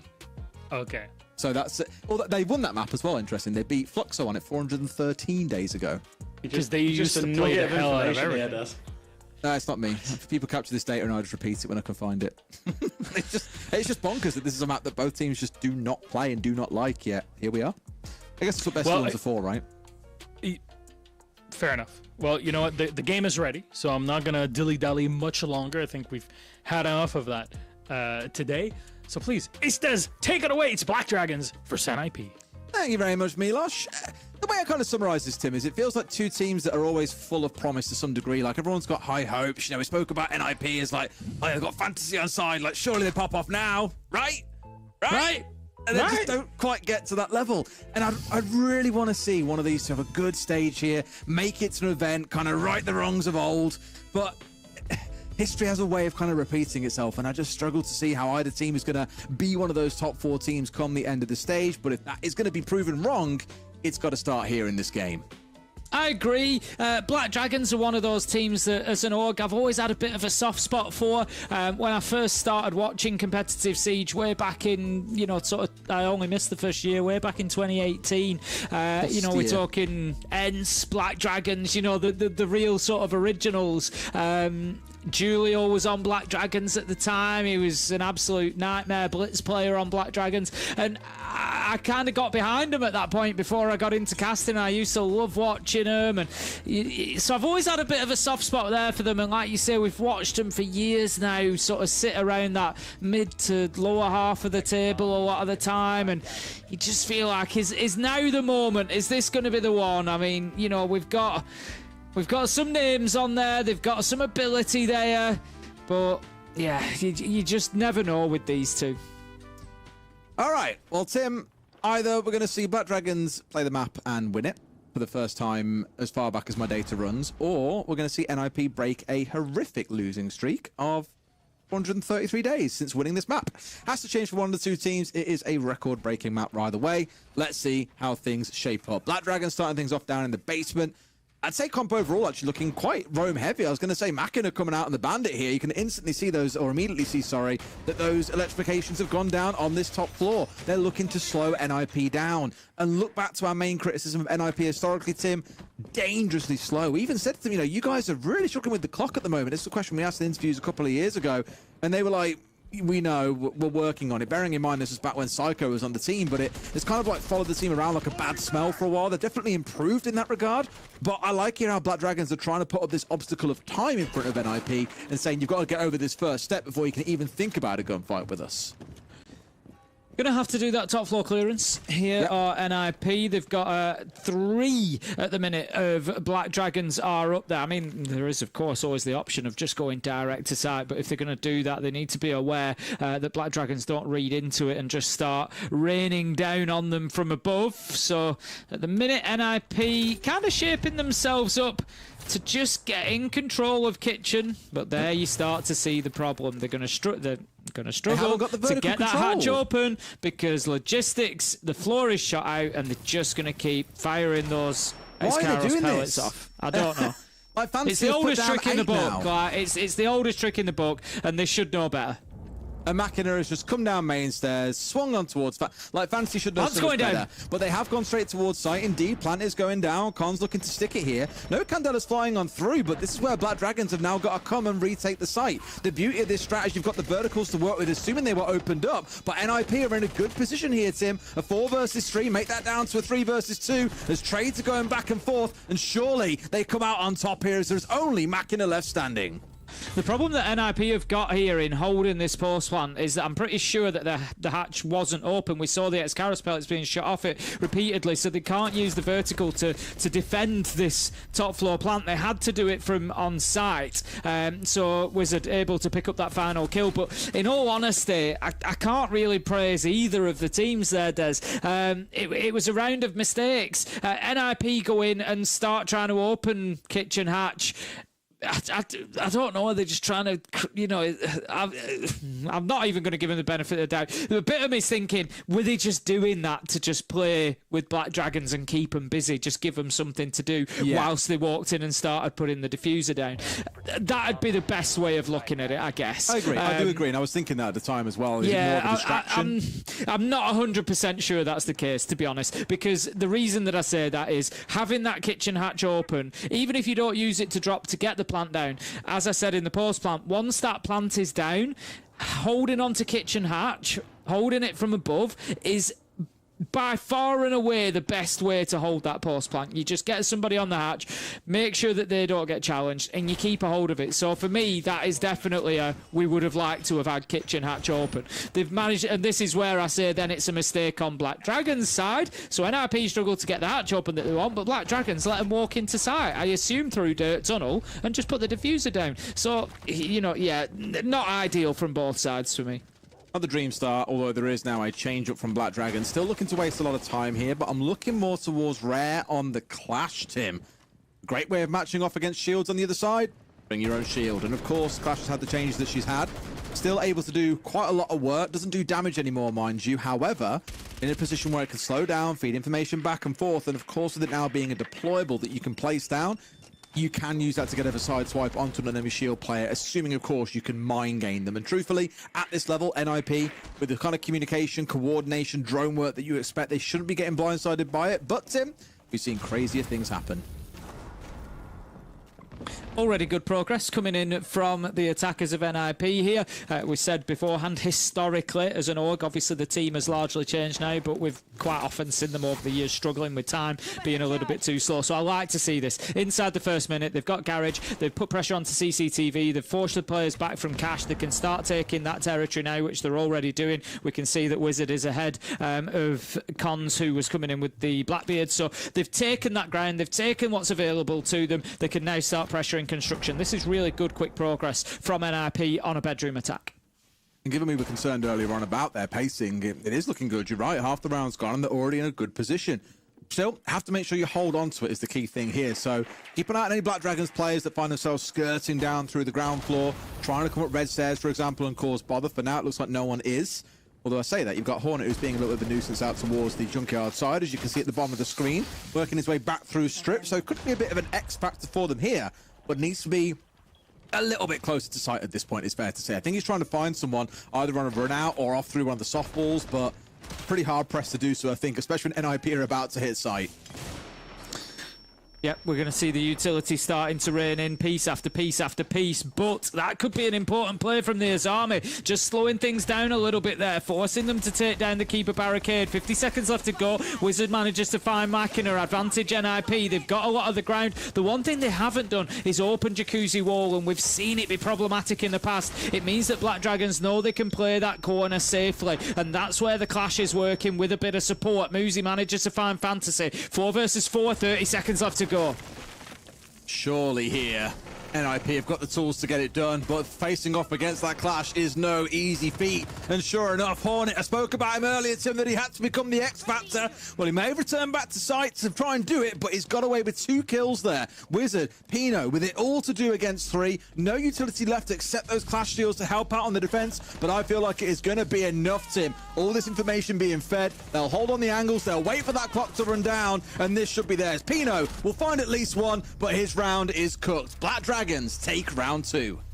Yeah, so I think a big part of the problem there for NIP, they did a lot of things really, really well. We saw them moving quickly. CCTV, cache, construction, start using the windows. They did everything. 90% of what they needed. They just didn't open that Jacuzzi wall, and it meant that there was a safe space for Black Dragons to play in. They were able to play around that 90 elbow, play behind the Clash, use, you know, we saw the kills coming in from there. It just really didn't give NIP the space that they needed to get into. Had they forced Black Dragons away from that corner as well, they can start thinking about getting into Jim and getting a plant down, but they just didn't do that final step, and ultimately it cost them. It gave Black Dragons something to put their foot against to be able to push back against the NIP attack, and they managed to lock out the round 1-1. Now here's an interesting one for you, Tim. Cash CC, no big surprises there. We've got the castle on side here for Flastry. First one's gone down towards stock door, another one going down on main door that I'd be able to tell you all about if I could see past the ad. But I think the goal here is to try and lock down this lounge side of things and be able to challenge in towards garage. That's also been reinforced off by Muzi on the Azami, and no doubt with these ADSs they're going to dig in deep and try and hold down this part of the map. Now, the options here for NIP is you can choose to completely avoid this hold and push him more towards the west side of things. Problem then is if you don't control stock, you've got potential C4s coming in from below, admittedly of which there are none from below, but shotguns can always be a bit of a threat. So they've got to respect what's going on here, but can choose to play around it if they don't want to have to worry about trying to full clear this setup coming out from Black Dragons. Just got the verticals there for anybody trying to play down in the lounge. It means that you can just hold those areas, hold those doorways from inside of sight without having to commit manpower underneath as it is. Flashstreet is down there as well, so it's playing more of a supportive role for him and not allowing him to be pressured and pushed through those doors. Little mav hole into construction, again just meaning that it's now difficult for anybody to play inside of there because they're not sure whether anybody's going to be holding that angle through to cut them off or not. So again, good quick progress from NIP. They've got themselves a lot of setup done within that first minute. But enough they can press on and close out the round. I think the issue more comes later in the round, admittedly, Tim. Again, we spoke a lot about Rare on this clash already. That is 100%, by the way, gotta be the ban that we see in the next round from NIP. Like, they've been damaged by it in the last round. It's probably going to be a similar story here as well. I just don't think you can let that stay on side. If you want to be able to abuse shields on your own side, then that needs to be gone. Blackbeard probably gets banned his way as well, taken away from NIP. That leaves the blitz open. So there's still going to be choices for the attackers, but it does mean that their ban on the defender side really has got to be locked in here, I think. Here we go, though. As mentioned, largely ignoring what was going on inside of Garage, as we thought they might. Now looking in towards construction as their main entry point. They need the main breach as well here because, as we often say about this site, Tim, you need 2 points of entry. One always being the main breach, then one can either be one of construction or looking in towards Garage side. And here, as you can see, it's about that main breach and it's about construction. And at the minute, it's about the freedom that Black Dragons are being afforded with that wall not being opened. I picked up on it in the last round. NIP didn't open Jacuzzi. They could fall foul of the same situation again, not applying enough pressure into sight by getting those default breaches opened up. We're going to have Hornet cutting down Fantasy as he tries to move in. That's the opening kill. He can now retire back to sight. 5 versus 4, 35 seconds left to go. NIP, they try to get moving, but Machina, I picked up on him. He takes down hits. He's playing in a position that he couldn't play if that wall had been opened. We're going to see one down but not out. It's going to be Wizard finished off. 5 versus 2, and Black Dragons, they've got this one locked down. I mean, cheeky enough to charge him behind the clash there and get the down on this one. But yep, it feels like Black Dragons have got it, Tim. I love how they retook Lounge away as well, killing off Fantasy, giving themselves that constant threat from below, because now the attackers upstairs are constantly like, well, no soft flooring is safe. They could be below. We could be in trouble here. Just really well played by Black Dragons. Knew how to respond if we saw NIP attacking in from construction side. They already had a setup to deal with the garage side. It looked like a really intelligent round to me, and that's why they now sit themselves at 2-1, and it could have been a 3-0 if not for that very, very strange first round that we kicked things off with. Yeah, I think NIP certainly making some mistakes on the attack here in the last couple of rounds. As I think they made mistakes on the attack of the first round as well, to be honest with you. So yeah, not looking too sharp at the minute, and I kind of, there's a lot of experience on this NIP side. Fantasy has been around it for a long time now, since he was, moved away from Furia, and you got Wizard, you got Pino. These are players that have been around here. It's 2021 he started playing with Black Dragons Academy, as chance would have it, he's now facing off against them. But yeah, so much experience here, but failing to win rounds because, default walls aren't opened and the defenders are able to use that space against them, and just what feel like silly mistakes creeping in. Like, they are winning some gunfights and they're kind of in the mix, but they're not giving themselves the chance to win rounds. I don't like jumping on one player here as well, but I remember when, I'm going to do it obviously, I remember when Fantasy first appeared on Furia and he was like God. Like, would walk 3Ks, 4Ks for fun, Ash Jaeger main, deleting everyone he came across, and we were like, wow, this guy could go on to be one of the best in the world. And I feel bad, like, putting him in this spot because it could have been a team decision, it could have been his own overtime, I don't know. But it does feel like the game is starting to progress past him in a way now, and where he would have been the consistent top-rated player for a team across the stage or whatever it might be, we're not really seeing the same consistency from him that we used to, and it's kind of a shame. And to a degree, I respect it. He's playing things like Buck. He's played a lot of Habana in this game. He's playing roles that the team really needs him to. But it doesn't quite feel like what made Fantasy so special in the early days, right? Exactly that, Des. Whether that changes as we continue on or not, I guess we'll see. But yeah, certainly that fear factor seems to have disappeared. So moving on, we're into round 4. Black Dragons looking, I want to say comfortable at the minute, but I don't feel like they're being properly pressured either. Like I've said, because of these, maybe errors that we're seeing from NIP, it's leaving them the freedom to win rounds. I want to see them really pressured. Do have a bit of drone information here. Muzi goes to try and do something about it. We're going to have a direct trade. 4 versus 3 though, as Machina manages to find Cons as well. Dips himself back into cash. He's going to try and get himself back to safety now.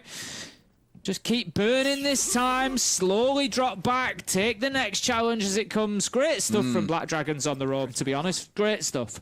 And fantastic kills to get. Like, this is why roaming is often so worth it as defenders, is look at the value trade you've got here. You've got rid of a Ying, you've got rid of a Blackbeard, and what have you exchanged for that?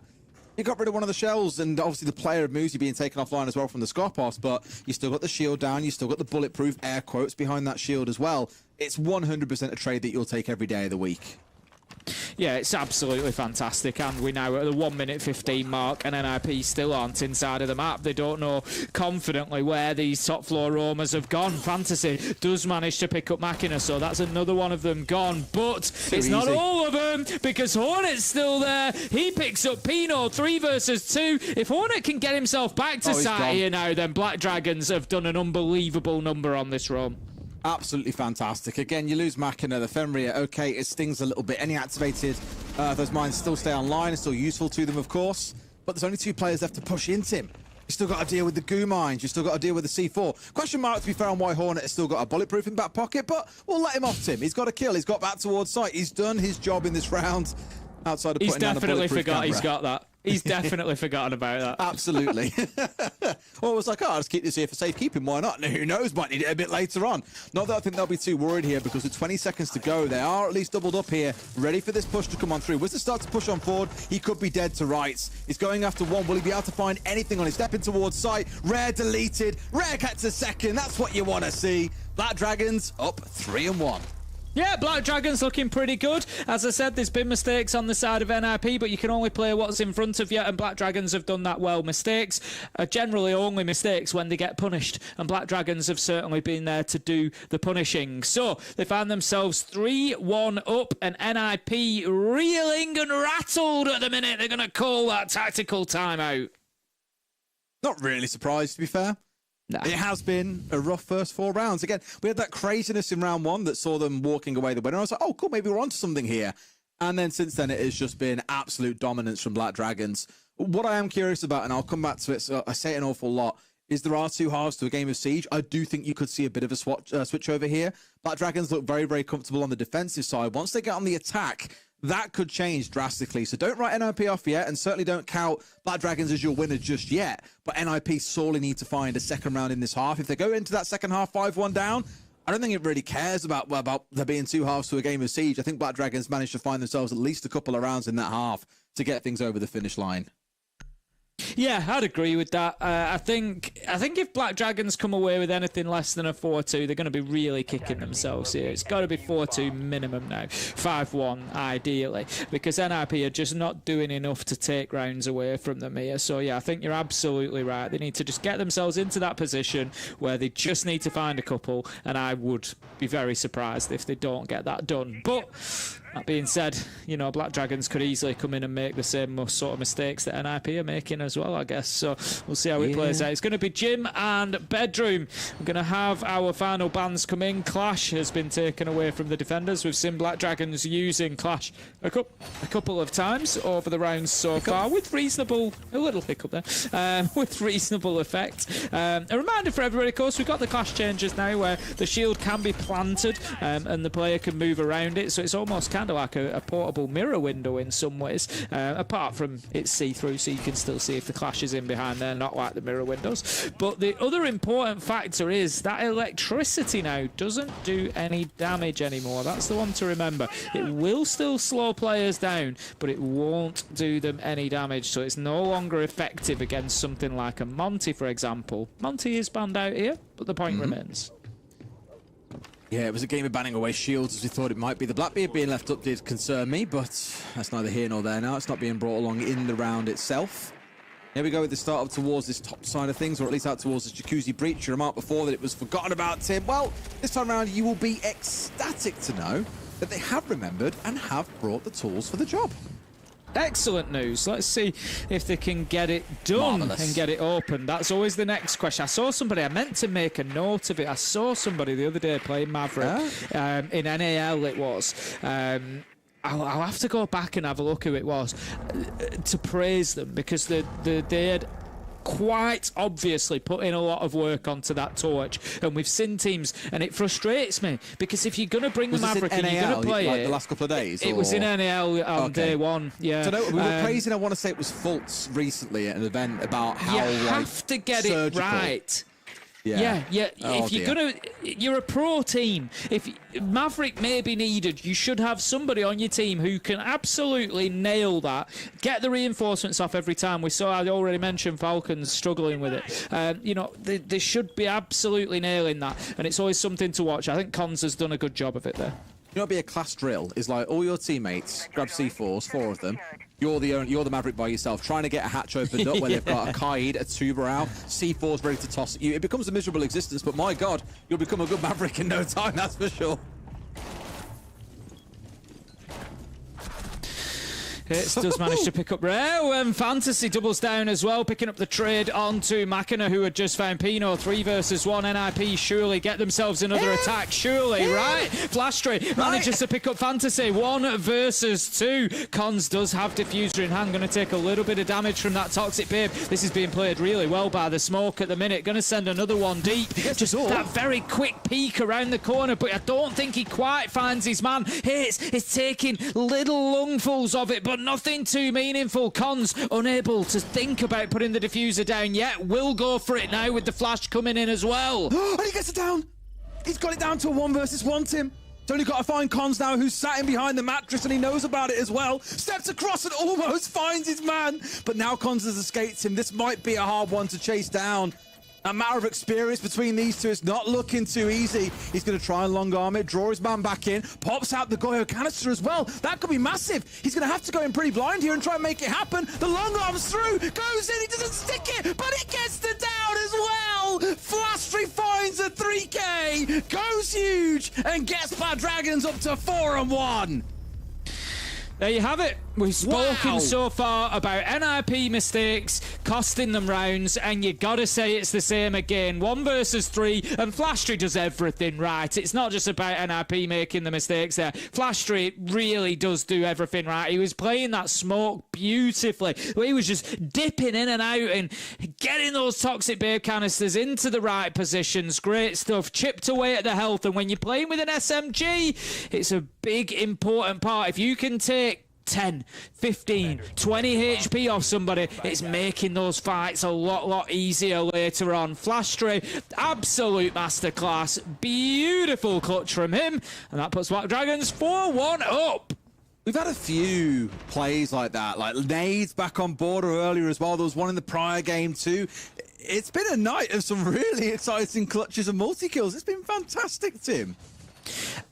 Just to add to my earlier point, as I believe it was Emilio on Envy that I was impressed with. I'd have to check back through the VOD, but I had Envy in my mind before thinking about it, so I went and had a look at their game, and there was 2 rounds that Emilio played Maverick on the attack, and I was very impressed with the gadget use. It was really good. If I'm on the right one. So if you go back and watch it and it was a bit wobbly, I apologise because I've told you the wrong match, but I don't think it was. I'm pretty sure. I've got a great idea, Tim. You go back and find it, and then you send me a link. Okay.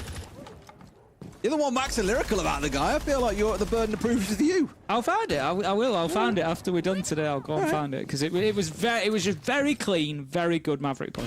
Very good. All right, onwards we march. Flastry, please don't burn yourself out here, mate. You've had a brilliant play there. Let's not see yourself dying to environmentals now. It's down to about 70 HP off the back of that one, which just removed for the need for another bullet to put him in the grave. Certainly going to increase the chances of NIP finding their man. For now, very focused on getting this main breach opened up. No surprises at all. It's a very similar setup to last time, to be fair, Tim. So that question comes in again. What do they do here? Do they focus on the garage side, or do they move out towards construction? I imagine they'll move out towards construction, but they'll be far more mindful of what is going on inside of Lounge. Yeah, I'm just glad that they've learnt the lesson as well. We've just seen them working on the main breach. They've got the Hibana pellets top and bottom. It basically does the same thing as a Maverick trick. It just, if you get it in the right place, it drops the whole reinforcement and you can open it up. But they've learnt their lesson. They know that they were punished from garage balcony because Machina was able to walk in and out of CCTV, use that rotation because the wall wasn't opened. This time it is. So it's going to help them at least get a little bit of presence, even if they do end up coming from the construction side. Ooh. But Fantasy goes to one, picks up Hornet. Nitro was detonated just before, though. Flashtra picks up Cons as well. 3 versus 3 as Hits is there with the answer for NIP. 3 versus 3. Black Dragons, they continue to hold on, and Hits, it's half health. All right. Interesting back and forth there between the two. I mean, Flashtra gets that second kill outside into the Capital. Round is probably done, so it's a good thing that Hates did get his man. Realistically, Flashtra should have been getting traded out every day of the week as well. It's just criminal if he gets away with that kill, that many kills in that position. As we're down to this last 60 seconds, though, also, Tim, I'll come back to what I said before. Think about what the attackers lose out on here versus what the defenders lose out on. Hornet already made use of that C4. His gadgets stay down. Same with the Castle. No C4, but his gadgets will stay down. The attackers have still got to chew their way through. And, of course, with Hates on side, they can start to force these players away, and it's a great shot from Hates, who has basically single-handedly here won control of Garage for his team. Such a critical spot to have on side, but they haven't got the Lion to help. There's no Zofia to chew their way through things like those keeper barriers, which is why it's now demanding a player like Hates goes big. They should have what they need, though. They've got a player out on the half roof. They've got the garage balcony. They've got diffuser in hand. Wizard can get into position behind that server stack to think about getting the plant down. There's no real denial available, but look at this. Machina comes in with a double. It's now 1v1. 5 seconds. He could have run, but he didn't. He took the fight with Pino and found the kill. And that's going to be Black Dragons again winning another round. That really, NIP, it could have been theirs. Machina has got massive balls. I don't know many a pro player that would stay and go for that fight. Ones that would tuck away, hold an angle maybe, sure, but swing? Don't know about that one, Chief. It doesn't matter at the end of the day because he got the kill that he needed, Tim. 5-1 Black Dragons. Like you say, NIP could have had a round or two in the mix there, but instead it's Black Dragons well and truly in the lead.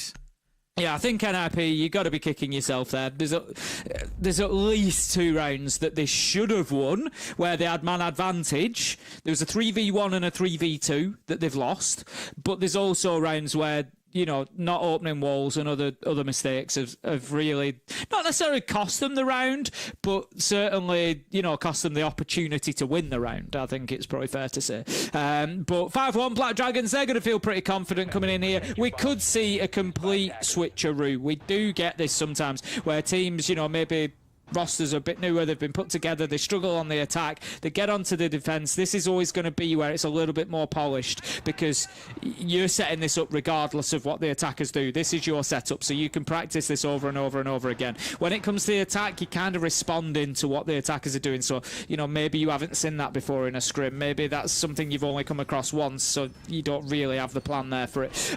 So, yeah, we might see that from Black Dragons as well here. You know, maybe there's an opportunity for NIP to grab a couple of rounds back. But with the way things are going at the minute, I feel like Black Dragons have been more active on the trading, more active on, you know, getting a couple of kills early in the round and then dictating the pace of the round. If that continues, I would have thought they can find themselves a couple of rounds at least somewhere. You would hope so, Tim. You really would. But I'll come back to the line I've said all night. There are 2 halves to a game of Siege. You could see a very different Black Dragons team on the attack. We could, of course, continue to see a very dominant one. Absolutely. But more often than not, we do see teams battle their way back in. You know, there's a reason why things like 7-0s and 7-1s are relatively rare. And instead you see things like 7-4s, 7-3s being more of the common scoreline that we witness at the high level of play. So we'll see if Black Dragons can close things out, but also don't count NIP out just yet. They could still very well have a lot of fight to offer. Dirt Tunnel is going to be immediately challenged by Rhea with the blitz. He's going to start pushing down there. I'm not sure if he's aware of the player ahead. He will be now. I was going to say I'm not sure if he's aware of the player ahead of him. Cons on the smoke is going to pop out a Toxic Babe, but that's not bad for Black Dragons. If they keep themselves away from damage here, that's one Toxic Babe used within the first minute of the round. There's the second gone. This utility is getting chewed through quickly. That's the key thing, right? Burn the smokes out early on, and you haven't got to worry about them when it comes around to the execute. The third one was about to come through here, and Flastry, the hero of a number of situations, the hard breacher, Tim, and they have no other hard breaches worth stressing, has been taken down by a run out from Meat. That is criminal. That cannot be happening. Yeah, you can't let them get away with that. And this is kind of what I said coming into this round, wasn't it? You know, we might see Black Dragons on the attack. Black Dragons on the attack might start to like stall out a little bit almost, you know, and just really start to struggle where NIP can then pick up a few rounds on the defense. And I think that may be what we are going to see, because right now, Black Dragons, they're struggling to even get themselves established inside of the map, to be honest with you. Yeah, I mean, at least that hatch is opened up. I didn't realize it was open inside a kitchen already. It being open does take away some of the risk. However, if things like bar haven't been opened up, then it starts to become a real issue, because that then becomes really only point of entry. You've got to worry about attacking through dirt, maybe kitchen drop, maybe main stairs. You'd really like someone in motor or blue as well, ideally.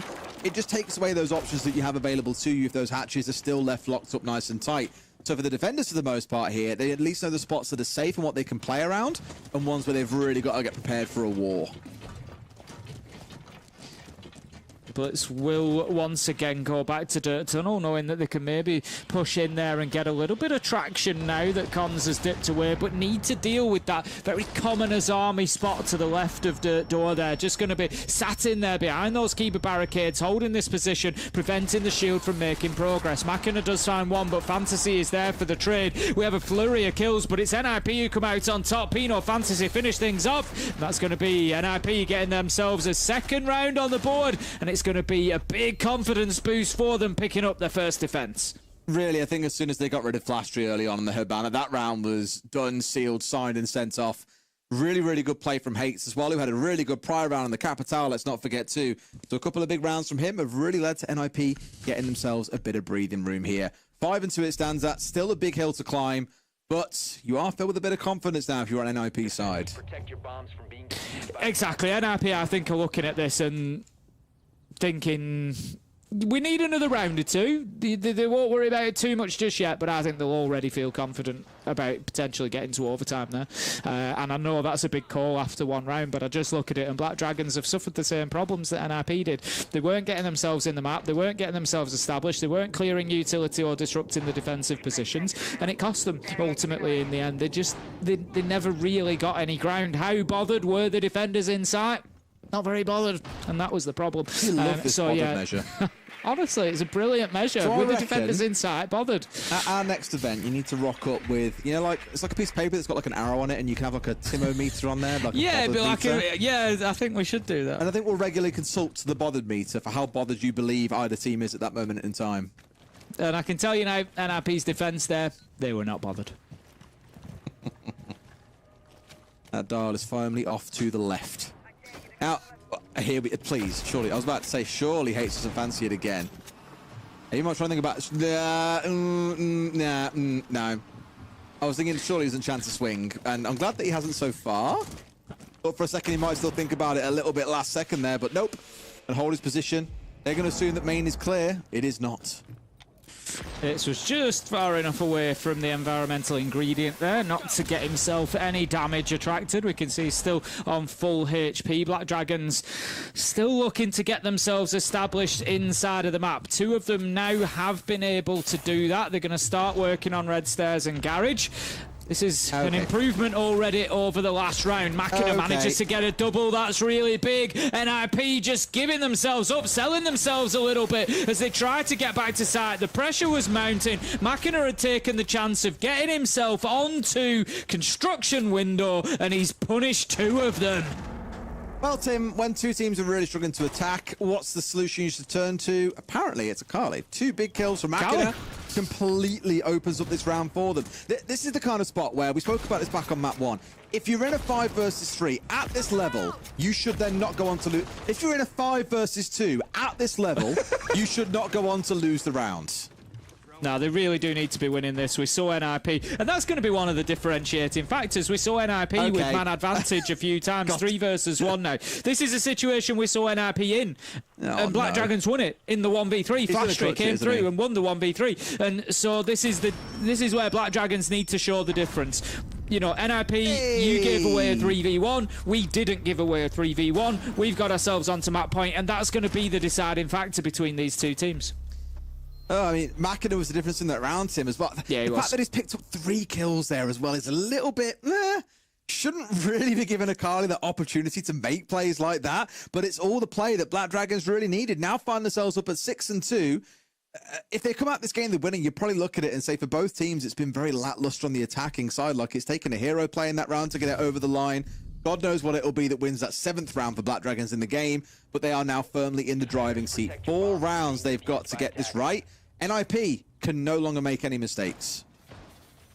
I've really enjoyed watching Machina so far tonight, I will say. I think he's... Is that because he's got 13 kills? I mean, he's gone 13 and 5, but there's been some really enjoyable players there as well. You know, I like seeing people who are willing to bring a different operator here and there, bringing along the Kali. It's a bit of something different. We don't see too much of it. Getting a triple kill as well. Fantastic. We saw good play on the Jaeger, on defence, up on Garage Catwalk particularly, in and around the area that we just saw Fantasy there. And yeah, I've thoroughly enjoyed watching Machina play tonight. He's definitely a player that, you know, maybe I knew a little bit less than the others, but looking towards the rest of the stage, I'm looking forward to seeing more of him.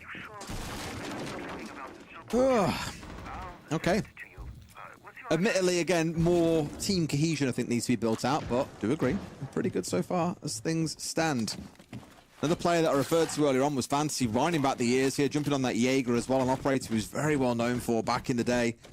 Really, across the board, you look at the NIP lineup here, and, you know, he's the only one that's gone, well, alongside Pino, sorry, that has gone even as far as the kills go. And, of course, the game isn't all about kills, but you look at the other, and you've referred to Machina being a bit of a difference maker. There's no one really on the team that's done that for them so far, and it will mean NIP yet again go back to the drawing board and start thinking about how the hell do we turn around our fortunes, or misfortunes. Rare gets into the top floor aggressively here, just looking to catch out any roamers on the opposite side to the site itself. Hornets there in support as well. They're pretty confident that they've quickly gained control, and I like this again. Less than a minute into the round, Black Dragons have got control over Master Bedroom, clearing out that ingredient. They can get themselves into construction and immediately start putting a little bit of pressure onto site. Maybe play your Blackbeard on site door, make it difficult for them to challenge. Put a Wasp in the room, let them know that there's this constant distraction and they need to be aware of it, NIP. You see what the focus is going to be, Tim. They're expecting a construction side hit, but there's that vertical play that you come to expect when they know that there's bandits set up and they know it'll be a nightmare to chew through directly. Send someone below and have them get the vertical control going for you, and that's exactly what they've got here. Drones out on the flank as well, you saw a second ago, keeping an eye on any flanks that might come on through. Looking pretty good so far. Well set up here, Black Dragons, and they've got an answer for what NIP are putting up in front of them. Cons just takes a little bit of damage as well, and you can see that on the side of NIP. They're just being chipped at, but Fantasy, he's going to chip away at Machina, and who better to take down on the side of Black Dragons than the talisman player so far today. Manages to cut down the buck, the Blackbeard goes as well, and the wheels have come off for Black Dragons. They managed to get themselves inside into the map quickly, and we're making progress, but the brakes have well and truly gone on. 3 versus 5, NIP can breathe a sigh of relief. They might just have a stay of execution for another round. Maybe for now, yeah. I think even at this even at this point, surely they don't lose a round off the back of this, and they still yet might. Rare was one of the dead players. It's something in the world that he's disconnected here, but the rest of his team have got to pull off a 3 versus 4 with only 30 seconds still to play. Everything's being focused here out towards construction as well. They know there's a player top red, just can't quite find him when he's dug in behind this reinforcement, really making life difficult for them to even start a push on forward, Tim. Nade will come out, and that's just going to force a player out of position. It's not really going to matter, though, as 2 kills come in for NIP. Flashtree able to get 1. He's already hit a 1v3, but he did it with a little bit more than 7 seconds on the clock last time. Not going to have the time this time around. NIP get themselves another one, and that will keep them fighting for now. But it still feels for me like it's a matter of time for Black Dragons. 3 more rounds they've got to get through here, Tim, to catch up and send us to overtime. Again, remembering neither team can walk away with all 3 points at this stage. So got the bands come on through here as well. Curious what both teams look to take away. And of course, it gives a bit of time for Rare to get himself back in the lobby as well, so we can get things back underway. In fact, I think we're at a pause even now while we get that sorted. I think we are. As you said, the bands would have come through otherwise by now. 18-second time, mate. You've got loads of time. Yeah, they've all the time in the world. We'll get this one done, as you say, as soon as we get Rare back in, and we will be good to go. The bands, as they stand at the minute, at the beginning of the defensive half, we had NIP banning away Ace and Monty. Black Dragons took away Cade and Mirror, so we will see following bans come through. Honestly, from Black Dragons, I'd quite like to see an Azami ban. I think take away one of those really big critical defenders, and I feel like that's going to give you the space at some point to grab that round that you need. I reckon you ban a Carly, Tim, here. You think? Yeah, why not? Just stop macking her. Nah, if I was going to ban something here, I think you go towards the Grim. I think it's been in a couple of rounds now. It's been quite a nuisance to deal with. I wouldn't say it's contributed towards them winning the round earlier, no. But across those last 2 rounds, we have seen it have quite the impact. So I think it would be a sensible ban to take away for NIP. But maybe they've got something else cooking. Of course, Shield's also a good option. We've seen Blackbeard, we've seen Blitz. My main concern with banning a Shield is you ban one, the other one is still available. So you're damned if you do, damned if you don't. Yeah, I'd agree with that. I don't think there's too much value in it. Like you say, if Black Dragons are hell-bent on bringing a shield, they're going to be able to do it one way or another. So I think you can probably get more value by specifically targeting, maybe the Hibana or maybe the Grim, something that's going to really slow them down. I know the Hibana leaves them with other hard breach options still, but I just feel like it's with the Ace as well. It's just such a peak hard breacher for this map. It's if you've got to bring the Maverick or you've got to bring the, it's forcing your operator choices to bring the can openers to do something. So yeah, I think you'd find more value out of something like that. All right. I assume because we've come back to this overlay, we're good to go. No, not just yet. This is one thing we were slightly mindful of as well to talk about for a second. Of course, players aren't all playing on LAN anymore or playing back at home. That can lead sometimes to situations where internet can be a little bit spotty if there's a storm or whatever else it might be, and that may be what we're experiencing now. So when Rare gets back in the game, get underway, but we could be waiting a few minutes while we find out what's going on. Yeah, I mean, Brazil is a big place. Brazil is a very, very big place. A wonderful place. Absolutely loved it. Absolutely loved my time there. But yeah, big place. It's got very different climate, very different weather, very different challenges, maybe to other parts of the world. So like you say, something like a storm can roll through and start causing a few little hiccups here and there. But we don't know that that's the case. We're just surmising at this point. But as we say, we'll get Rare back in as soon as we can do and get underway. But it is unfortunately just kind of the nature of it's the nature of how things are in Brazil, or how they have been historically through Siege's history, really. It's always a good little tech pause here and there in Brazil. How much of the new season have you played, actually, Tim, since Siege X? I know it's only been 4 days, so not a lot. I've had an unfortunately small amount of time to play games at all since Siege X launched. The very limited time you've had, you've been playing Rocket League with me and Fresh. And that's literally the only gaming that I've done was that 20 minutes today that we played since Siege X came out. So yeah, there's going to be a lot of playing and streaming Siege X next week. That's probably hopeful as well, really, because I'm doing a few talks and a few things. I was in Copenhagen a couple of days ago for a few days, so I've just been absolutely so stacked. I'm looking towards next Friday, really, and then I can really get back into it.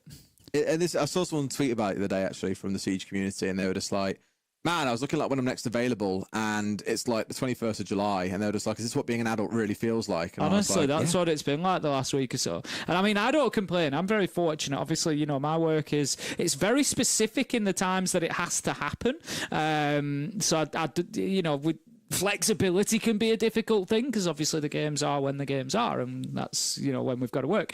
But I do also get quite a bit of downtime and stuff as well. So I'm very fortunate like that. So I really don't complain too much. But yeah, it's just been terrible timing that I've been so busy right around the launch of Siege X because I'm absolutely desperate to like get some rich time in and you know, get back in the stack and get playing. But yeah, it's been a bit of a tour. I'm hoping, given that it's Father's Day tomorrow, I am busy through the daytime, but I'm hoping that I will be afforded the time and space tomorrow night to you know, lock in for a good few hours as a little treat for Father's Day maybe. Tomorrow night?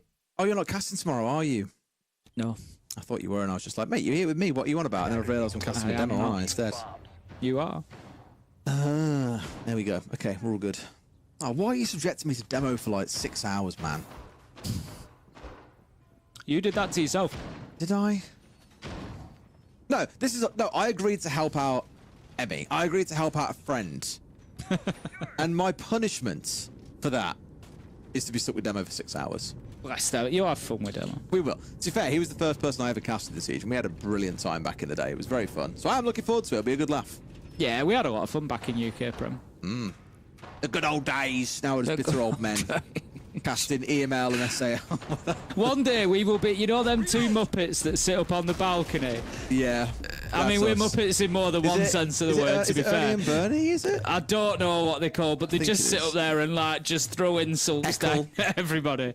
That's just going to be us one day. That's Bert and Ernie. Was it Bert and Ernie like an old form? Nah, they were... that was something else, weren't it? What am I thinking of? Else.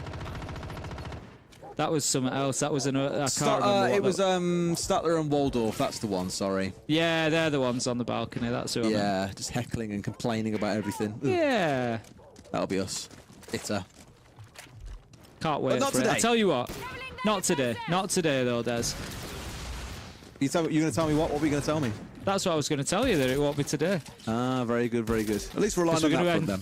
We're back in. We're going to enjoy some more Siege. Interesting breaching pattern there for the X-Kairos pellets. That's just going to be a straight walkthrough as it gets opened up. I thought for a second they were going to take out the top and bottom, as we discussed earlier, and just clear that off and make it soft and then work their way in. But no, they've just gone for the straight up and down. To be fair, they haven't really got anything to destroy the soft breaching away with, though, right? No, that's a very good point. So they'd be a bit like, ugh. So I guess it's all they can really get away with. But inwards they go. We've also got ourselves other walls opened up. As you can see, Rare has used both of those exothermics. They have been busy bees in the first 60-second of this round. At least moving at some, I'd say, good pace here. We've got about half the round has already elapsed. NIP largely dug in around site, just sort of waiting to see what comes next. Hates the main player. You're looking at being out around the map to cause a spot of bother. Machina trying to round and hunt him down, but will he find his prey? He knows where he is, but he cannot beat him to the punch. Hits manages to find the kill, and Machina with a triple in the last time he played again on this round. Sorry, on this site. Is a big takedown there. He's been going well, but the last 2 rounds he's been shut down without a kill, and cooling off a player who was 13-5, now 13-7 is never going to be a bad thing for NIP.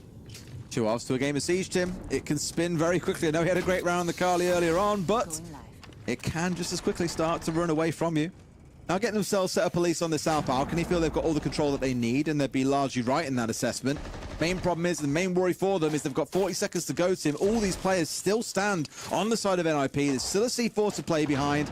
They've got a lot of work to do. And they start to do it. Rare manages to find the kill onto Fantasy. 4 versus 4, but Cons is there playing from inside a site. Manages to cut down the man on the window, but again, Black Dragons find the answer. 3 versus 3 as Muzi manages to take him down in a trade. That leaves Wizard, Pino, Hates with it all to do. They are going to find themselves being pressured inside a site, but with 10 seconds left to go, it is now or never for Black Dragons. They need to push forward. They see the head of the Asami, but can't get the kill. 2 do come in. in, and the plant is going down. That's going to extend the clock. It's all up to Hits in the 1v2. He finds the first. Can he find the second? Yes, he can. Flashtree managed to do it for Black Dragons, and Hits says, you know what? I'm here for my team too. NIP clutch it out and keep themselves alive for another round. Some big moments from Hates at the back end of last half and into the first few rounds of this one as well. We were talking about 4 rounds feeling like a bit too much of a hill to climb, not forgetting 5-1 was the score at the end of the half. Now they're within 2 rounds of striking distance.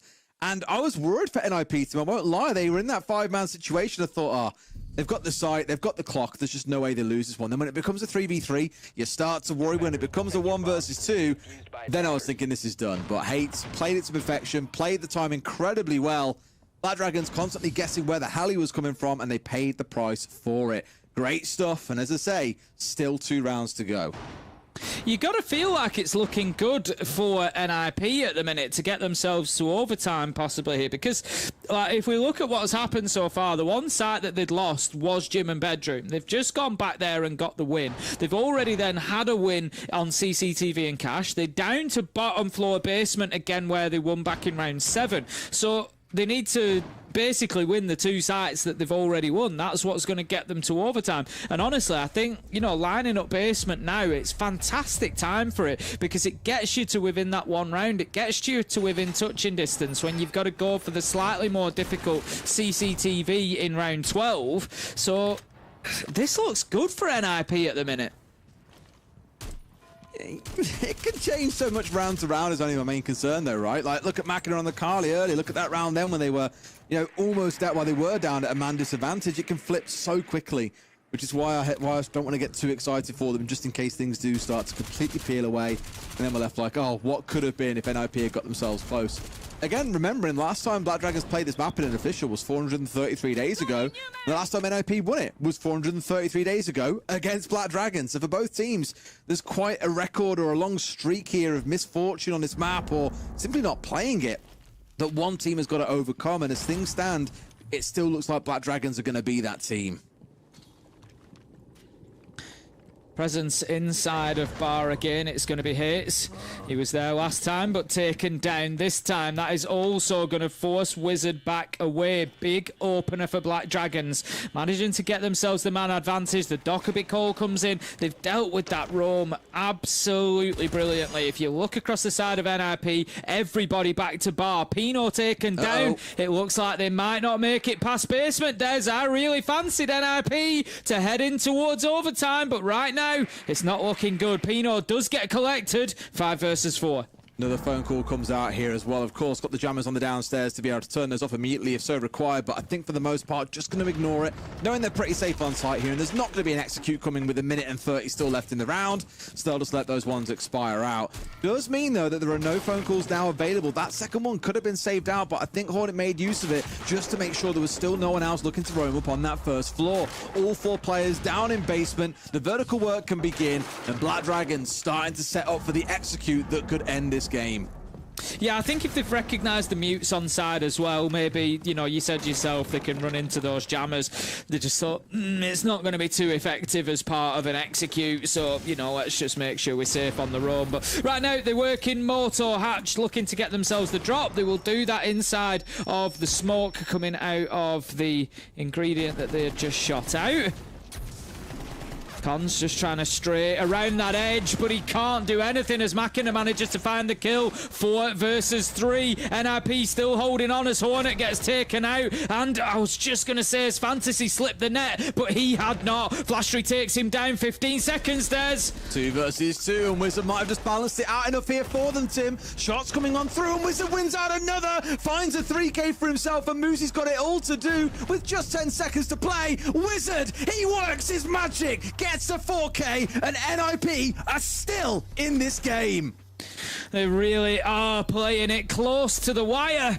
Black Dragons really feeling like they were in charge through a lot of that round, but it's always tough to attack onto the basement. If there's any site you're going to be able to just dig into and hold the line, it is going to be down there in Church and Arsenal. NIP do exactly that. They get themselves back within touching distance. One more round will see them through to overtime, and it will see them guarantee at least 1 point in the league table. So So, NIP, can you do it? That is the question. It would be 4 rounds in a row. They were 6-2 down.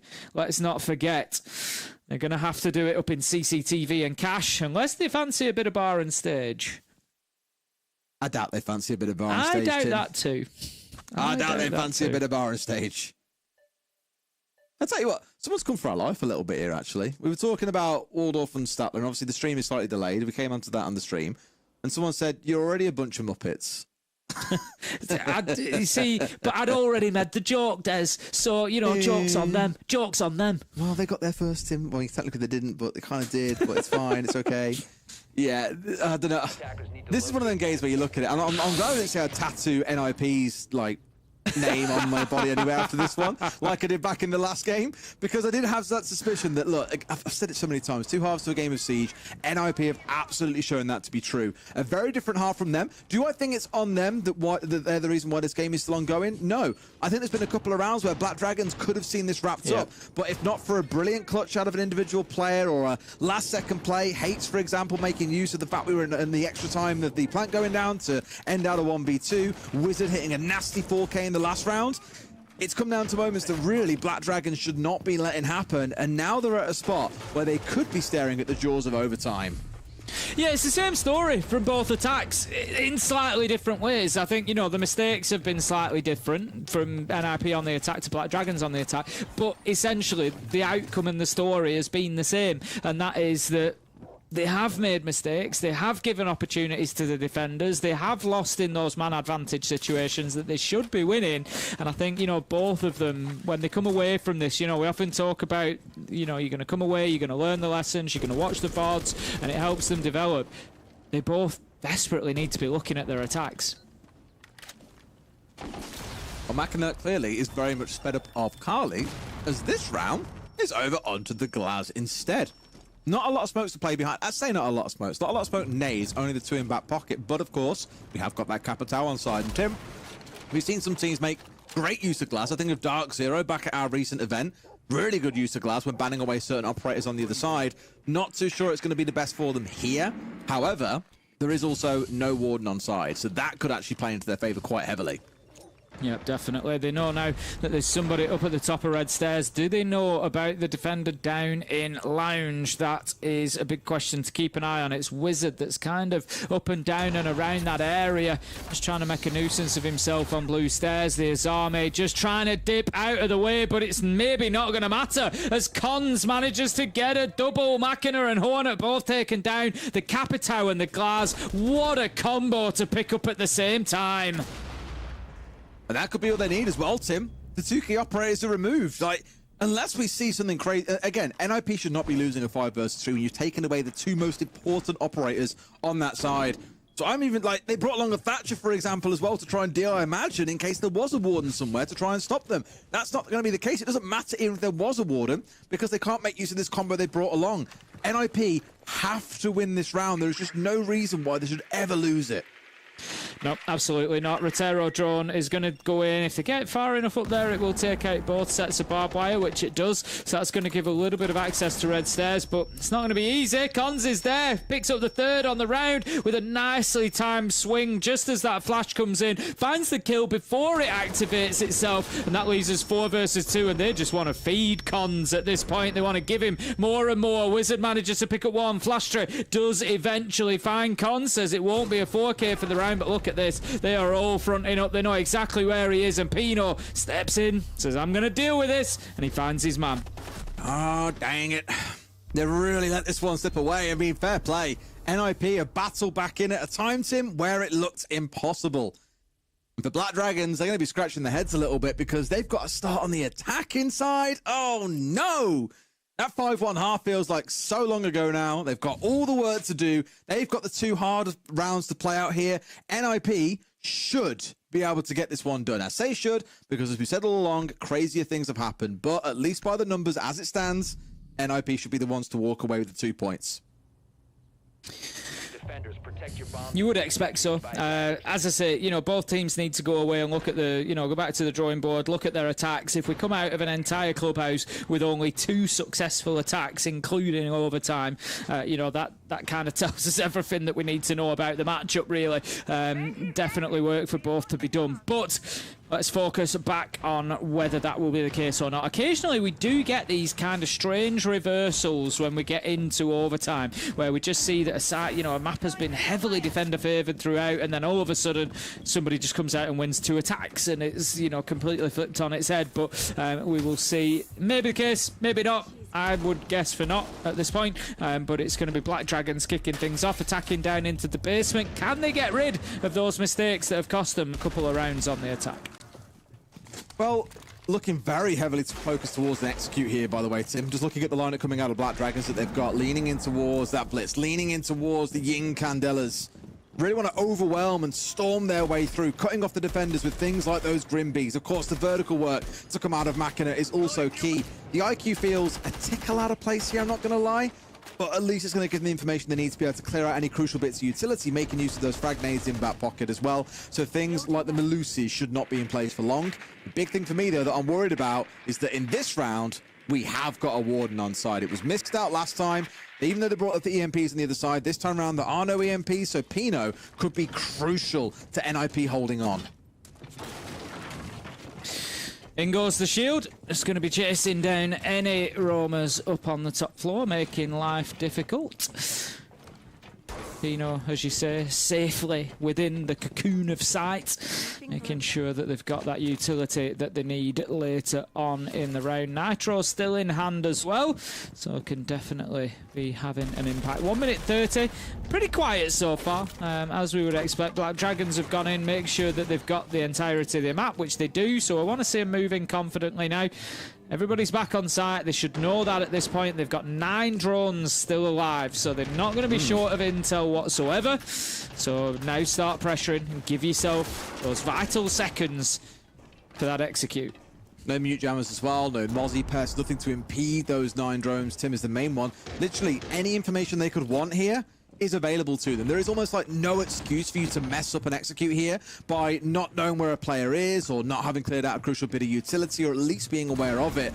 Like, again, it's hard to say that you don't pull off a really good execute off the back of this. I'm more nervous, to be honest with you, about when it comes around to the gunfights themselves. That is where NIP, at least across the last few rounds, have gone absolutely mega.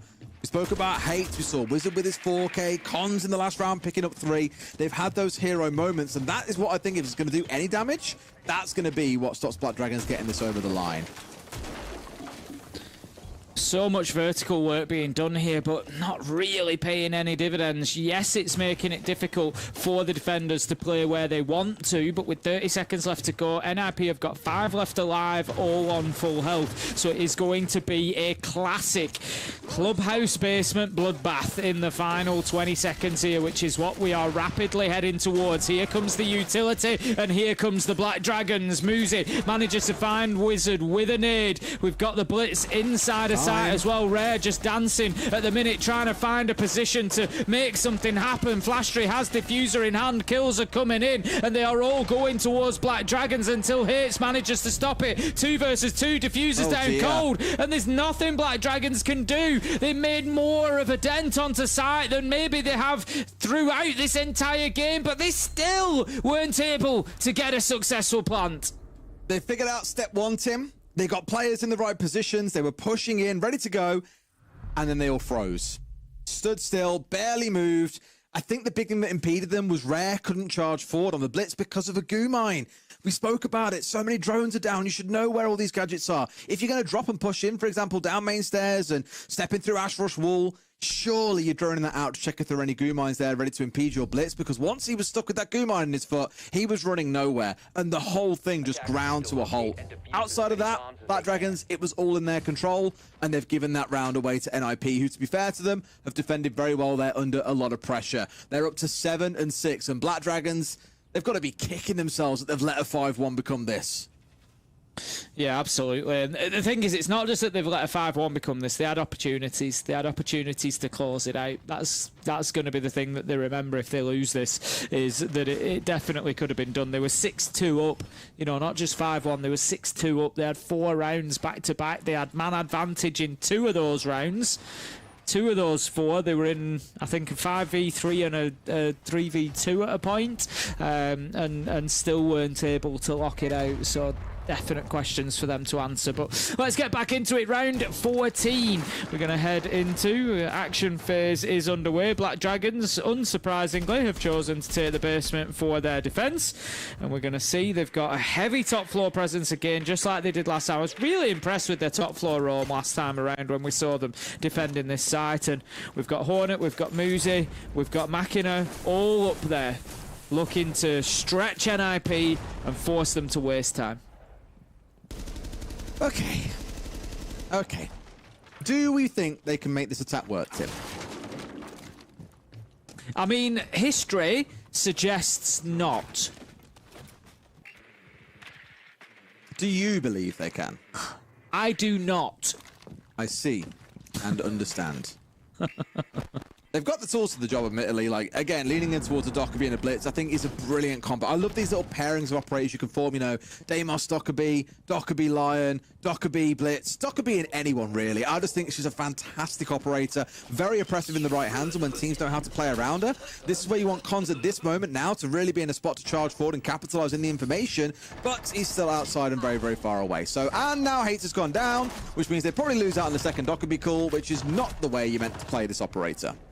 Oh no, this is looking good. Fantasy manager to pick up Muzi. Flashtry is there with the kill onto Wizard. 4 versus 3 effectively though, as Machina is down and they don't want to risk going for the collection. At the moment, Cons does manage to finish that off, so 4 versus 3 now. NIP have got an opportunity here if they just don't ignore the basics. It was the default breaches, it was the basics that cost them last time around. This time, they're doing a better job. Hornet does manage to pick up the shield, but the damage might be done. 3 versus 2. Is it going to be enough? That's the big question. It looks like it might be. Flashtry has been here before, Tim. Admittedly, he was on a smoke. It was a very different situation to be in. Now there's 3 players bearing down on him. 6 drones to their name. 4 flashes, frags, you name it. They can do all they need to here. I guess considering there's a couple of go canisters down, it could... 40 seconds to go. Like, that is more than enough time for NIP to get this one done. If there was 15 seconds left, then yeah, I'd be saying this is doable for Flashtry. But honestly, I think given the amount of time, they're going to know exactly where he is. They can push from multiple angles. You know, we're starting to see a bit of pressure mounting. You know, are they coming from dirt? Are they coming from mortar? Where are they going to work from? I'm just a little bit concerned, though. As I said that, we're now down to 15 seconds, and NIP have left a lot of time. Flashtry manages to pick up 1, but they know where he is. And as you say, it's just going to take a graze from 1 bullet to be able to pick him up. They're just going to go for the plant. This is smart play from NIP. I said they needed to make sure they were doing the basics. They've done them. They've gone in there. They've started putting the diffuser down. Pino's then on the cover, picks up the final kill, and NIP finally get themselves over the line in what was a comeback from 6-2 down. Black Dragons still cannot beat NIP on this map, Tim, as well. It might have been 433 days since the last one, but once again, NIP have triumphed. Much closer this time around, admittedly. I think the big one from that game that we'll both look at, and I'm sure the desk will say exactly the same, was attacks. Questionable. Yeah, definitely. And it was, like I say, some basic slip-ups. NIP not opening default walls a number of times. Black Dragons not closing out rounds where they had, you know, strong man advantage, not really, you know, getting all of the value out of the work that they'd done. So, you know, definite improvements can be found. Well, I enjoyed the game as much as it was, you know, mistakes. They were taken advantage of, they were punished, and I'm kind of looking forward to seeing what both teams do, but it's going to have to improve if they want to push themselves up sort of middle or above. And I think a big piece of note about it, there were a lot of individual moments for players there where they went absolutely nuclear, like 2 or 3 clutches in that game by my count, a bunch of multi-kills building through. It feels like every player bar 1 or 2 got involved in that gameplay at some point or another. So it might not have been the cleanest from a team perspective. A lot of the executes had good intentions, but ended up being incredibly messy.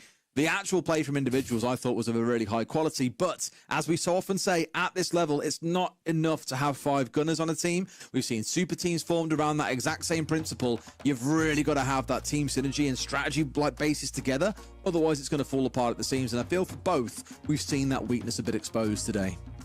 Yeah, I'd agree. I was just looking at Makina, and I don't want to be critical of him because I think he had a really good game and had some very enjoyable moments. But if you remember, I commented that he was 13 kills, but had been quiet for a couple of rounds. He was 13 and 5, then went to 13 and 7. He finished 14 and 11. So from 5 to 11 deaths, he got 1 kill for those 6 deaths, and it just shows that you need that team around you, because if one person drops off, goes off the boil, someone else has got to step in. Well, I'm sure about, on the whole subject of stepping in, Tim, we'll let our Death step into this one and offer their thoughts on the game as well. Milos, over to you.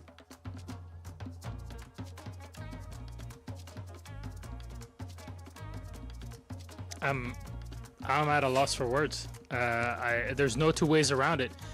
5-1. How do you blow the 5-1 lead? And the thing is, when we were sitting on our own channel, kind of just discussing how the game is going, I'm like, guys, 5-1. It's okay. They can bring it back. This is still, it's still very doable. Black Dragons were on the defensive side, and NIP are going to bring it back, but I had no idea that would be like this. And I think the thing that we can kind of take out of this whole game is the Dez Ace going to overtime curse will forever exist, Jack. Yeah, it absolutely will. I will say, Milos, I don't think that was a game for the ages. I don't think there'll be people studying that game. Yeah, it was a game. I don't think there'll be people studying that game on how to play Clubhouse necessarily, particularly how to attack Clubhouse. It was, however, I would say curious between the two teams. Certainly the first half when it was NIP that were on the attacks, because they were really trying to force the Blackbeard, and then Black Dragons were really having a lot of fun in and around, playing around that clash.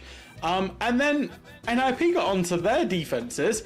They looked dominant, and Black Dragons looked like they couldn't attack whatsoever, and obviously it sent us all the way to overtime. And I think Des just mentioned it there. There was a lot of individual moments. There was big clutch moments in the late round, and they were happening because the attack was taking so long to get to any type of execute position from both of these teams when they were on the attack.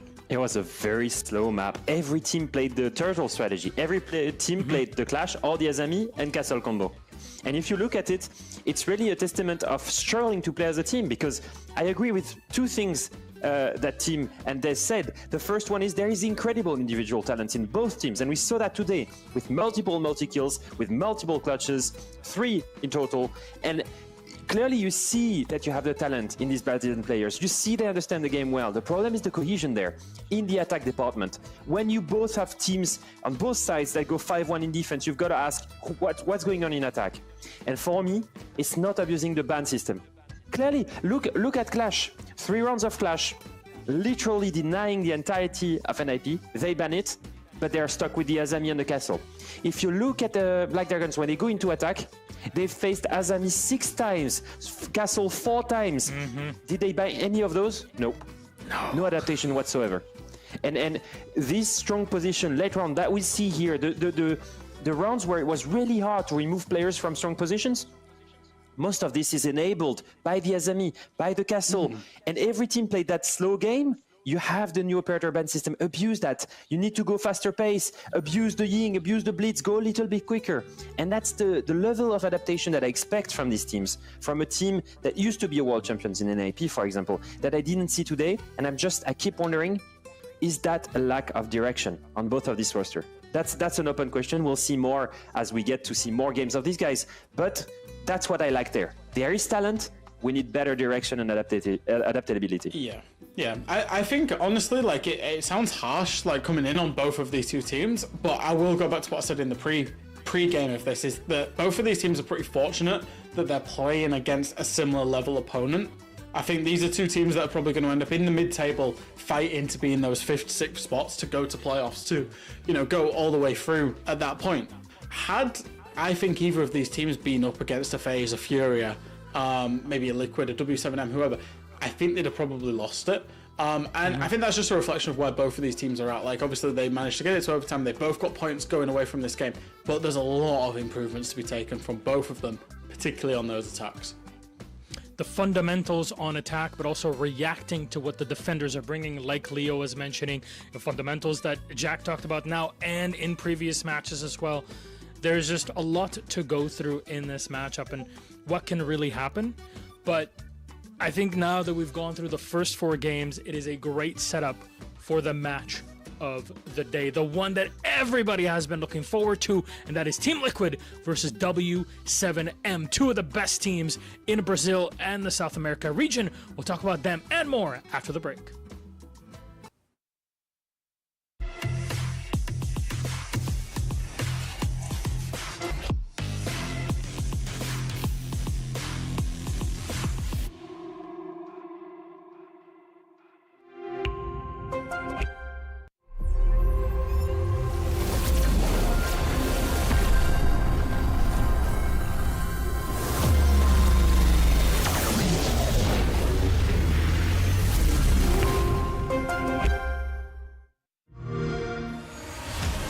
You know how they say, it's not the destination, it's the journey? And the journey of 1,000 miles begins with a single step. And you know what? They're right.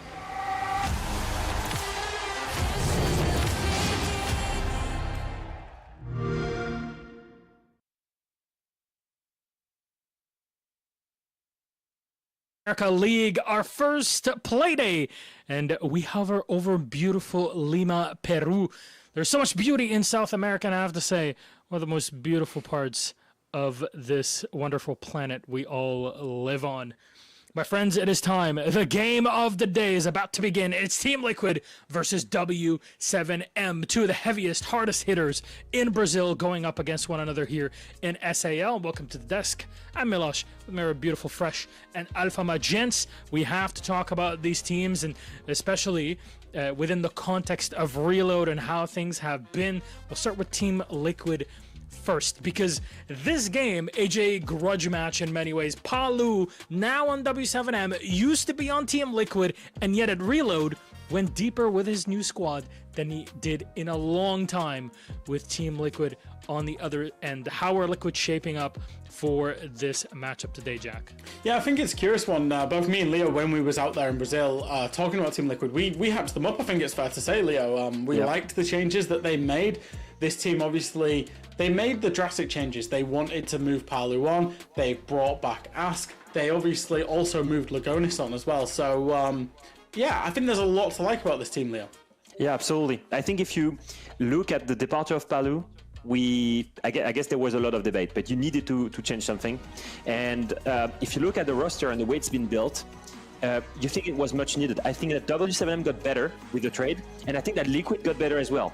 As you see Ask and Maya here, Maya still one of the most important players here. The pickup of Diaz, of course, was a big surprise coming from an ENL. Not many people expected him to be picked up. Obviously, Nesk and Resets still in that roster.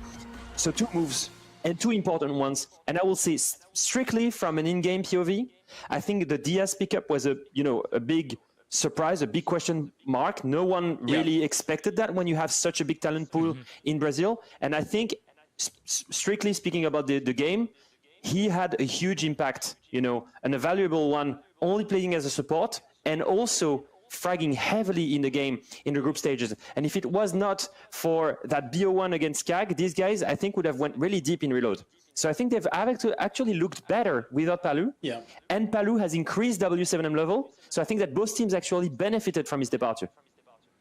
I think that's, for at least in my case, if anyone with eyes could have seen after the SI in Paris what had happened back then during the lockdowns, that this Palu change was needed. And I think the results are starting to show for themselves. However, a 1-to-1 matchup in Brazil, even though they are not playing in the studio and it's only a best of 1, it at least will give us some idea about these 2 teams and what they can offer. Though you mentioned Palu, let's talk about W7M on the other side and what they can bring now, of course, with Palu on the team, Leo. Honestly, I think they've looked amazing. I know they didn't have the smoothest of run at Reload. They dropped to map 2 Team Secret. Remember, they beat FaZe on Lair 8-7 at Reload.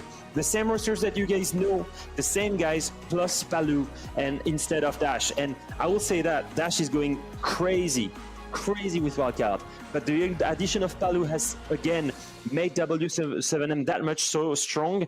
And if it wasn't for that loss against Furia, I feel like these guys would have went really deep. Actually, they went undefeated up until that match. And for me, that was the big thing. They honestly looked like the best team in the tournament at a certain stage in Rio on CGX. And I think now they've had time to mature, to really onboard Palu in that identity. And now is the real moment. You know, does that pay long term against his previous teammates? Yeah, I really liked them in Brazil. I thought they had a lot going for them. Obviously, they were bringing Palu in, as you said, Leo. They were fast, they were aggressive, they were direct. It was a very fun and entertaining brand of Siege to watch. And obviously, they've got some phenomenal talent on that team in terms of raw gunpower. Honestly, if you look at who they played at Reload, they beat MAT, FaZe, Dark Zero, and Falcons in a BO3. I mean, literally the best teams in the world. In reality, had they beaten Furia on that day, we'd be speaking about them as Reload champions. You know, that was the real grand fight. Effectively, in my heart, they are the second place at Reload team. You know, they are the current major champions as well. This is a very, very high-performing team, and they've added in one of Brazil's best ever players in Palu as well. And they've done that in I would say a record amount of time. If it weren't for teams like Furia, for example, that have done pretty much the same thing that when they were under the W7M roster only a year and a bit prior to that. Anyways, we could talk about that history all night long, but we have a game to get into. Our map veto is ready. Jack, can you please guide us through it to see where we play in our last game? Yeah, absolutely. Obviously, with it being a best of one, you very often will end up in a middle of the road map for both of these teams. And we're going to go all the way to border. Another border, bang, border. It's all happening today, Leo. It's a big surprise for me. The reason I say that is I feel like, except if you take away Skyscraper, that's clearly the permaban for Liquid, and as you see it on the left of your screen, the first map that they ban. It's, for me, their second least favorite map in their map pool so far. It's a map where they have a 25% win rate, not necessarily a strong one for these guys. They've lost it against MAT at the 6th Invitational, for example.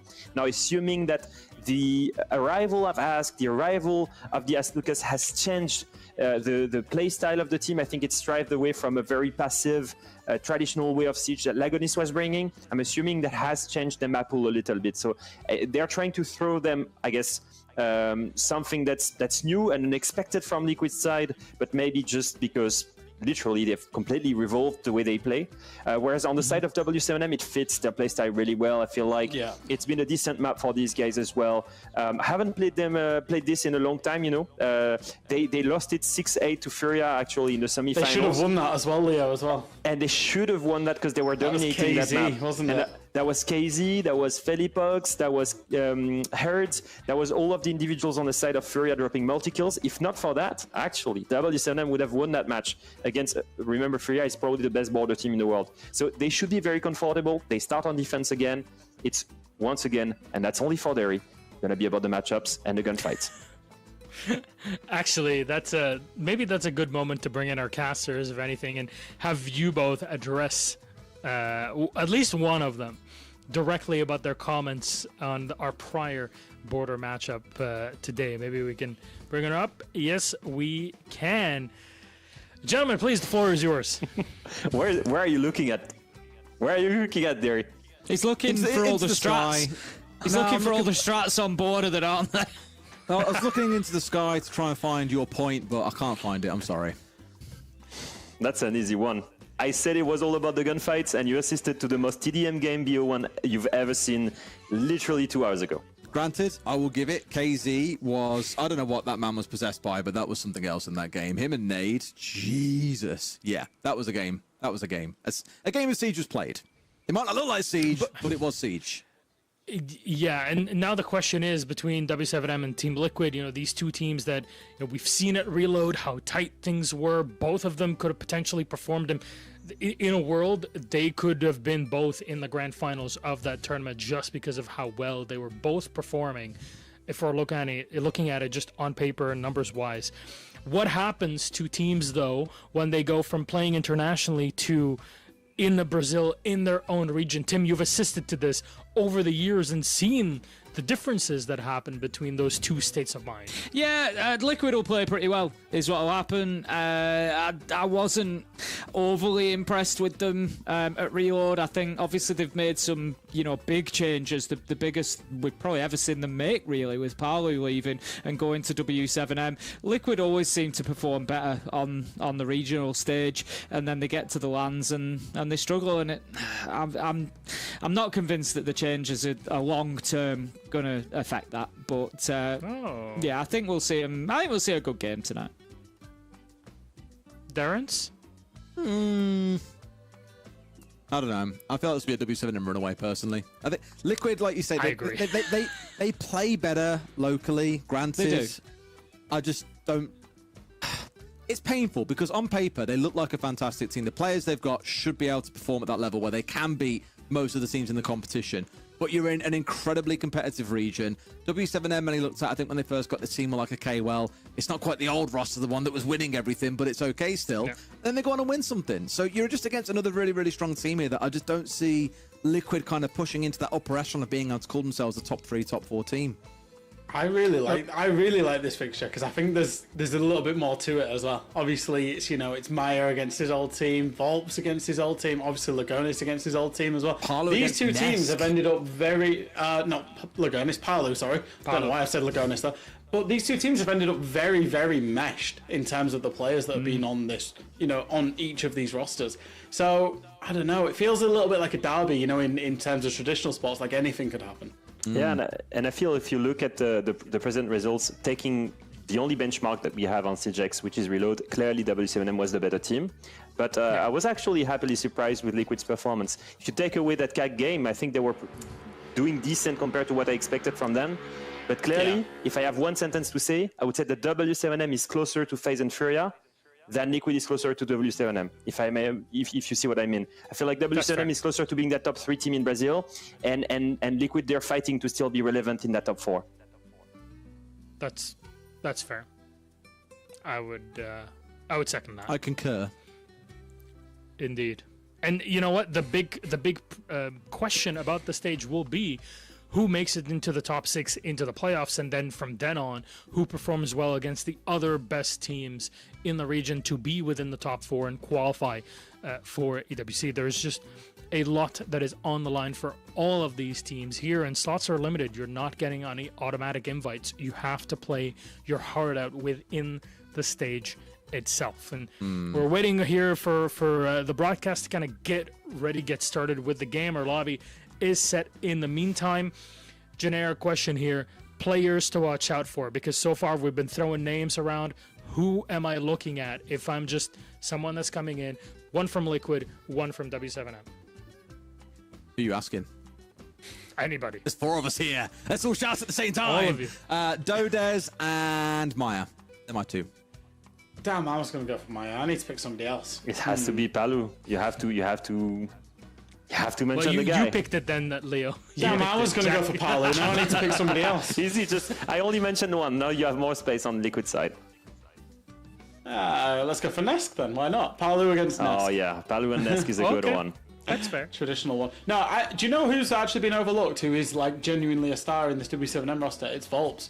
Obviously there's a lot of talk about Palu when he joined them. I don't know. Genuinely think he's a real game winner on his day. I really hope we're not still sleeping on Dodez, are we, after all this time? He's probably the best player on this team, bar none. Is he? Yeah. Is he? I think you look over time, over tournaments. They're such a strong team. They are, but Dodez is class. I honestly think he's underrated around the world. Like, for what he does with that team and how well he plays consistently, he's underrated. As a fragger, what about Lobin? Yeah. No. Lobin. What to describe? I want to describe Lobin in them. Anyone who's watched UK will appreciate this. He is the Brazilian sloth, in that he loves playing aggressive. He will run at a group of 3 or 4 people and just try and kill them all. He'll hang out in a rat spot and try and get kills. And you know what? Sometimes he does it beautifully well. But when it goes wrong, it makes him look really bad. And I think on his day, he's a brilliant player, but we just don't see the consistency from him for him to be able to really fly. I don't know. a slight on if it's on Logan or if it's on Sloth. I once called Sloth the Monkey King when he used to cast him because he literally ran around the map like a madman, and he got a pair of AirPods and got engraved Monkey King on them, he told me, and I thought that was really sweet. Yeah, the funny thing is, I would argue that for a while, Nesk would have also fit that same description. In the terms of going around, you'll explode, or just be completely shut down. This is more in Nesk's early days, especially when it came to international. I think it's more that he was an explosive player. I think more like a Kanto back in the day, or maybe Shaiko when he was used to be really on one. Maybe less so these days. You see that out of him when they were more unleashed as players. I think about Citizen a few times actually historically as well. These real top gunners. I put Nesk in that same category. They were just that good that they could spot a gap and just kill 3 players out of nowhere. I think Lobin is more. I wouldn't quite put him in that category, and I mean this in the nicest way. He's not the kind of player that I would expect to explode like any of those 4 or 5 like real top tier names that you'd think about.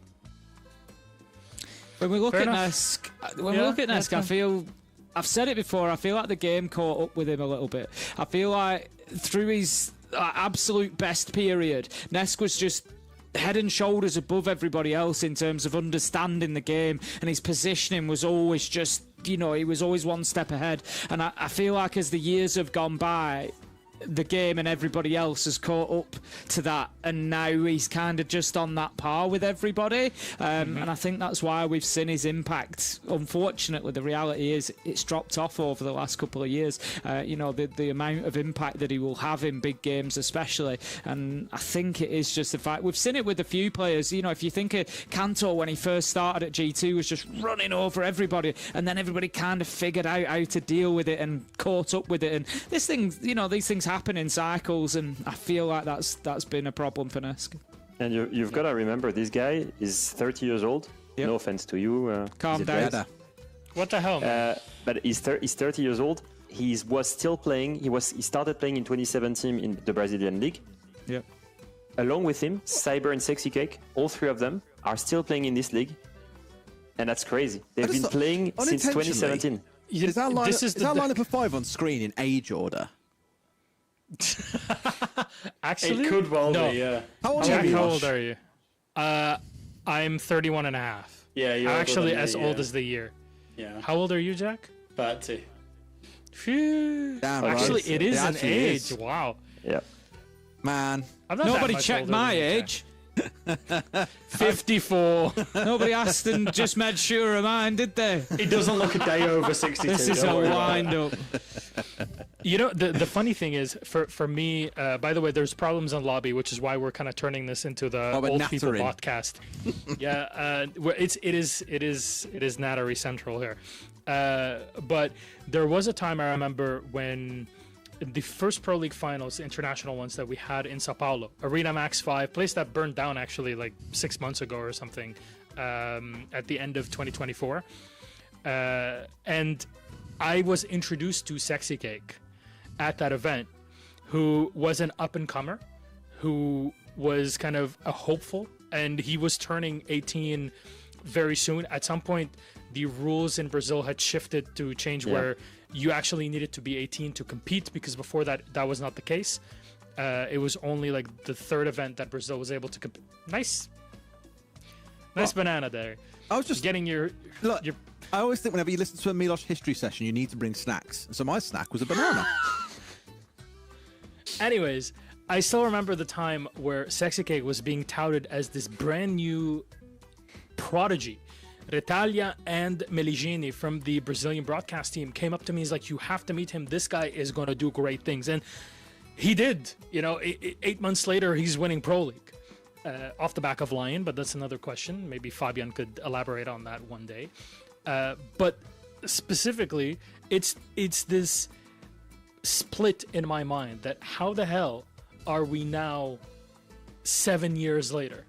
And some of these people are still competing at the highest level, on different levels themselves, but that there are still players that are good enough throughout all of those years to still fill those shoes and perform internationally. It's deep, isn't it? Tim Johnson banana, by the way. I actually... Which okay. one? Jack? Wrong way, mate. Sometimes, Sometimes, Jack. Why are you being so greedy? Fresh, sometimes I just want to reach out and kiss you through the side. No. Okay, guys, let's refocus the subject. Anyways, where are we headed right now? Alfama's not been around long enough in the casting circuit. Yeah, Leo, we need to go back to Paris and long delays and all that type of stuff. That'll really get Leo into it. Oh, it'd be great. Well, Leo was video. We had like a 3-hour interview with him back then. Did that ever get shown me? That was, I think, lost forever. If somebody ever finds it from our old crew, we love you guys very much, by the way. But if you find it, Bruno, you know we're listening, but please help out. Anyways, our game's ready. Please save the day. Oh, we shall. Thank you very much, Milos. And my banana's finished, Tim. I didn't appreciate you stealing half of it, mind you. That was meant to last me a while. It's tasty. Quite a fan of it. Do you like bananas? Genuinely? No, I really don't. Are you the kind of person that hates anything banana flavoured? I don't mind banana. It's not something I'd pick, but I don't mind like a banana flavoured milkshake. So I don't hate it, but the texture of banana, can't do it. Can't do it. It's fantastic. No, thank you. Yum. All right. Well, our bans are... now that has got to be a spicy ban, Tim. You're banning away a Brava. You've got intent to play something pretty spicy. Normally looking in towards like Evil Eyes, for example, on a Maestro. I was going to say I'd expect maybe a a Maestro somewhere. Yeah, maybe not in this first site, but you will see it brought across others as well. So very keen to see what W7M have got in store for that one. And Liquid have gone away for taking away, of course, castle barricades and those keeper barriers. So really trying to make sure there's no impediment to them moving through the map. Have to deal, of course, with Gag. It seems like Ephemeria might make an appearance, and of course, the lineup that you can see here from W7M presents its own list of challenges. This is a certified low bands. We start things out here up on the top floor. And we've already seen Border once tonight, Tim. Is it going to be a straight shootout once again, or do we get something a little more strategical on the go? I think we'll see a bit more strategy to this one because I think we'll see people surviving longer. I don't think it's going to be kind of the one-sided gunfights that we saw from Furia earlier. I would expect these two to be able to hang with each other pretty well, really, when it comes to those fights. So yes, I think there will be opportunities for the attackers to get in and really do a bit of work and push towards site. Looking at the side of Liquid, very interestingly, we've got Nesk on the Maru, so keep an eye out for that. Where's his position? Where's he going to go? Where's he maybe going to use that Gara hook? And at what point in the round? I talk about this, we don't see it very often. I always like a late Gara hook entry. Last 20-25 seconds when the defenders are really worried about the execute coming from somewhere else and just zip in through a window behind them, but we'll keep an eye on that one. I mean, their lineup does look like a set-piece play, right? When you've got the Glaz, you've got the Blitz, you've got the Gara hook of the Amara, you've got the Gridlock to lock things down as well.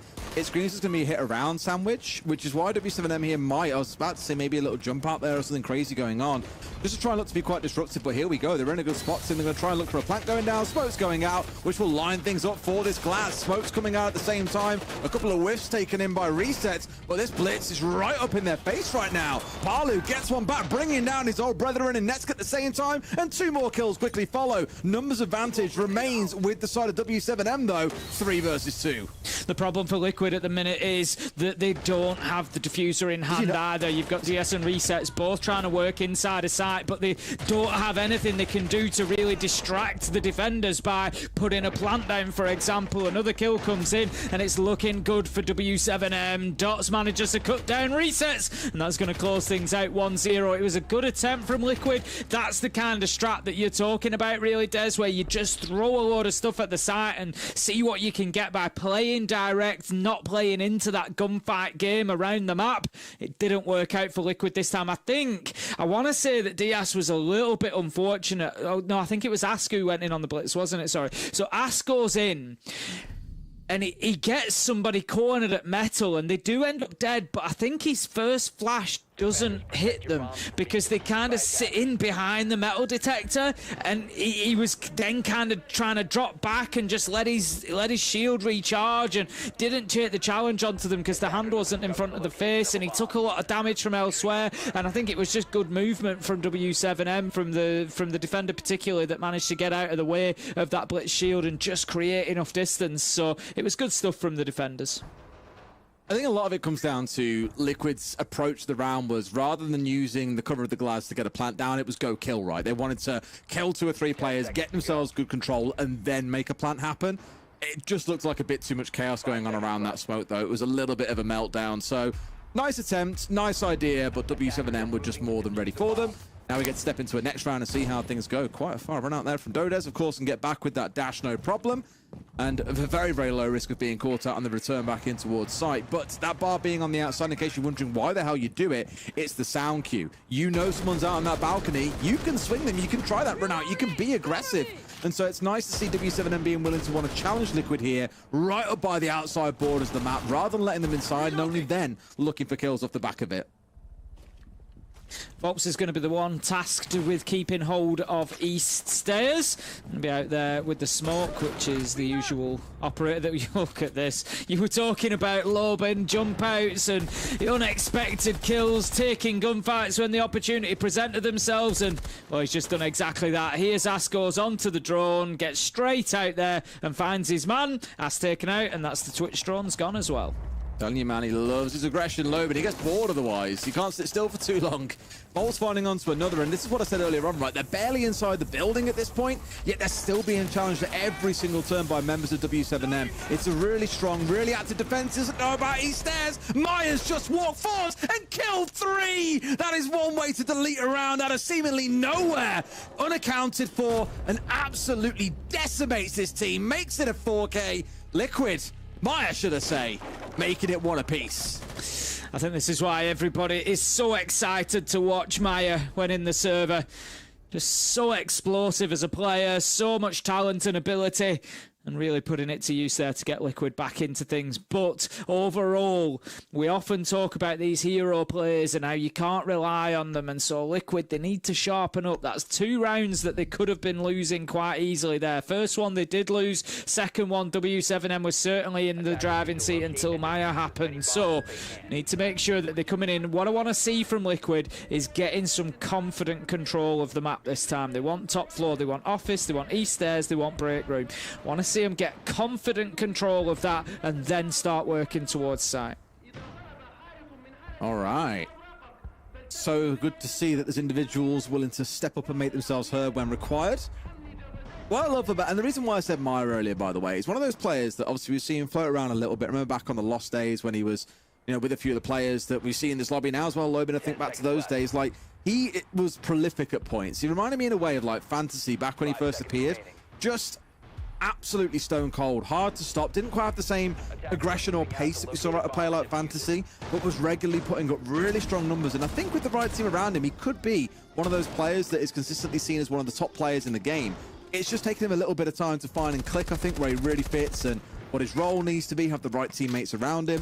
And I'm not saying that this version of Liquid is the perfect form for him, but I am really excited to keep on watching Maya and see what he can develop into. Maybe over the next year, you'll see him really find his footing and turn into something quite special. We have another little bit of a run out, I think, there from W7M. We see the notification pop up. It's going to be VODs who manages to pick up the opener onto resets. The Ash being taken out. Not the end of the world, of course. We know now well enough. Ash is there to take those opening fights, try and get the best foot forward for their team, so not a big loss in terms of utility. But manpower, it's certainly not ideal. Ask is going to take a little bit of damage on the Blackbeard as well. Dot's just playing around that East Stairs. He does have support from VODs on the bottom of East Stairs as well, and this is what I was talking about from Liquid. They need to be moving these players, disrupting them and forcing them out of position. Want to see them confidently gain map control. Nice one from Ness to find out VODs here as well quite early on. Evens at the scoring, and ooh, I was about to say Parlo in a great spot there to step across into the barricade and maybe get a freebie, but gets a lick of DS, or Liquid doesn't quite manage to find a kill off the back of it. Now we step ourselves forward to the 4 versus 4, carrying on half a round to play. It's much slower and more composed so far as a game team than the border that we saw earlier. That's just holding that long angle still inside of our fist. Liquid unable to move him as of yet. 4 versus 3, and they're just, again, they're losing this war of attrition. They're losing these little gunfights along the way. Nesk steps up, keeping his team in it. Somehow, though, look at this. Asker's managed to get into sight, and he's putting the diffuser down. I don't think W7M had any idea. They step around the corner, and they start finding the kills, and what a retake. This could be from W7M. Lobin, quick thinking, straight on the diffuser. Palu cuts down Maya, and that is W7M really showing how to play a post plant. Wonderful stuff, and again, it's Lobin springing into action when required, Tim. Putting himself in the line of fire, making that hero moment happen, or it's either that or it goes drastically wrong, but comes out on top when is most needed. Both teams really going at each other, and this is what you want to see from a more balanced game of Border. Into the bans that we go. Of course, I haven't seen that Maestro step up just yet. Clearly a ban more aiming towards, I guess, being able to rely on other gadgets so that they won't get taken away by that Brava. Of course, can still be destroyed in some cases by Twitch. Not everything can be, but a lot of things can be. Got ourselves a little pause here due to that resets disconnect as well, and then we'll find out what those third bans are for either team.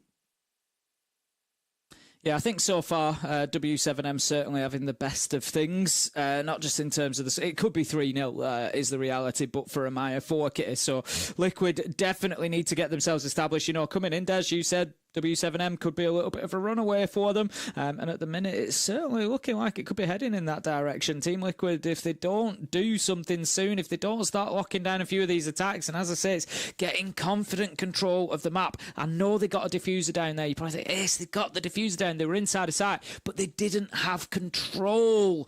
That is the important factor. W7M were able to retake so quickly because they were in position to do so. It's almost like they were allowing the plant to go down. As soon as it did, they stepped around and got the kill onto the Blackbeard. They were there for the second kill, for the follow-up from the bottom of these stairs. They had everything prepared and ready to go, and that is what I mean by Liquid not being in proper control of the map. They should have been able to hold those angles. You can't just throw the diffuser down. You gotta have your post plant ready.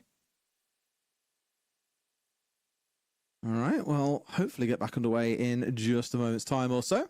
Apologies for the delay. I know we've had a couple of pauses tonight, but one thing, of course, worth stressing is the first day of the stage. It's when we get all the kinks ironed out. It's when we, of course, have all of our players playing remotely, as we've said, whereas before they've all been in stage. And sometimes there are issues with power across Brazil in places, normally related to storms and heat and things like that. So sometimes you will find there's a very, very brief delay. And thankfully, it hasn't been too drastic, Tim. And the most we had was about, 5 minutes earlier on? Wasn't all that bad. No, it wasn't too bad at all. As you say, we'll get everybody back in just as soon as we can do. It looks like Liquid are playing at a facility together. Yeah, it looks like they're at a facility together anyway. So, yeah, I don't think we're going to have anything too drastic. But yeah, looking so far so good for W7M. I think 2-1 could easily be 3-0. I think they're going to be very happy with what's been going on so far on their defence.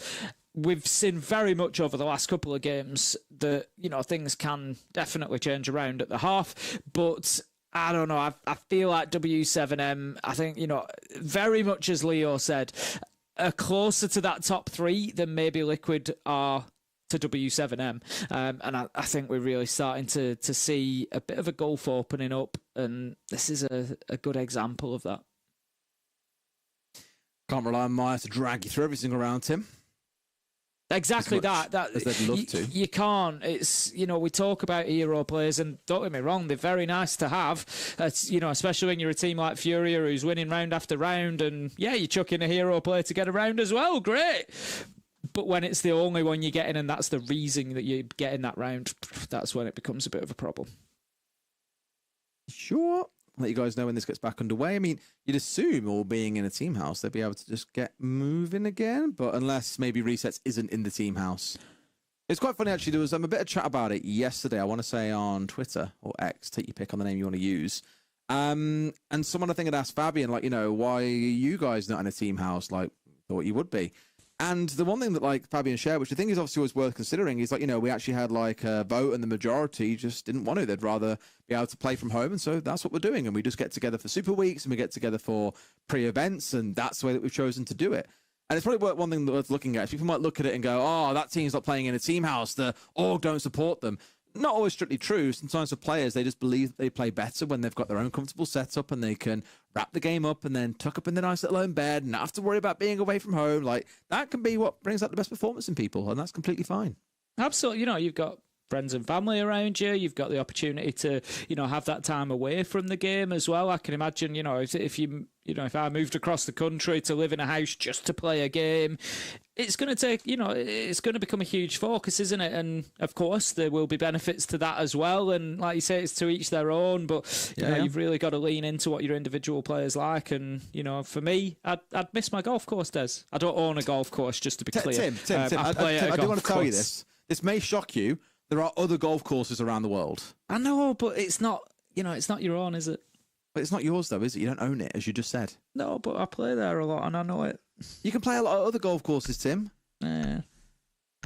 God, you are such an old man.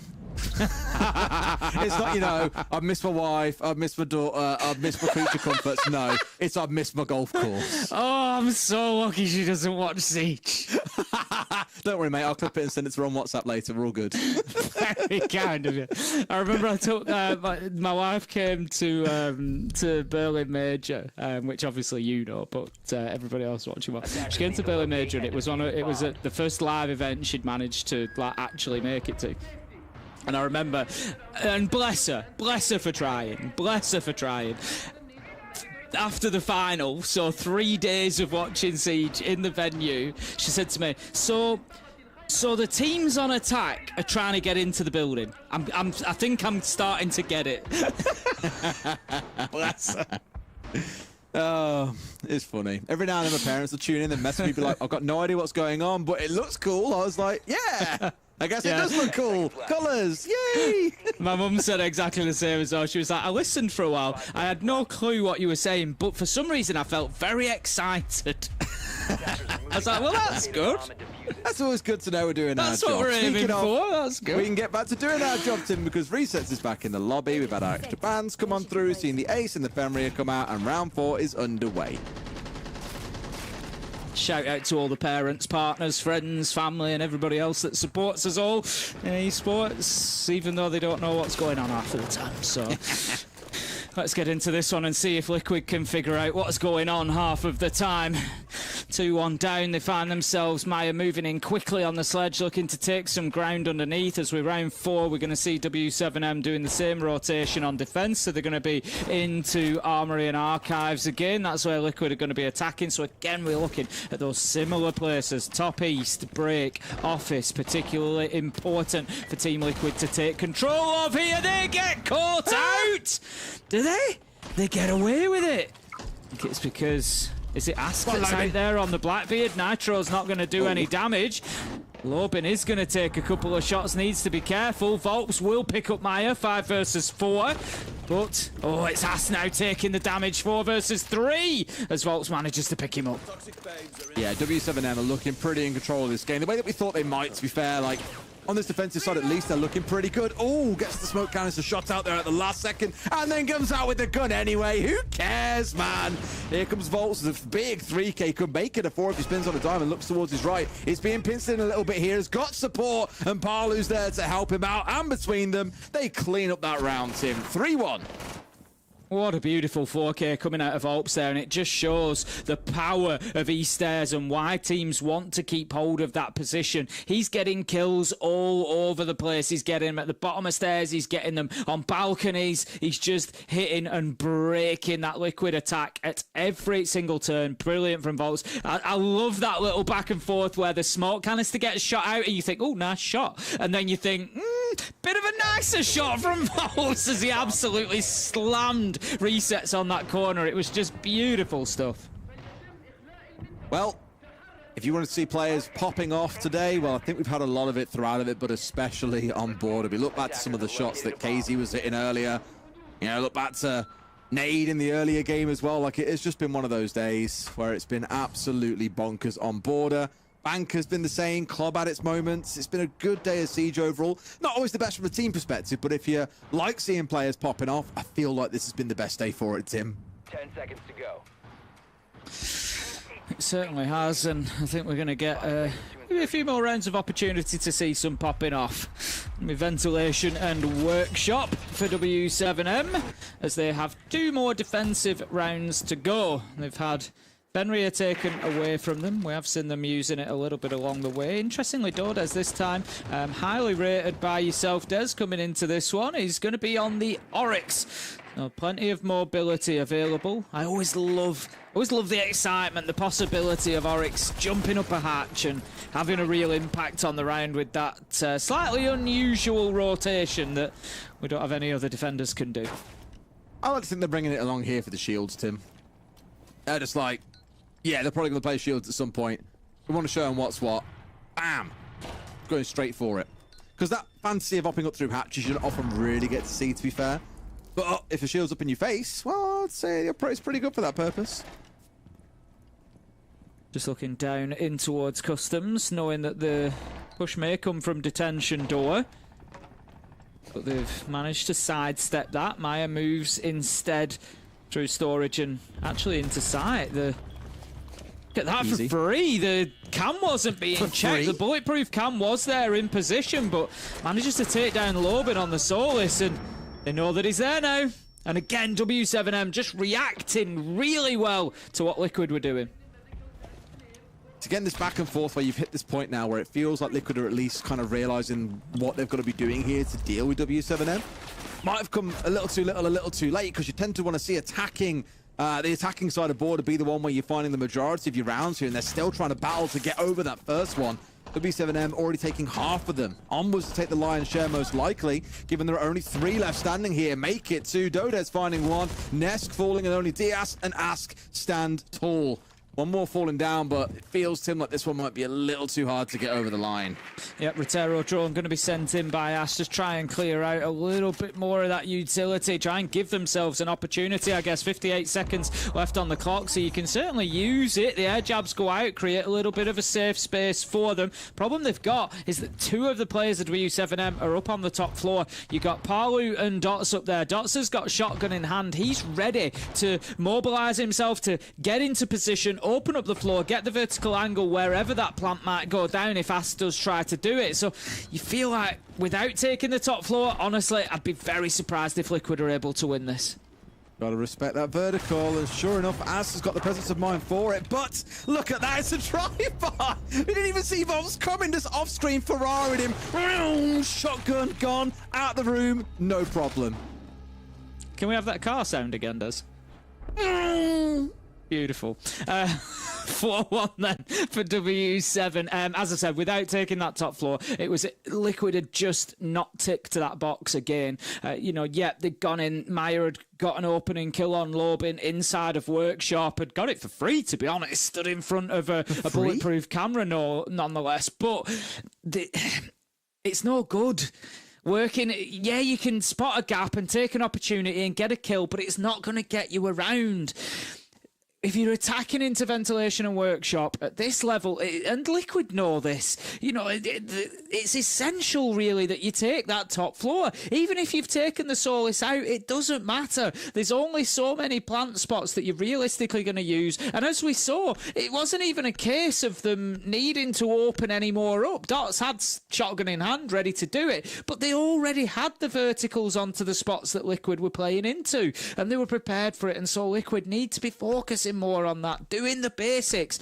We've got a clear top floor. If we're attacking into ventilation and workshop, we're not going to get away with a plant otherwise. There is a reason that teams play with 4 out of 5 players on the top floor when defending ventilation and workshop, and there is a very good reason. All right, Tim, do you see him being able to get the second round on the board here, Liquid, or do you think W7 and get the 5-1? Of course they can. They've got some of the best players in the world. But do you believe of course they can. At the minute, I don't think they will. Unless things change, unless they start paying more attention to those basics, to get in control of the areas of the map that they need, I think that they will struggle to find themselves another round, because right now W7M are just... They're using the map control that they're being left with. For example, the top floor in the last round, they used it beautifully to get that done. They were in position to get the vertical kill, then they got the challenge of the Nomad, who was trying then to do something on the top floor, but it was too little too late. And I think it's the same here. Last time Liquid tried to barge into site and just put the diffuser down. If Liquid go in, get Office, get Break, get East Stairs, then I think they can win the round. But I don't think they'll do that. We'll see if things start with those first few simple steps, Tim. The problem is now they've got to face off against Lobin on the Clash, just to really slow things down that little bit further. They've also dropped away W7M, it's worth noting, from playing the Oryx so much. I think realizing shields are not going to be a part of Liquid's gameplay today. Historically, they would have been, because when Lagonis was on side, that was his most play operator by a country mile. The second one then being Blitz, and the rest after that was a very long tail of only operators that have been picked up a few times. So maybe it's a change in tact for Liquid that you aren't going to see shields being part of their wheelhouse anywhere near as much as what you used to, though I do know we've also seen Ask on a Monty a few times as well. Ask is just going to be rotating himself around that balcony on the top floor, so where will the pressure come from Liquid? Dots manages to pick up Maya, a big loss again. We've spoken about hero players. If that's how Liquid need to grab rounds, losing Maya is certainly losing an opportunity to do exactly that. But like I said, W7M are just in control of this map. They're in control of so many of these spaces, and they use them well. And that's what they continue to do here. Palu just having a look around the corner into Passport, sees that there's nobody there, so he's going to use that angle himself. Nesk picks up Dordes. Can that be the catalyst for Liquid? They're getting themselves a bit of control here on the top floor. Look, they're starting to push into Office. They've got another player on the Lion there looking to join. It's going to be Resets looking to get inside. The Clash is forced away. Better from Liquid. Enough to get around over the line though, Tim. That's what we're asking the question of here. I got the one back, but still lots of things to stall them out as we get into that last 60 seconds. You've got the Clash, you've got a C4, 3 smokes still yet in pocket. They're going to got to find a way to work their way through it all, and they have got some of their own utility play behind, but not a whole ton, truthfully. A couple of flashes, those EMPs, they want to try and deal with the Clash. I'm still seeing electrified walls, for example, so I think at this point, W7M, they know exactly what's coming, and they look ready for it. Yep, Lobin's just, you can see the yellow pings are coming out. He's feeding that information in. One of Liquid have dropped in. The diffuser is going to be teased a little bit from Ask. Phelps manages to find Diaz. Ask does get the kill onto Lobin. That could be critical, Des. That will likely allow him to put that diffuser back on the ground. But look at this. They've been able to take the top floor. The superiority is there. The kills come in. And again, W7M have the answer. And why? Because Liquid didn't control what they had taken. They've allowed somebody back upstairs to get the kill onto Nesk and to retake the vertical. Nesk was not prepared for that fight, and W7M again have recognised the danger, and they've already been working in the background to take back what they needed. For all our chat earlier on as well, you know, Volps has been going nuclear this game. Often seeing him paired up alongside Parlo, admittedly out on the roam somewhere like East Stairs has been quite a central point for him. Just played lights out this game so far. And even when Liquid find themselves with a small opening, a chance, like killing the Clash player there behind the shields, wonderful stuff from Ask. But even when you have that, you're still losing out elsewhere. And that has been their big frustration. More bans as we go into that second half then. The Monty being taken away alongside the Blitz. So a total change in banning strategy for Liquid, trying to remove those shields away. Of course, the Blackbeard still exists and may well get picked up here. And the 2 bans for the defenders are exactly the same, coming in towards Azami and Castle. Attackers need to locate and let's see then if we can get anything different out of Liquid on the diff. They're going to be going to Armory and Archives. Maya on the Vigil. I am looking at immediately. We'll see what Maya had a big round, but that was about all really. Currently 5 and 4 of those kills came in 1 round. So it's been a little bit quiet otherwise. Now it takes an operator where Maya has to go and get some kills. 2 jobs for Vigil. They don't bring anything else to the table, really. Impact nades are generally used for their own rotations, so you're looking to waste time and get kills. We need to see both enough coming out of Maya this time. I don't really like Vigil too much for Border, if I'm honest. I don't think Vigil thrives here too much because the map isn't that big. So if you're getting the spikes somewhere, pretty much know that he's in one of 2 rooms, and you know, at this level of play you could make a very educated guess as to which one it will be. So I'm not saying there's, you know, don't bring Vigil. I just think, yeah, Vigil on something like Bank is way harder to track down on something like. Agreed, and that may be what makes a difference for them in the start of this round, Tim. I won't be too filled with confidence just yet, because looking at this lineup, it is oppressive from W7M. Anything that could shut down your expected Roman to come and cause a bit of chaos, well, this looks like the answer to it. The key thing with W7M, though, this lineup wants to execute. It wants to be looking at the site. It does not want to be dancing around the map, trying to pick people off. It can, but that's not really the point of it. And the more time and utility you invest in trying to deal with the roamers, the more it's going to sting you here. Oh, and into the back corner, he's gone down. Nest has gone huge. Dots being down here is huge. A second one, both of them taken offline. 2 key operators, Blackbeard, Sense, removed, execution power is gone. And he makes it a 3rd. How many times tonight are we going to see plays like this, Tim? Yeah, Nest just taking liberties there. Absolutely beautiful stuff from him, showing that, you know, we spoke about the amount of time he's been in the game. Does he still have it? Well, he showed he's still got a big piece of it there. Beautiful 3K from Nesk, barely moved his feet, and that for me is a real signature dish from Nesk, is getting those kills through great positioning and not having to move very much. That's something he's done consistently throughout his career. Rolls back the years, gives us a great look at it there. Nice 3K, gets the round over the line, and I particularly like he just saw that fraction of movement heading through that light screen, and bang, he was straight round the other side of it, and he knew the kill was there to be had. Really nice stuff. So Team Liquid get themselves wound back on defense, keep W7M at bay for another round. It's 5-2. Really wonderful stuff, and it's that kind of composure that you build over many, I mean, a decade of experience, Tim, is probably the way to look at it. Really good stuff, and it keeps Liquid fighting for now. We've been in this spot before, Tim, with the 5-1. We saw it in just our last game, and we thought, yeah, team that are 5-1 ahead, clearly going to go on and win this one. We feel like the same here, but we saw how that last one went. It ended up going all the way to OT, and it was the team that was down that 5-1 that came back to win the whole thing. So let's not count Liquid out yet, Tim. We could still see some absolute chaos unfold here across these next few rounds. Oh, of course we could. You know, I would say the same for W7M that I said for Liquid. We need, if you're going to see them getting rounds, they need to be getting into the map, getting control of areas. They weren't ever, you know, we saw Nest kill 3 people on balconies there. I think it was, well, 1 had just run inside. So effectively 3 people who were outside of the map, Nest killed. So we need to see an attacking team on board, getting themselves inside, getting themselves some control, and then they can start working and building from that. As it is, Bravo Drone's going to go in, searching, seeking for those gadgets. Will find one, but not finding maybe as many as they were hoping. Sure, not yet. Let's see how things get set up here for this round then. At least for now, looking at this lineup once again, it's not leading in towards like a Dockerby going hyper-aggressive, as we've spoken about a couple of times, but you are seeing the Lion being set up here as well, helping them clear their way through. Maya, of course, no doubt the target here, acknowledging they've got some roamers to deal with.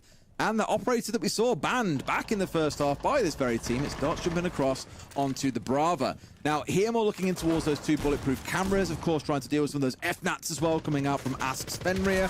There are a lot of things here that you can do to really soften things up for them. Maya goes out the window, tries to make something happen, gets down in response, and does get finished off. However, resets elsewhere has also got rid of Lobin. Liquid giving W7M no room to even breathe here on border.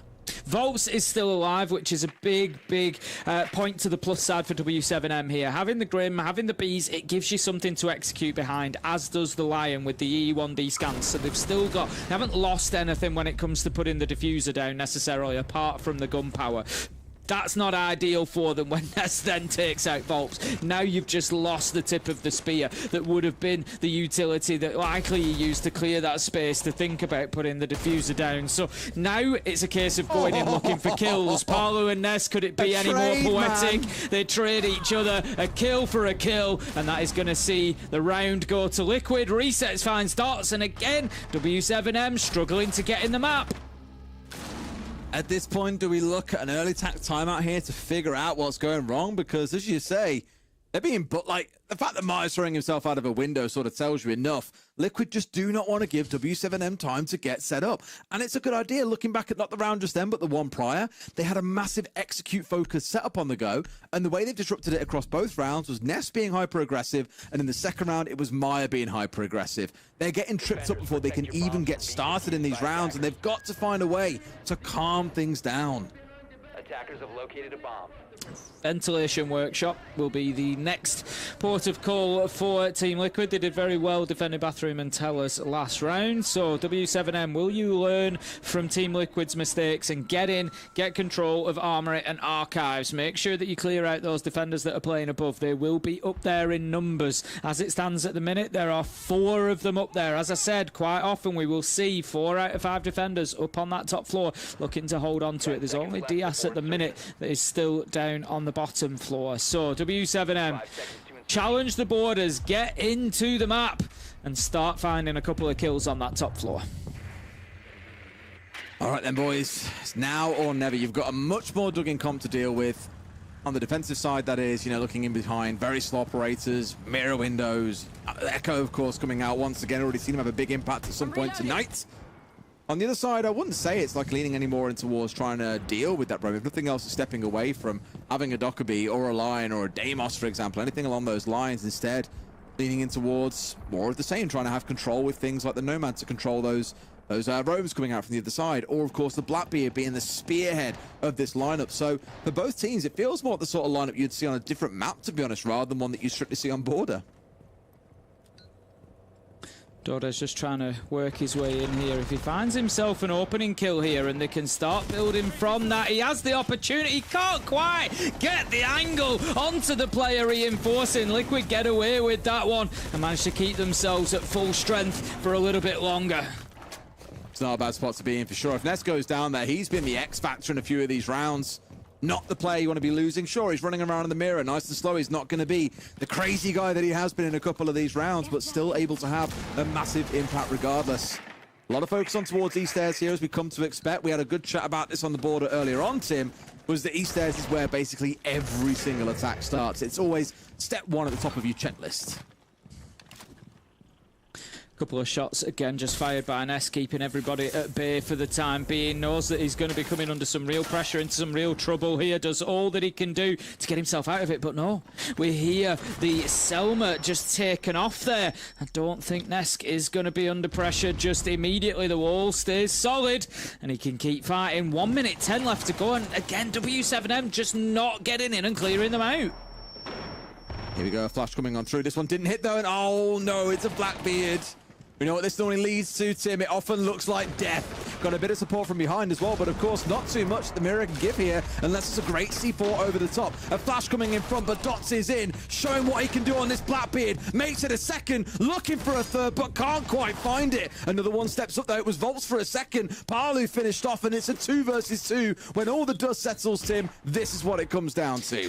Aski's got himself hidden away on that top floor. I'm not sure whether W7M are aware of his position or not. W7M do manage to find Lobin with the kill onto Diaz. Plant is going down. Yokai drone no use, and that is going to be the round for W7M. It was hard fought, Des. It was hard fought. They had to really bleed for every inch of that map that they took, but ultimately they get it done. It was the trade game for me there for W7M. Every time they lost somebody, there was an answer, and they just kept grinding that man count down of Team Liquid and made it very difficult for them to keep themselves in it. One more round will do it for W7M, but I wouldn't put it past Liquid to bring this one back and to see a few extra rounds. I am not at all surprised to see that Blackbeard ban being taken away. Dots has been a nuisance on that operator. And we said this back at the start, when they banned away the Monty and banned away the Blitz, it was like, well, Blackbeard's still a thing. You're going to see it getting pulled out. But in that round especially, Dots has been an absolute nuisance, and now has no idea what to pick. He's like, what do I play?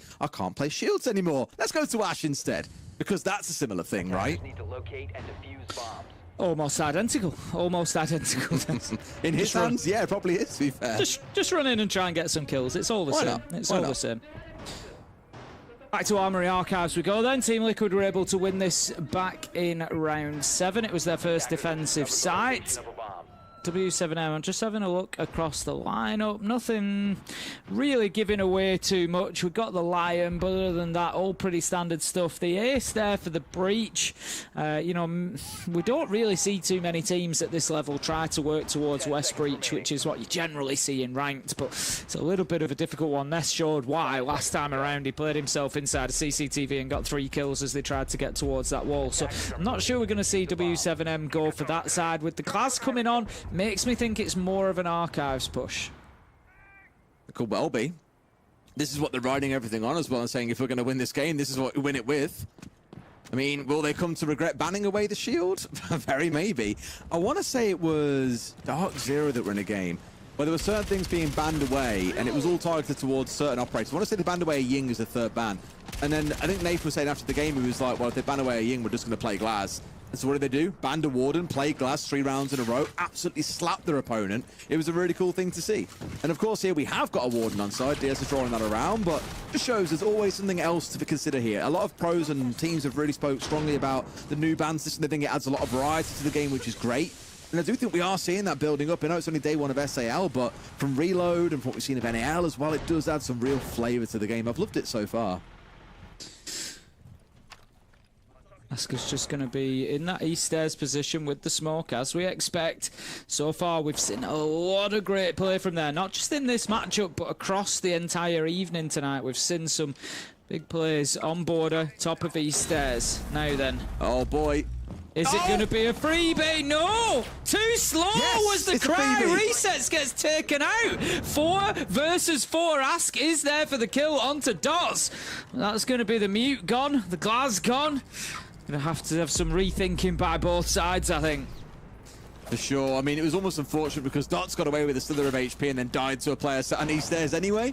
And I'm not sure if that was slight mistiming coming out from the side of W7M because they should have been pushing in to this part of the map at the same time. And sure enough, they'll try, but look at this. Ask is there ready and waiting, collects a double for himself. And that has really taken all the sting out of this W7M attack. There's no Glaz on side anymore. I say that, Tim, and Parlu's just walked through 2 players. What the hell? Parlu doing Parlu things, and interesting that we saw those ingredients, the new environmental ingredients, having an effect there. The pipe was burning just outside of East Stairs door. Your W7M player runs in, probably wouldn't have run otherwise, has to do that, worried about getting past that ingredient and not taking damage. Lobin does manage to find Ness, but it's all up to Diaz effectively now in a 1 versus 2. He's managed to down Volps. Volps is just trying to crawl to safety. They might actually have a realistic opportunity to pick him back up, but they won't need to as Lobin takes the peak and takes the kill, and W7M take the 3 points. So all it took was for him to shoot a drone, and Lobin knew exactly where he was, picks up a freebie, and W7M, as expected, walk away with the map. Tim, some moments of promise, I'll say, for Liquid, but they were relatively limited, I think, to Maya and Ness for the most part. Yeah, I'd agree. I think it was hero plays, largely. Like I say, I think Liquid, need to go back and do a little bit of working on stuff there, not really controlling the map, maybe not getting enough trades, not helping each other enough, and like you say, the big moments, the big rounds that they had came down to 3Ks, 4Ks. At the end there, Ask, I'd said about that East Stairs player and how much impact we've seen them have on border tonight. Gets a 2K, nearly turns the round for Liquid, but it just wasn't enough, and that's really proof that you can't keep relying on it. It's a rough start for Liquid as well, because we've always had this conversation about when will they be this consistent top team? When we will see them fighting to win trophies, for example. And the crazy thing is they've had this game here. Tomorrow they play against FaZe. It's a rough opening weekend for them because when it comes down to it, you'd expect them to beat many of the other teams in the competition. But if you can't beat these top 3-4 teams in the league, not forgetting FaZe and Furia exist, you've got Loud to face off against too. Fair chance they're outside of that top 4. And yes, it's top 6 to go to playoffs, but even based on this today, we haven't seen that change make a significant difference to what you see out of Liquid. No, I'd agree, and that's exactly as I said on the desk before coming in, is yes, they've made changes, but I just don't know how much impact they're going to have. We've had big changes, Lagonis and Parlu go in.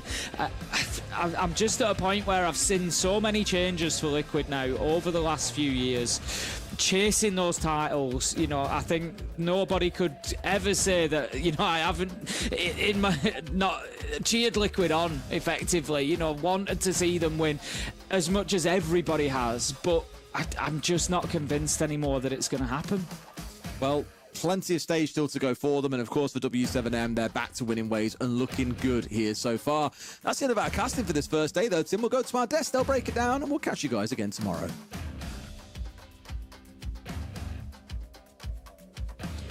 Thank you so much, gentlemen. And I guess the cycle of disappointment continues with Team Liquid. Of course, the opening game and the opening salvo against W7M. We were saying, W7M, they hold all the cards. It's up to try to really show it to us. And unfortunately, W7M held on to the reins quite tight this game, Fresh. Yeah, it feels like another very ill-advised border. I don't know what it is. We've taken teams that are really, really good at border to border, but Liquid decided to do it with W7M, and they started on their attacks. And I think realistically, whenever you're playing border, especially against a Brazilian team, you need to contain that aggression.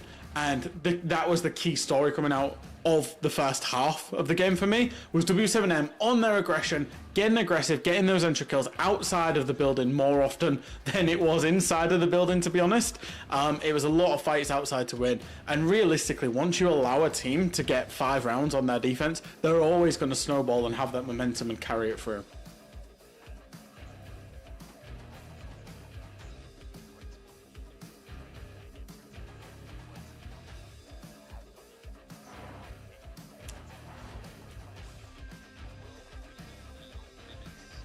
They do. When you look at W7M and the way they've been playing, looking at the defense side, they win 5-1, and out of the 5-1 defenses, they win 5 opening kills. And you look at Volps being a major actor of that. And he played smoke on it. He played smoke, and he got 2 opening kills, and even gets the clutch on the Telas defense with that triple kill. He's the one that retakes upstairs and wins. You've got to mention him because he had carried W7M there. But it's exactly what we mentioned before. There was a clear favorite here. It was W7M. They've proved it to us. They have the upper end here. And it's not just a pure question of frag and skills and Volps going crazy. For me, the second difference maker was the trading. Yes, it's about getting aggressive. Yes, it's about getting control of the map. But when W7M was doing it, and they failed on the 2 first attacks, they go through, they rush together, but there is always a trade potential. Whereas you compare it to Liquid, what's happening? Maya gets a 4K to win 1 single attack round. Yeah. It's not the same strategy at all. And that for me, it's the standard of playing that's not the same at all from the 2 teams. It's still okay for Liquid. They're still a young team after having done that entirely new roster, basically. So it was a tough start to play W7M on the first play. They will see how it goes against maybe a little bit of a weaker opponent. It's not a good start when you want to be in those top 4, top 5. That's the big question. We're not saying, are you okay or not? Are you a decent team or not? We're saying you should be higher up there, and the expectations were set by the players themselves historically, and that's what we are trying to follow. That's why you might hear us sometimes, be it analysts or casters, whatever it may be, being very nitpicky about small things, because at the top level, when you have teams like this, every small little thing, half a second here, half a second there, can flip the entire game on its head. And Jack, we've seen that 1,000,001 times with both of these teams and many others over the history of this game. Yeah, no, absolutely. It comes down to those small things. I think for Liquid, there's takeaways and there's learnings, but a team that has such high expectations, they really do need to be better than what they're currently putting out. Their performance at Reload, again, yes, they've changed 2 players, etc., fine. But it's all about top 4 this stage, and realistically, more of those performances against, like you say, Allowed, a Furia, a FaZe, that can snowball quite quickly, and then suddenly an upset can slip in, and you're looking at Liquid that, might well struggle across the stage. It's obviously only game 1. They can, lick their wounds, then go away and come back tomorrow, but yeah, I was hoping to see more from them, because I was quietly encouraged at the start of Reload. Yeah, because you don't really have, given the kind of the lay of the land in SAL right now, you don't really have farm teams where you're just getting free points off of them, and it just kind of, we'll kind of see the others in playoffs. There's a bit more minutia to it than it might have been in the past. However, our Predator play of the day, of course, brought to you by Predator sponsors here at Blast R6 and SAL specifically. What was selected for this play? Let's take a look. What do we got? We should do it like a drum roll. Yeah, that'd be pretty sick. No, just leave the silence for additional suspense. Just look at the camera. What is it going to be?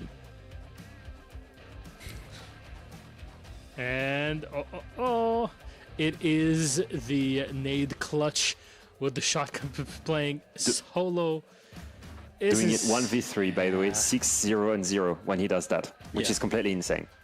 Like, I think it's a reconnaissance of like, okay, on the edge, I can isolate these gunfights before the guy swinging on the door does it to me. He knows someone is in workshop. He doesn't expose himself on that. He gets the first gunfight that he can get from the diffuser coming in. And as soon as that's done, he can then focus on the last one, close range, with the shotgun. Like, honestly, like, nade is just so good in these situations. It was actually really smart, because I think a lot of defenders in that scenario might have tried to play for time and then just play to get the kill on the player that's clearly planting with limited time, because that's the only thing Lost could have done in that moment. Whereas Nade, he actually plays a very aggressive position below the hatch, and he banks on the fact that the Lost players don't have the information on where he is and are just going to force it down the hatch. That's exactly what they did, and then he wins out the 1v1 to boot. A really, really good one versus Frey. I think, you know, obviously a big differentiating factor as to why Furia are one of the best teams in the world, if not the best team in the world, is when all of their other things fail, they still have Nade on that backline that can just clutch up time and time again.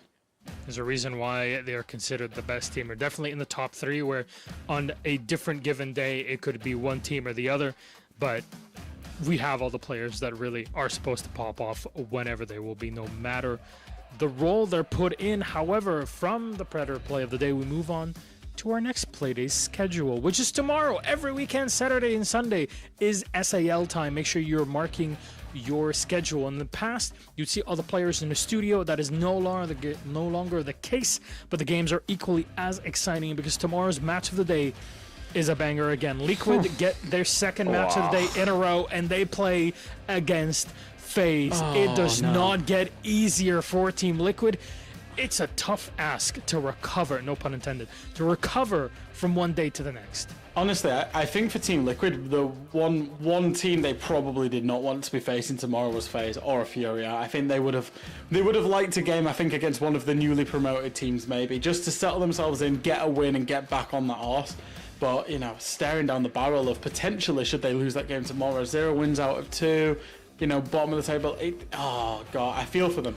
Leo, today you were talking about kind of the up-and-comers, or kind of the underdogs that are brought up now in SAL. From watching today's games, anything that you look forward to seeing tomorrow out of the quote-unquote rookies?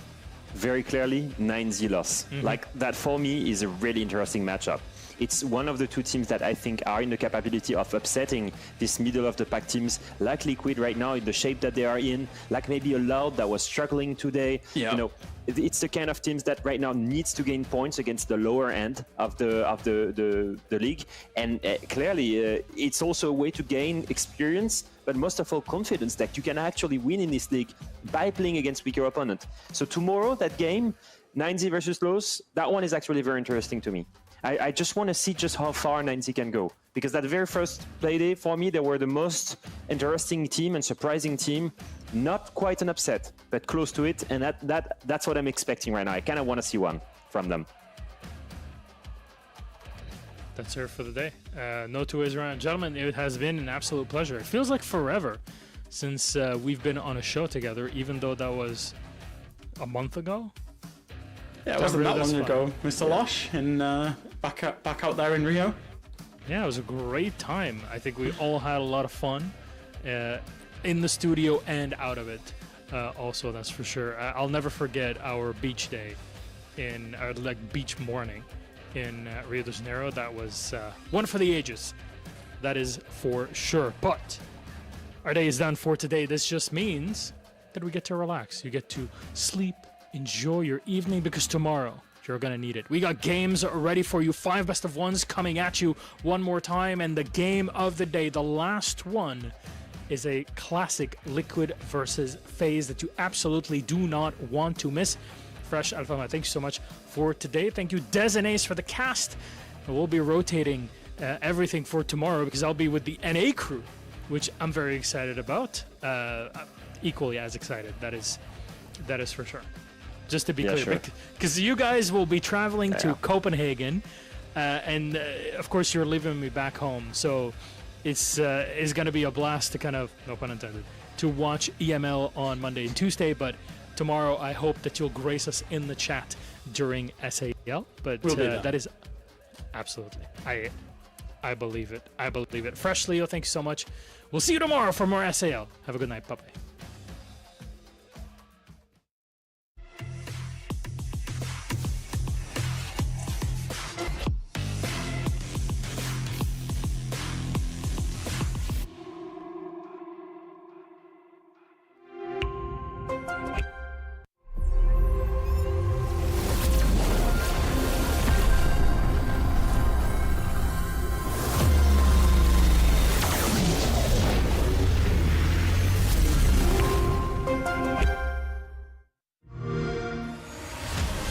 You know how they say, it's not the destination, it's the journey? And the journey of 1,000 miles begins with a single step.